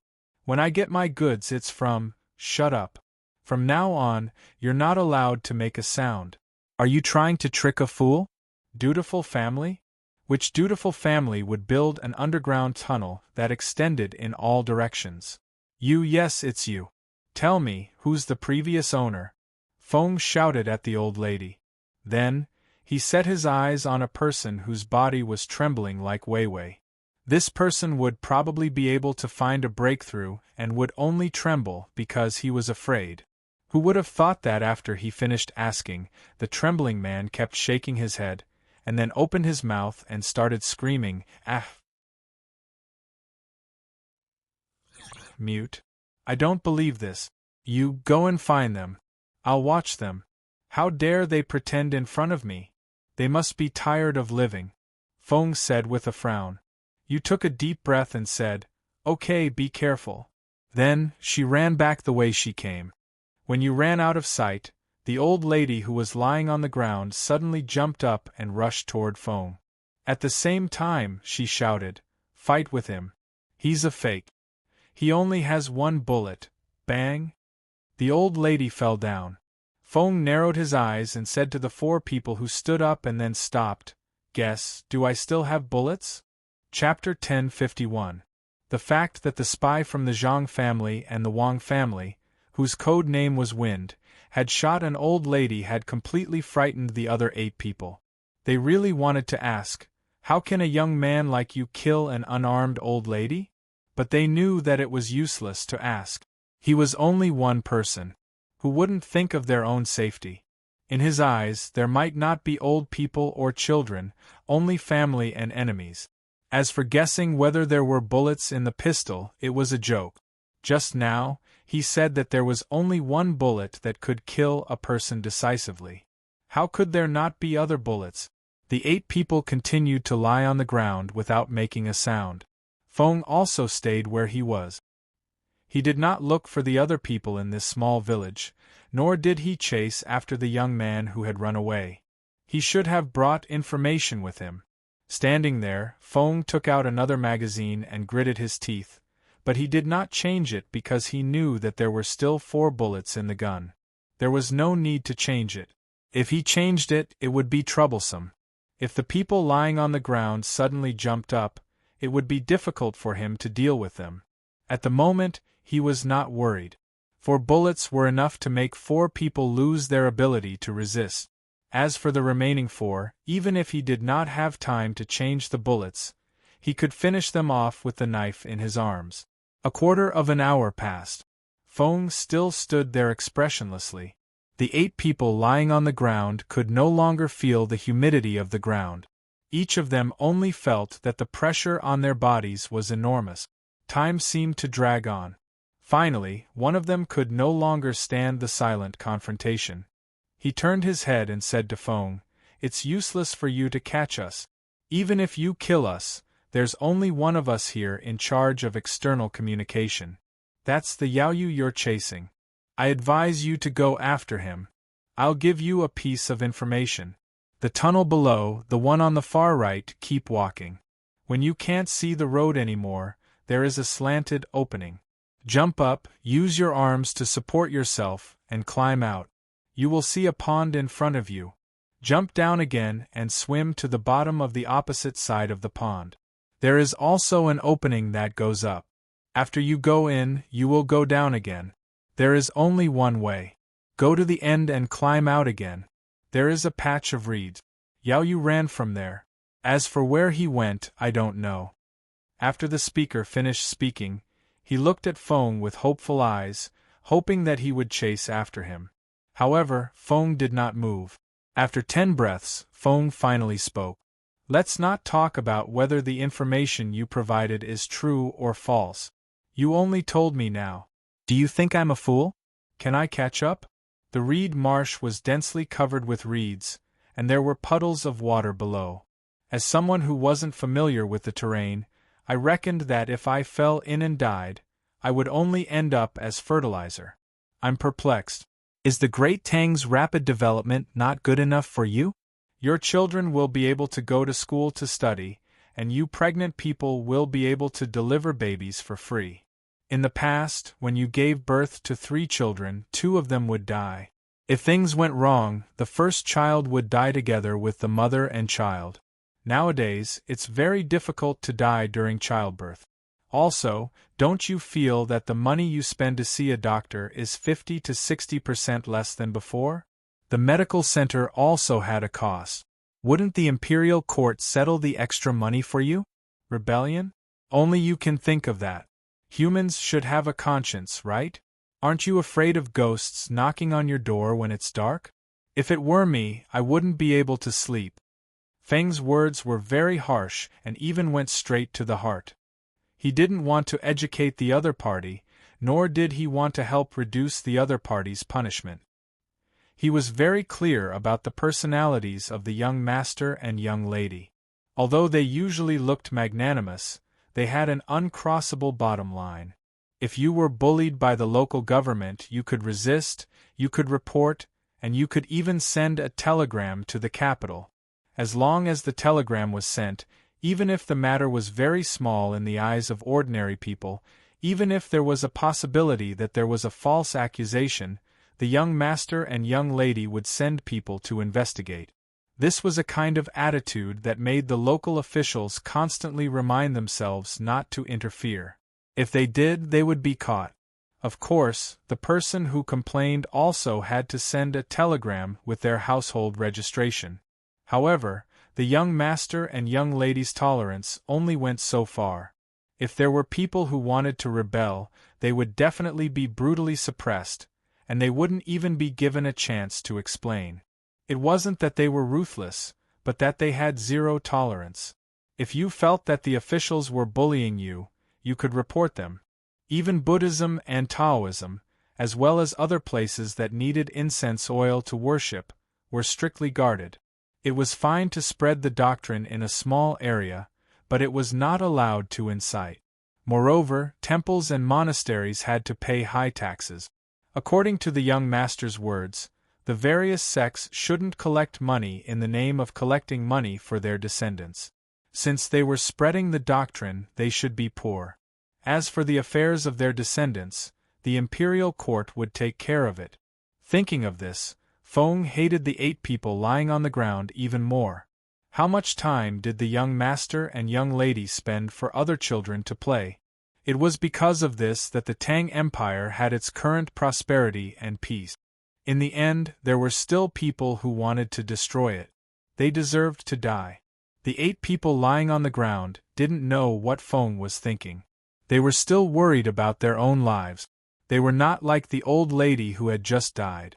The old lady was worried about her family, but they were different. What was different? Naturally, the benefits they received were different. Thus, seeing that the other party was silent, the one who had just spoken spoke again. We are not rebelling. We are doing this for the good of the Tang Empire. The Lord said that war will make us poor, and war will make the Tang Empire lose the support of the rest of the world. We are against war. We are against war. We want to follow the Lord and help those who want to do harm to other places change their mind. We want to make the Tang Empire a paradise for humans, a paradise without oppression and war. The other 7 people also chimed in. When Feng saw the expressions in their eyes and heard their words, he knew what was going on. It was very simple. They were like those people who had been taught by various sections. They only believed in ghosts and gods and were unwilling to accept reality. Their goal was basically the same as that of the young master and young lady.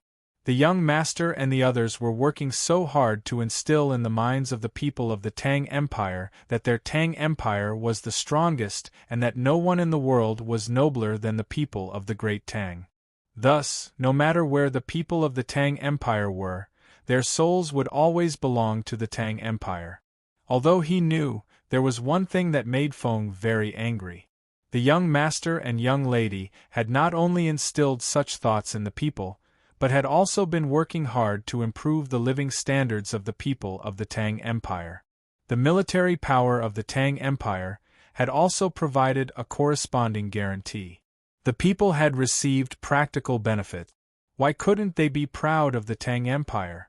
But what had the other party done? They had actually easily used a mysterious theory or doctrine to deceive the people and still supported this organization so stubbornly. Thinking of this, Feng asked the one who had just spoken, "What benefits did they give you?"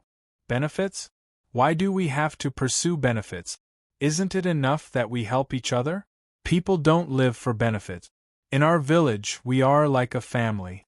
If there is not enough firewood to burn, there will be young people to help. If there is not enough rice, they can go to other people's houses to eat. Isn't this kind of care between people enough? Do you have to say that giving us money is helping us? No, we have the ability to obtain more things. We should help others. If each of us does something, many people will have a chance to survive. Why don't we do it?" The one who had spoken first began to reason with Feng.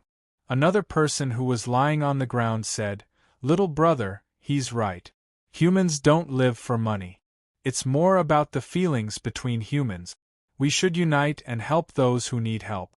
We give them food that we can't finish and empty rooms for them to live in. If we lose our house and food one day, there will be people to help us. You see, now we are helping others. If our lives are good, we will not let those who can't eat starve. In fact, our village is not only the original people, but also the people who don't have a house. They don't have the ability to live now. Whether it is because they can't find a good job or because they don't have the strength to farm, we can help them. Isn't that good? Look at our fields. The yield is so high. Do we have to leave it all for ourselves?" But Feng spat at this person and said, "You still have the face to say that. Don't you understand why the grain yield in your fields is high? That's because the Sinong Temple is doing experiments in various places, saying that the Jiangnan West Road is representative of the places along the river. That's why we sent the good seeds to you for free. Do you understand? The Sinong Temple didn't ask for a single copper coin from you. Who paid for it? The Sinong Temple's money is directly allocated by the Ministry of Works. Where did the Ministry of Works get the money? They asked for it from the Ministry of Revenue. The Ministry of Revenue didn't want to give it. It was the National Treasury's money. In the end, our Zhang family and Wang family paid for it. Do you have extra money? It's because your family's education and medical expenses are borne by the emperor and other merchants. You can pat your chest. Do you dare to say that you haven't received benefits from the imperial court and our Zhang family and Wang family? When you sell grain, no matter how low the price is, it can't be as low as 20%. It's only 20%. When you buy other daily necessities, such as salt and vegetable oil, no matter how high the price is, it can't be higher than 20%. Look at the clothes you wear. More than 10 years ago, you could wear cotton clothes, but can you wear fine linen clothes? Even if we give you 2 sets of coarse linen clothes, you have to watch who goes out before you can wear the clothes. Those who don't go out don't even have clothes. What do you know? Every time there's too much rain at the source of the river and important areas, how many people are worried? Just when there was a flood here, our family's fleet came over with the things His Majesty the Emperor allocated the money to buy. Don't you know what's going on? The more Feng spoke, the angrier he became. It seemed that he wanted to open his mouth and bite everyone who was lying down. Yes, we all know. But this is the grace of the Lord. The person who spoke just now nodded and admitted. You motherfucker, shut up. If you speak again, I'll beat you to death. Feng burst out with a swear word. It was clear from the words in his words that he had definitely come into contact with Xiao Bei. Normal people wouldn't say this word. Sure enough, the threat of life was stronger than the grace of the Lord. The 8 people became well-behaved again and no longer tried to explain. But looking at their attitude, it was obvious that they still attributed all the benefits to the Lord. Feng was about to go crazy from anger. He was thinking that his code name could become crazy in the future, but he wasn't sure if Rain could become stupid. While both sides were sticking to their beliefs, Rain brought over 20 people on horseback. When Feng saw the dust, he finally heaved a sigh of relief. Reinforcements had come. He was no longer fighting alone. Feng, how are they? Rain first looked at Feng. When he saw that Feng was fine, he asked. It's over. All of them are hopeless. They are preaching their egalitarianism to me. It's the kind of egalitarianism that the young master jokingly mentioned. If it's really fucking egalitarianism, how can this society develop? Who will research technology? I reckon they'll die if they're caught. Feng said helplessly. He was really annoyed. What the 8 people said sounded good, but it was definitely impossible to achieve. This was because he knew that for their ideas to be realized, it had to be based on the development of society's productive forces. It was too infuriating. Others were working hard to research technology, but they were spouting nonsense while enjoying the transformation of technology into productive forces. We can't die. The Lord said that death is weariness of this world. It's sinful. We have to continue to care for others. We live because we are the seeds of love. We have to spread it and then grow strong, just like your strong seedling protection team. The person lying on the ground tried hard to raise his head and said to Feng. Feng raised his hand and patted his head. He said to Rain, "You guys take over. My job is not to educate the people. This kind of task is too difficult." Fortunately, our seedling protection team didn't hear it. Otherwise, their combat power would be reduced by at least half. Rain couldn't help but shiver. He said to the people who followed, "Send a few people to watch over them first. The rest of you follow me to check the surroundings. Don't let your guard down. If you feel that someone is a threat to you, let them go see the Lord." Damn it. The more than 20 people who followed them didn't understand the situation. Some people who felt that they were thick-skinned were responsible for the task of watching over them. They needed to be taught by the Lord's messengers. Those who could persist and not have tinnitus were all elite. Feng and you continued to lead people to search on horseback. When the sky was dark, they caught 14 people. These 14 people actually walked along the main road. At night, they lit a fire. It seemed that their Lord didn't give them a lighthouse. The light from the Lord couldn't guide them for the time being. No, I don't know where that brat ran off to. Today, I finally understand the power of religion. No wonder the young master and young lady were so oppressive. A person without special training, with the help of the Lord, can actually run so fast through his own psychological suggestion? You took out the grain and other food in the small village. He made a big pot of rice and stewed some dishes. He ate and said to Feng. Feng fished out an unknown thing from the basin. He stuffed it into his mouth and said, "Next time, don't cook the stew first, okay? Did you pour the food in before the oil was boiled? Add salt, don't add soy sauce. What do you think this is? It's so black. If I hadn't been trained, I would have spat out my intestines after eating your food. Let me see. This. I guess it is, guess? Let me take a bite. Ha, I know. Eggplant. If you don't believe me, look. It's black on the outside, but not on the inside. There's also something like eggplant seed. Does it look like them? Tell me honestly, does it look like eggplant seeds?" You bit open a black thing and showed it to Feng. "Okay, it looks like them. The Lord said that it doesn't matter what it looks like. The most important thing is that it can fill people's stomach. I want to go back to the main house to eat. The chefs there are good culinary skills. Yesterday you ate my last canned food. When things are done here, you have to treat me to a big meal." Feng chewed the eggplant seed and complained to you in a muffled voice. Okay, I'll treat you to seafood at the Blue Sea Silver Sand. It's free anyway. You looked at the thing in the basin and agreed. Actually, I like to eat the dishes cooked by the little child. I wonder how the little child and the others are doing. Feng temporarily treated the meal in front of him as another training.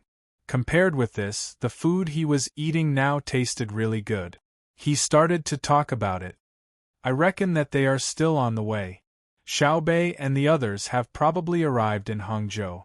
We have to work hard. When Xiaobei and the others arrive, we must find out all the information for them. I don't want them to be in any danger. You swallowed a big mouthful of rice and looked to the east and said. As you thought, Xiaobei and the others arrived at the dock of Hangzhou when it was dark. The whole fleet was brightly lit. Zhang Wang clan didn't care about the cold night. She stood on the platform of the 4th floor and looked at the people coming and going. Under the light of the torches, it didn't seem dark at all. She didn't say anything for a long time. Old Man Wang was also standing behind Zhang Wang clan.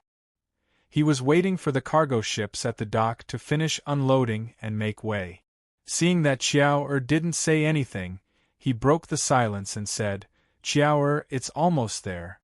Look, Master and the others have already lined up and are waiting. Why don't we let the cargo ship go to the side first? Whose cargo ship is it? It's in the way. Zhang Wang clan shook her head and said, No, it's not easy for others. I didn't come back to bully them. Just wait, it'll be over soon. Then, Xiao, go back to the cabin first. Be careful of the cold wind. Even if you don't think for yourself, you have to think for your child. Old Man Wang advised again. Zhang Wangshi did not speak. Instead, she turned around and glanced at the maidservant beside her. The maidservant hurriedly called for someone to pull up the curtains around Zhang Wangshi so that the wind could only blow in from one side. That was definitely impossible. The wind would not come in when there was no way out and then go back through the opening unless it was against the wind. Xiaobei and the group of children were also waiting. They had already changed their clothes and put on their official robes. They were still wearing the decorations that didn't conform to the rules. The inner courtyard also put up all kinds of ceremonial weapons. There were banners, flags, umbrellas. There were many of them, including the ceremonial weapons of Zhang Wang clan and Madame Wang. Finally, the dockworkers at the front unloaded the goods at the fastest speed. They didn't even dare to delay the payment and left immediately. They were afraid that the Zhang clan and Wang clan behind them wouldn't be able to wait. The other ships in Xiaobei's fleet made way for the flagship to pass. When they reached the shore, Xiaobei ran down first, not even bothering with the ceremonial weapons. However, when she ran to the docks, she didn't wait for the others to salute her. She turned around and ran back. She panted heavily and shouted, go back and change your clothes.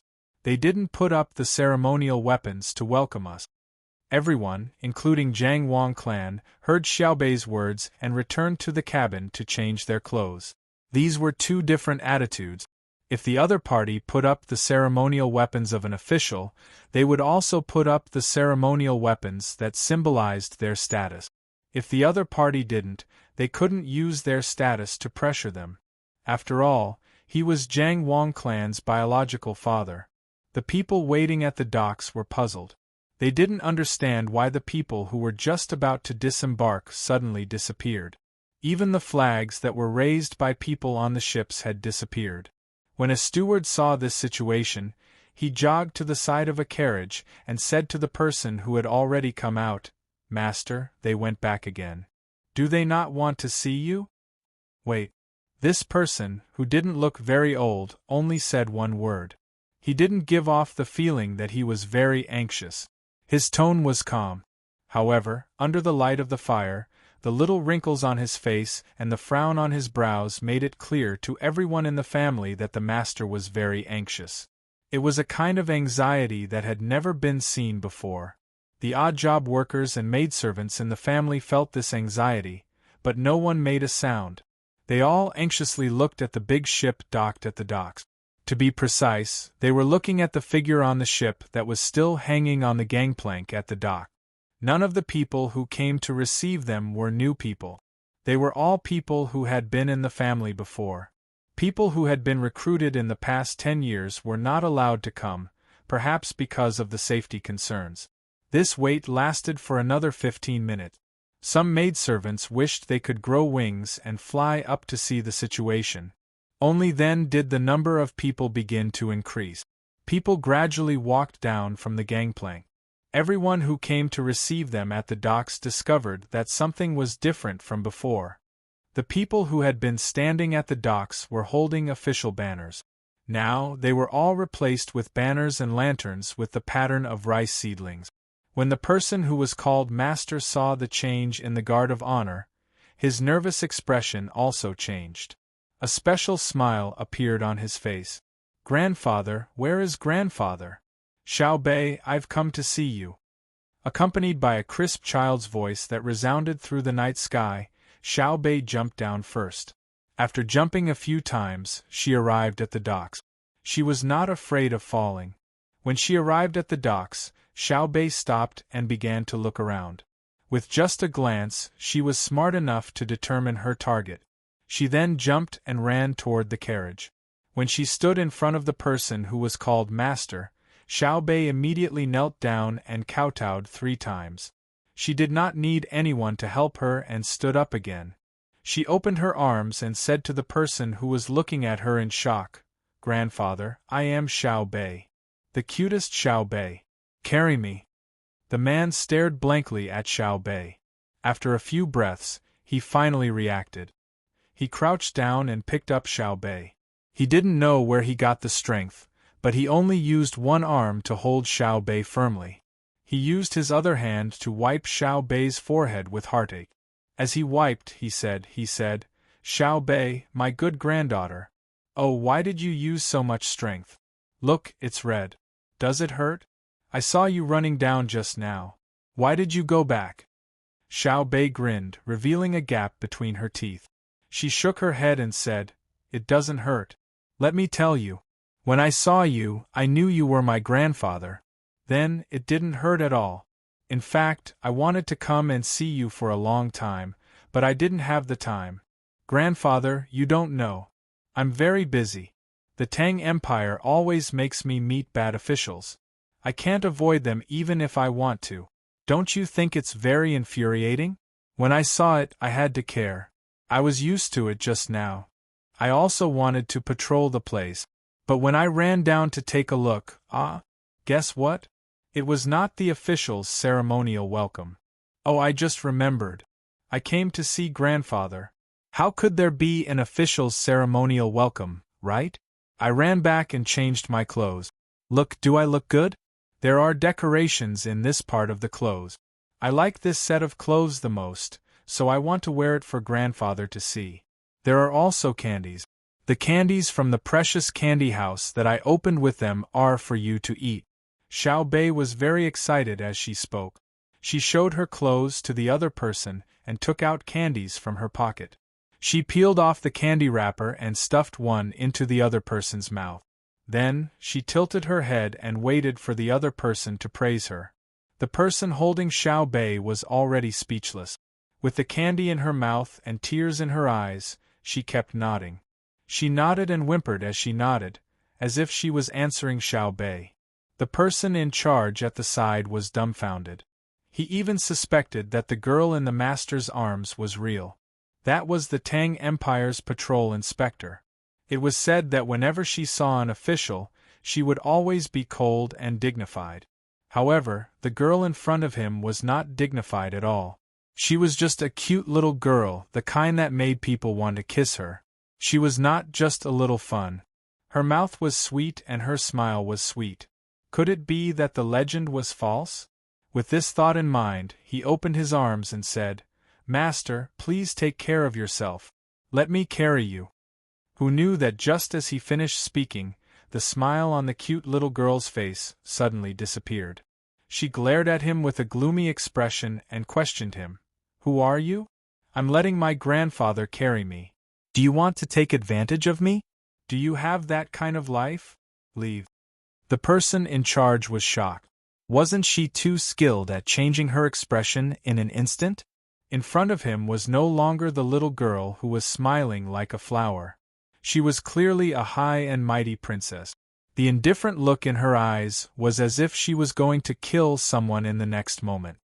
Grandfather, is it because Xiao Bei is very heavy and tired of carrying me? Then I'll go down. Is the candy sweet? Xiao Bei changed back to a smile. Although she said that she wanted to go down, she did not make any move to go down. She still stayed in the person's arms steadily. With a pop sound, Xiao Bei was kissed. Then he heard the other party say, "Not heavy. Ha ha ha ha, my Xiao Bei is so good. Sweet, so sweet. The candy of my baby candy house lives up to its name. Leave. Look at how scared my precious granddaughter is." The person in charge left gloomily. He cursed in his heart, "Who is the one who ordered who?" No wonder the officials were so afraid of Xiao Bei and the others. They were really good. The look in their eyes just now was really murderous. Although the person in charge was gloomy, he did not dare to harbor any hatred. Not to mention that the master would not protect him if he really offended Xiao Bei. Even if the master protected him, he would not be able to keep his life. Xiao Bei did not even need to use the power of the family. She only needed to stand on the bustling streets of Hangzhou and shout about how things were going on here. The people of Hangzhou would probably drown him with a mouthful of saliva. With Xiao Bei's prominent status and cute appearance, there was a reason even if there was no reason. Grandfather, let me tell you. In the future, let the servants in the family watch their expressions. They want to get involved in everything. That won't do. Look at the inner courtyard of my family. They are like my family. Good, you know what I am thinking, right? Xiao Bei continued to talk to her grandfather. She was very good at talking. It was not good to criticize other people's servants, but she kept praising her own family. She even compared the inner courtyard to her family. Yes, then I'll dismiss him later. I don't want him anymore, okay? The person asked Xiao Bei. The person in charge became nervous. He was afraid that Xiao Bei would nod. However, Xiao Bei did not agree. Instead, she said, "No, he is also afraid that you will be tired. He is loyal.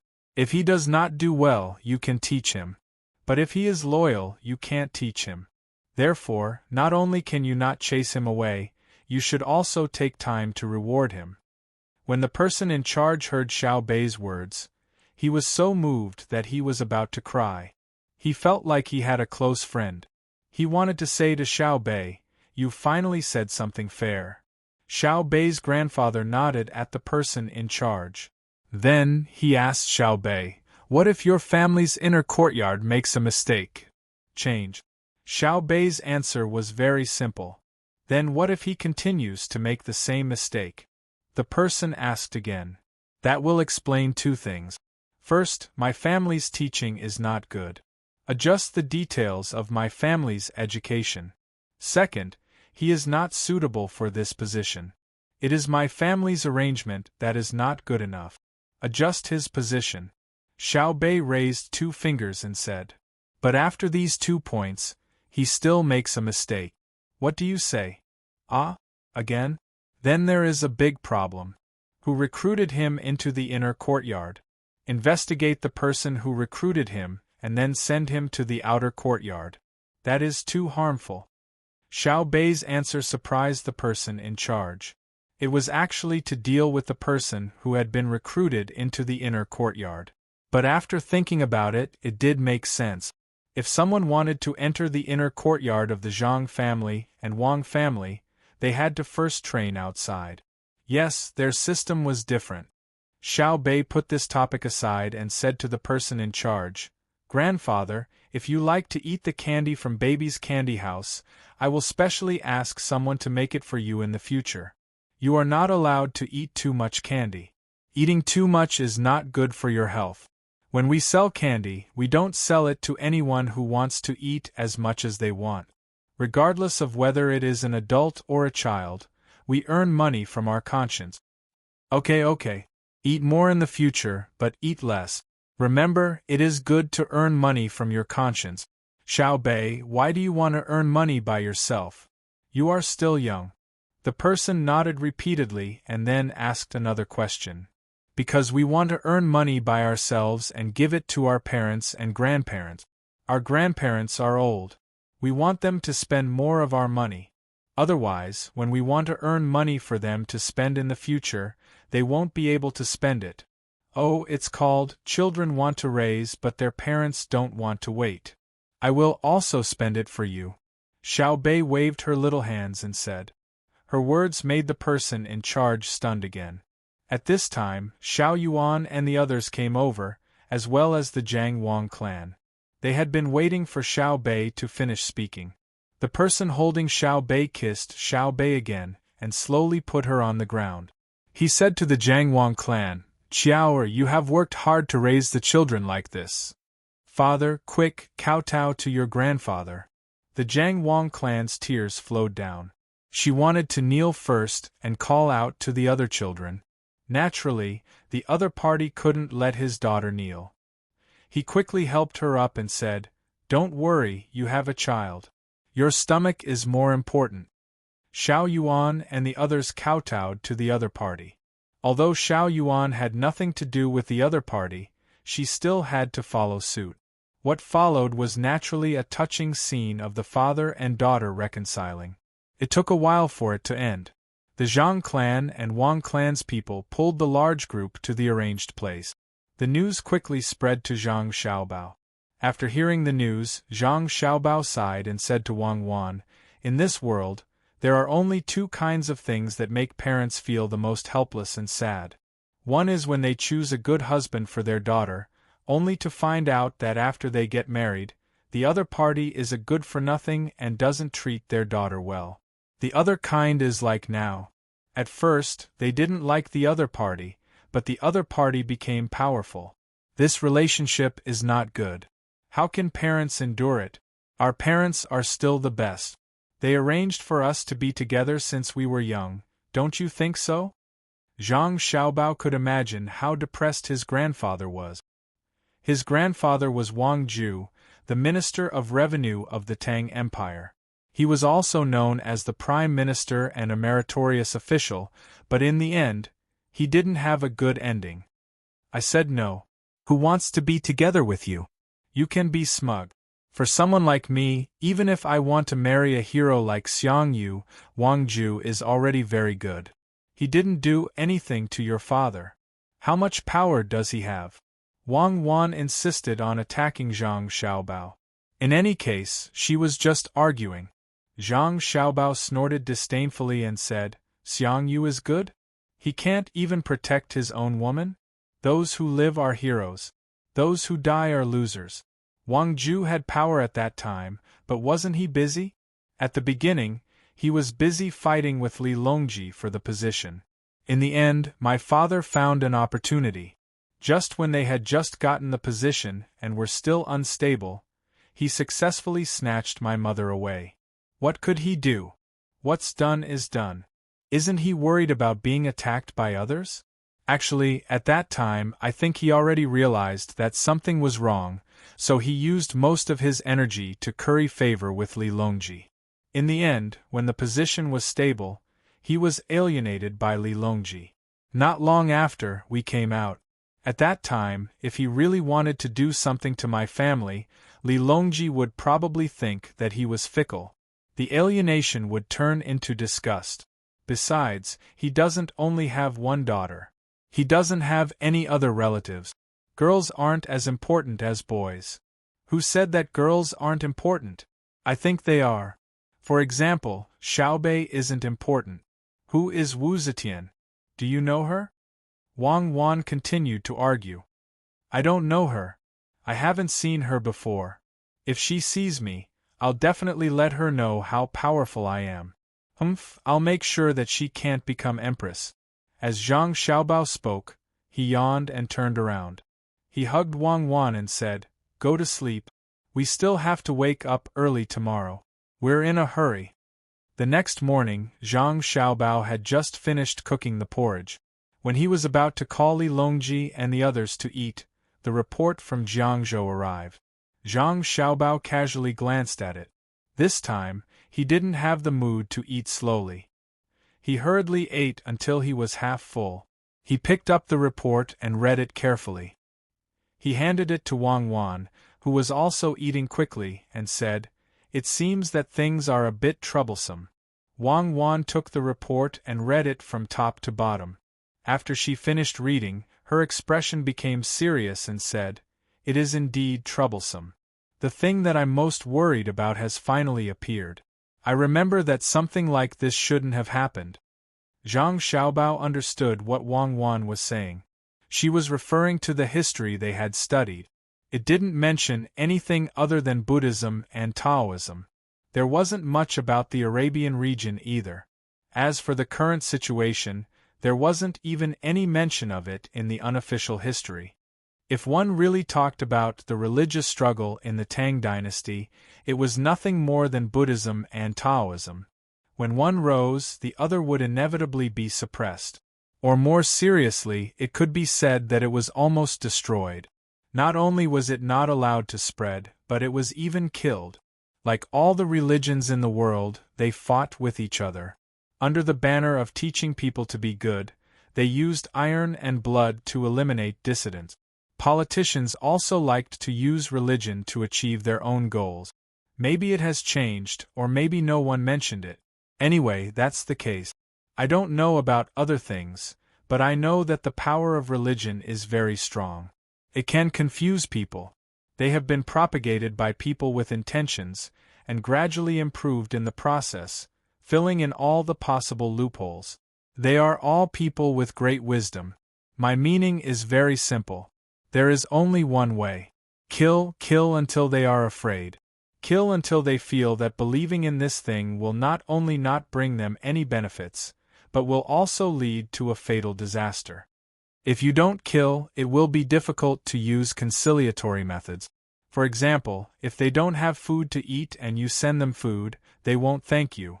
Instead, they will thank something like God, believing that God sent you to send them food.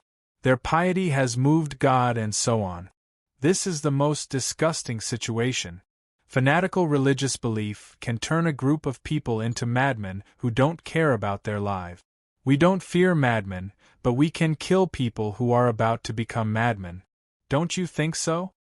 Zhang Xiaobao no longer pursued whether it was recorded in history or not. Instead, he spoke of his own method of dealing with the current situation. Wang Wan was also disgusted by this kind of religion, especially when it was used by people with intentions. It could produce many effects and harm to a regime. Overthrowing a regime was all too common. She didn't want to continue conniving. Even if she knew that the current religion couldn't overthrow the Tang regime, she didn't intend to be soft-hearted and let it develop and then create some kind of uprising.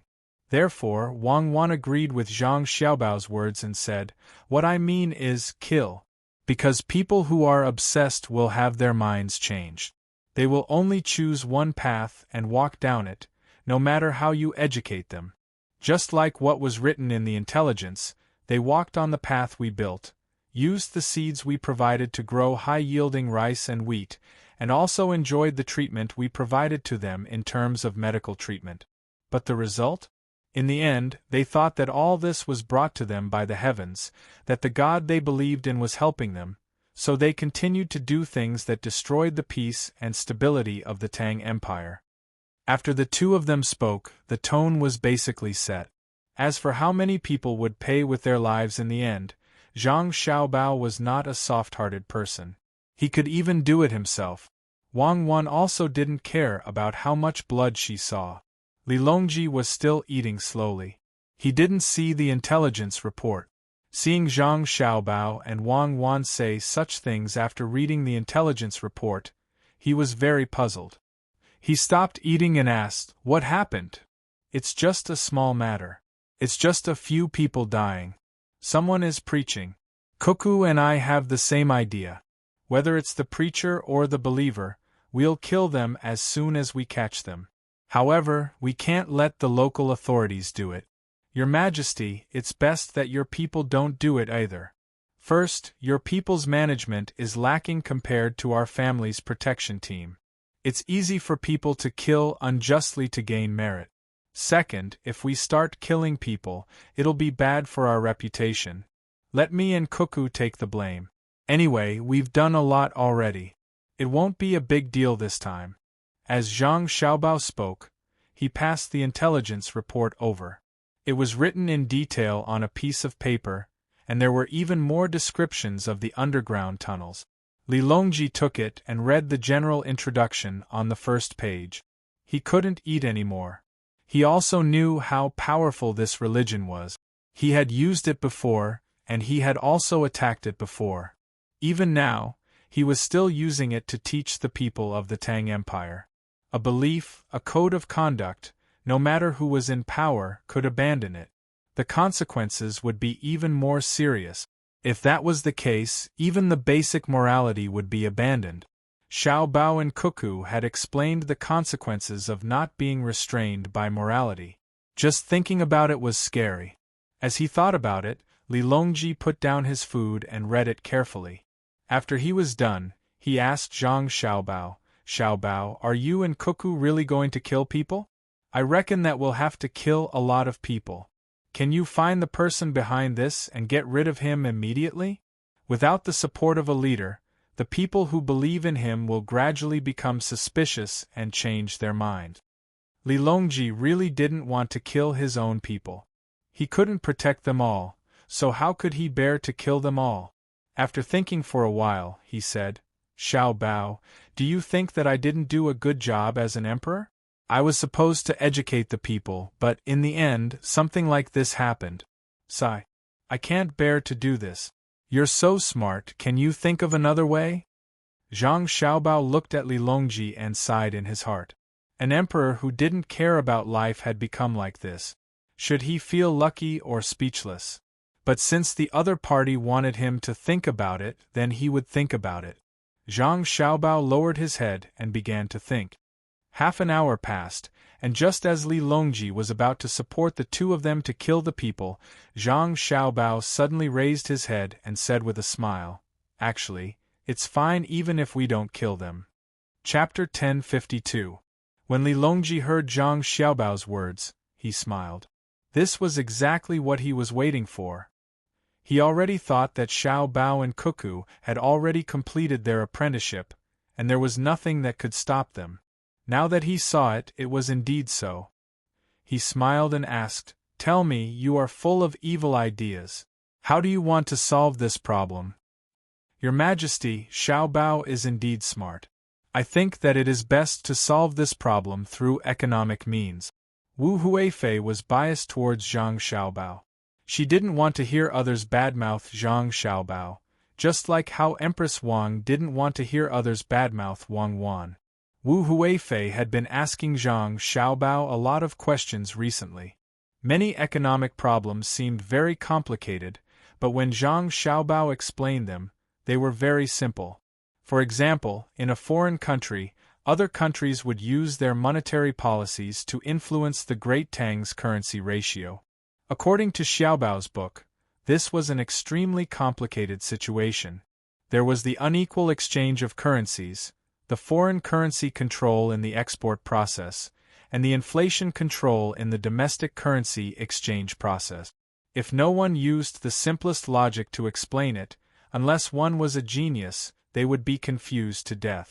Everything was a mess, especially when the domestic currency was exchanged with foreign countries. Why would the gradual appreciation of the domestic currency in circulation devalue the domestic currency? But after listening to Zhang Xiaobao's explanation, she understood. That was, other people's money could buy other people's things, but your money couldn't. So, if you want to buy other people's things, you have to sell your own things. If your currency was valuable, other people would feel that it was expensive. So, if you let the currency depreciate first, you would be exploiting your own country's citizens. At this time, other people's money would come in. If you promote exports, other people would come to buy things. Using other people's money to exchange for your country's money, when your currency appreciated, they would naturally be able to exchange more of their money when they returned. In this way, not only would it affect your exports, but it would also reduce your foreign currency reserve. Then, the effect of the political control of currency devaluation would be reflected. With the foreign currency exchange gone, your country's money would be worthless. The only thing you could do was to improve your technology and promote internal product demand. Wu Huifei had listened to Zhang Xiaobao's explanation of one example after another, and only then did she understand the content in this area. In the end, when she thought she had learned well, Zhang Xiaobao told her that this was the simplest and most basic thing. If they wanted to use this method to attack other countries, there was no need for Zhang Xiaobao to do anything. Cuckoo alone could play the other countries to death. If Zhang Xiaobao was serious, he would create a false impression that the Great Tang's currency was depreciating. Then, after the appreciation, the Great Tang would discover that while the country's GNP was growing, its purchasing power had decreased. At this time, the people of the Great Tang would be better off due to the depreciation of the currency. This was because there was an advantage in the international currency itself. At the same time, it was also the effect of the government's financial subsidies to the people. Wu Huifei had not studied this thoroughly yet. Anyway, she knew that if Xiaobao were to do it, it would be like what was written in the book of Tao Te Ching. Give him a space to express himself, and he would make you feel what it meant to be mysterious and wonderful. It was because she knew her own shortcomings that she did not like to hear others say bad things about Xiaobao. Even if it was the emperor, she would still be unhappy. Li Longji also knew that his concubine was a little like a religious believer in Zhang Xiaobao. He shook his head helplessly and said, "I don't believe it. Xiaobao usually takes the initiative to attack others with the economy. Of course, when others use the economy to harm the Great Tang, Xiaobao's counterattack will be sharper. Japan and Tubo have already experienced it. But now that the other party has not revealed their identity, even if Xiaobao wants to attack, he has to find the right target. Furthermore, Xiaobao's personality is similar to that of the stories that Yaowan tells her younger brothers and sisters, which is to give them a taste of their own medicine. What is it called again? Changing the Stars. Empress Wang interrupted. She liked to read everything that Cuckoo wrote, and she also liked the stories that Cuckoo told to her younger brothers and sisters. There were times when she truly couldn't understand how a child like Huan could know so many things. There was no need to talk about military matters. There were many generals in the Great Tang who could win a battle, and some of them had even won battle after battle. But in the situation that Cuckoo was facing, the so-called victory of other generals was to be able to save the generals on their side and try their best to save the other soldiers. As for Huan, under such circumstances, she had won a beautiful battle despite being outnumbered. Furthermore, she had directly threatened the safety of Tubo as a whole. Then, she had successfully retreated, leaving Tubo with endless regret and humiliation. At the same time, Xiaobao finally showed the world what was called two swords in harmony. This was the most worthy legend of the two of them. However, Cuckoo could still tell many stories and write many poems. What was more surprising was that Cuckoo was very familiar with the politics in the palace. If there was no Cuckoo, she might not be where she was now. Xiaowu was really amazing, she could not win against her. Empress Wang looked at Zhang Xiaobao and then looked at Huan. She muttered to herself, "That's strange, even if there is an expert teaching them, how can the children learn? I have seen many geniuses, but I have never seen people like the two of them. If it was someone else, they might not be able to learn a thing or two from the two of them in their lifetime. Xiaobei and the other children are smart, but compared to their older brothers and sisters, they are still too far apart. I can't understand. I hope that Pan and the rest can learn more. I am satisfied with half of their abilities." Empress Wang's voice was not soft. After Zhang Xiaobao and Huan heard it, They looked at each other and saw the helplessness in each other's eyes. They knew that it was impossible because the education system was different. At that time, there was no need to say that they were geniuses. The things that normal children learned would scare the people of the Tang Empire to death. The reason why the younger siblings were smart was because the two of them used the most classic teaching method. That was the treatment that only the children of rich families had. They gave individual lessons and encouraged education. Just the money spent on the children in a year was no less than 3 million. This was not the nurturing method of the family, but the price of the elite kindergarten. Wu Huifei sighed. She knew that her son had no hope. At the same time, she felt that Empress Wang was too greedy. She wanted to learn half of it? How much did Xiaobei and the rest learn? When they were the same age, the things that Zhang Xiaobao and Wang Wan knew were the sum of the 9 younger siblings' knowledge, and even more. Li Longji was also thinking about it because there were always people saying that there were 2 kinds of things. The inner circle of the Tang Empire said that Xiaobao and Cuckoo were the reincarnation of immortals. They did not need to work hard like other children to learn. As long as you taught them once, they would be able to remember it immediately and draw inferences about other things. The people outside said that the 2 of them were monsters, and it even spread to the palace. They even thought that they could kill them. What a joke. To them, they were definitely monsters, but to them, they were national scholars. The more monsters they were, the better. Monster, Xiaobao, you monster, hurry up and say it. Look at the 2 of you. How many people's hearts are affected by your every action? Since young, you have never allowed others to have peace.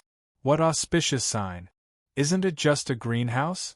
Then you took explosives to blow up other people's wells. At that time, the furnace for steelmaking was not done properly. You made something like a rice flour and sold it at a sky-high price. How are you going to deal with them? You can't live a good life, but you insist on believing in some other religion. Can't you believe in us? Even if we are high and mighty, we can believe in the 2 of you. As Li Longji was thinking, he suddenly realized that Zhang Xiaobao had lowered his head and was eating again. He did not have time to eat his own 2 fried eggs. He actually shared them with his wife with Xiaobao. Didn't the 2 of you eat medium rare? Ours is medium rare. Ah. Zhang Xiaobao raised his hand and rubbed his mouth with a blank expression. Wang Wan was secretly laughing at the side. Just now, when Xiaobao saw that the other party had entered a state of deep thought, he brought over the food that the other party was eating. The reason was very good. He said that thinking about problems exhausted one's brain and needed to replenish one's nutrition. It was not like physical work where one could just replenish one's protein. A brain worker's first thought was to replenish one's glucose. Thus, he ate the other party's eggs, which were high in protein. I'm asking you a question. Only you, Xiaobao. If it were any other subject who dared to ignore us, we would definitely have Xiaobei arrest him. Xiaobao, if we had Xiaobei arrest you, do you think Xiaobei would do it? When Li Longji was talking about serious matters, he changed the topic again. In response to your Majesty's question, Xiaobei would capture this subject to tell them a story. This subject's idea is actually not special at all. There are only 2 points. One is to fish in troubled waters, the other is to add fuel to the fire, and the other is to fight poison with poison. Zhang Xiaobao helped to correct the topic. How do we play? Will many of our great Tang's citizens die? This was what Li Longji was most concerned about. In theory, no. In practice, there might be some losses. This is the best method I can think of, Zhang Xiaobao replied. What method? Li Longji and the others asked at the same time. Zhang Xiaobao immediately said. Instead, he took out a small box from his bosom and handed it to Wang Wan. Wang Wan glared at Zhang Xiaobao and said, when people smoke cigars, they don't inhale into their lungs. They use their tongue and nose to feel the purity of the smoke. When you smoke, you inhale into your lungs. There's something wrong with you. Although she said this, Wang Wan still cut the cigar that Zhang Xiaobao had instructed her to roll. After roasting it, she lit it up and stuffed it into Zhang Xiaobao's mouth. What purity! At the beginning, cigars were used as stimulants. They can even be eaten. It's such a pure smoke, it's a pity not to smoke it. There are also people who eat it. Compared to the exhaust gas and smoke from the chemical industry, this little bit of smoke is nothing. On average, I smoke one every 5 days. Zhang Xiaobao explained first. Then, he said to Li Longji and the others, it's actually very simple. No matter how strong a fortress is, it's most afraid of being breached from the inside. Since others use this kind of religious method to deceive people, we should follow their example. I'll arrange for some people to join in and then come up with their doctrine. Cuckoo and I will modify it to make it more reasonable. Then we'll send it back. At this time, the other party will have a hard time. If they accept the new doctrine, they will not be able to face the censure of their original doctrine by the people we have placed in their past. If they deny the new doctrine, they will have to deny their own doctrine, for we have changed it according to the basis of their doctrine. In this way, their external struggle will become their internal struggle. It's very interesting. When we design several principles based on their original doctrine and come up with a new doctrine, it's inevitable that they will split up, because their religion itself is very ambitious, and only those with ambition in their hearts would think of a way to spread it. Once there is a gap between the various leaders, when they see an opportunity, we don't have to worry about it anymore. At that time, I'll arrange for people to infiltrate and capture their leaders. After that, we'll take their power back. Then, we'll further improve the doctrine and let the people return to normal. If there's still someone who's not normal, we'll send them to the border and encourage them to follow the doctrine and fight. This is the only way. When Li Longji heard Zhang Xiaobao's words, he felt his hair stand on end. This is too sinister. Without waiting for him to say anything, Wang Wan followed Zhang Xiaobao's train of thought and said, actually, it's not too difficult to seize power. The reason why they succeeded was because we didn't have the time to carry out the spiritual civilization of the people. As a result, they found a small loophole to take advantage of. When we carry out the spiritual civilization of the people, it'll be difficult for their religion to develop. At the same time, if they want to develop well, they need financial support. In front of similar doctrines, the believers can't tell which is true and which is false. They prefer to see the practical result. We provide the money. This way, the people we arrange will have more say in the religion, overthrow the original leader, and establish a new spiritual pillar. This time, Li Longji and the others agreed. Indeed, all seemingly sturdy factions usually started to disintegrate from the inside. Xiaobao, Cuckoo, we understand what you mean. Perhaps it will take some time, but the effect should be good. When the time comes, we'll capture their people and kill them all. Let's see who dares to do anything to harm our great Tang in the future. Li Longji planned to support this, meaning that he would also send people to join in. The more people there were, the more chaotic the religion would become. When Wang Wan and Zhang Xiaobao heard Li Longji's words, they shook their heads at the same time. Zhang Xiaobao said, actually, Cuckoo and I just find it annoying. We don't want to specifically target the leaders sent by the enemy. We want to know which faction or organization or country is causing trouble. When the time comes, we'll directly target the most basic figure of the enemy.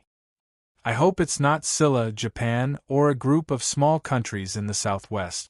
Otherwise, our energy is limited, and we can only arrange for the other ministers in the court to take action. Wang Wan pointed to the northwest, implying that she hoped that it was the people of Duoshi who were causing trouble. Then what would the two of you do if it was another country? Li Longji asked. Endure. For the time being, we'll cut off the other party's hand. Then, we'll endure until we have free hands, Zhang Xiaobao replied.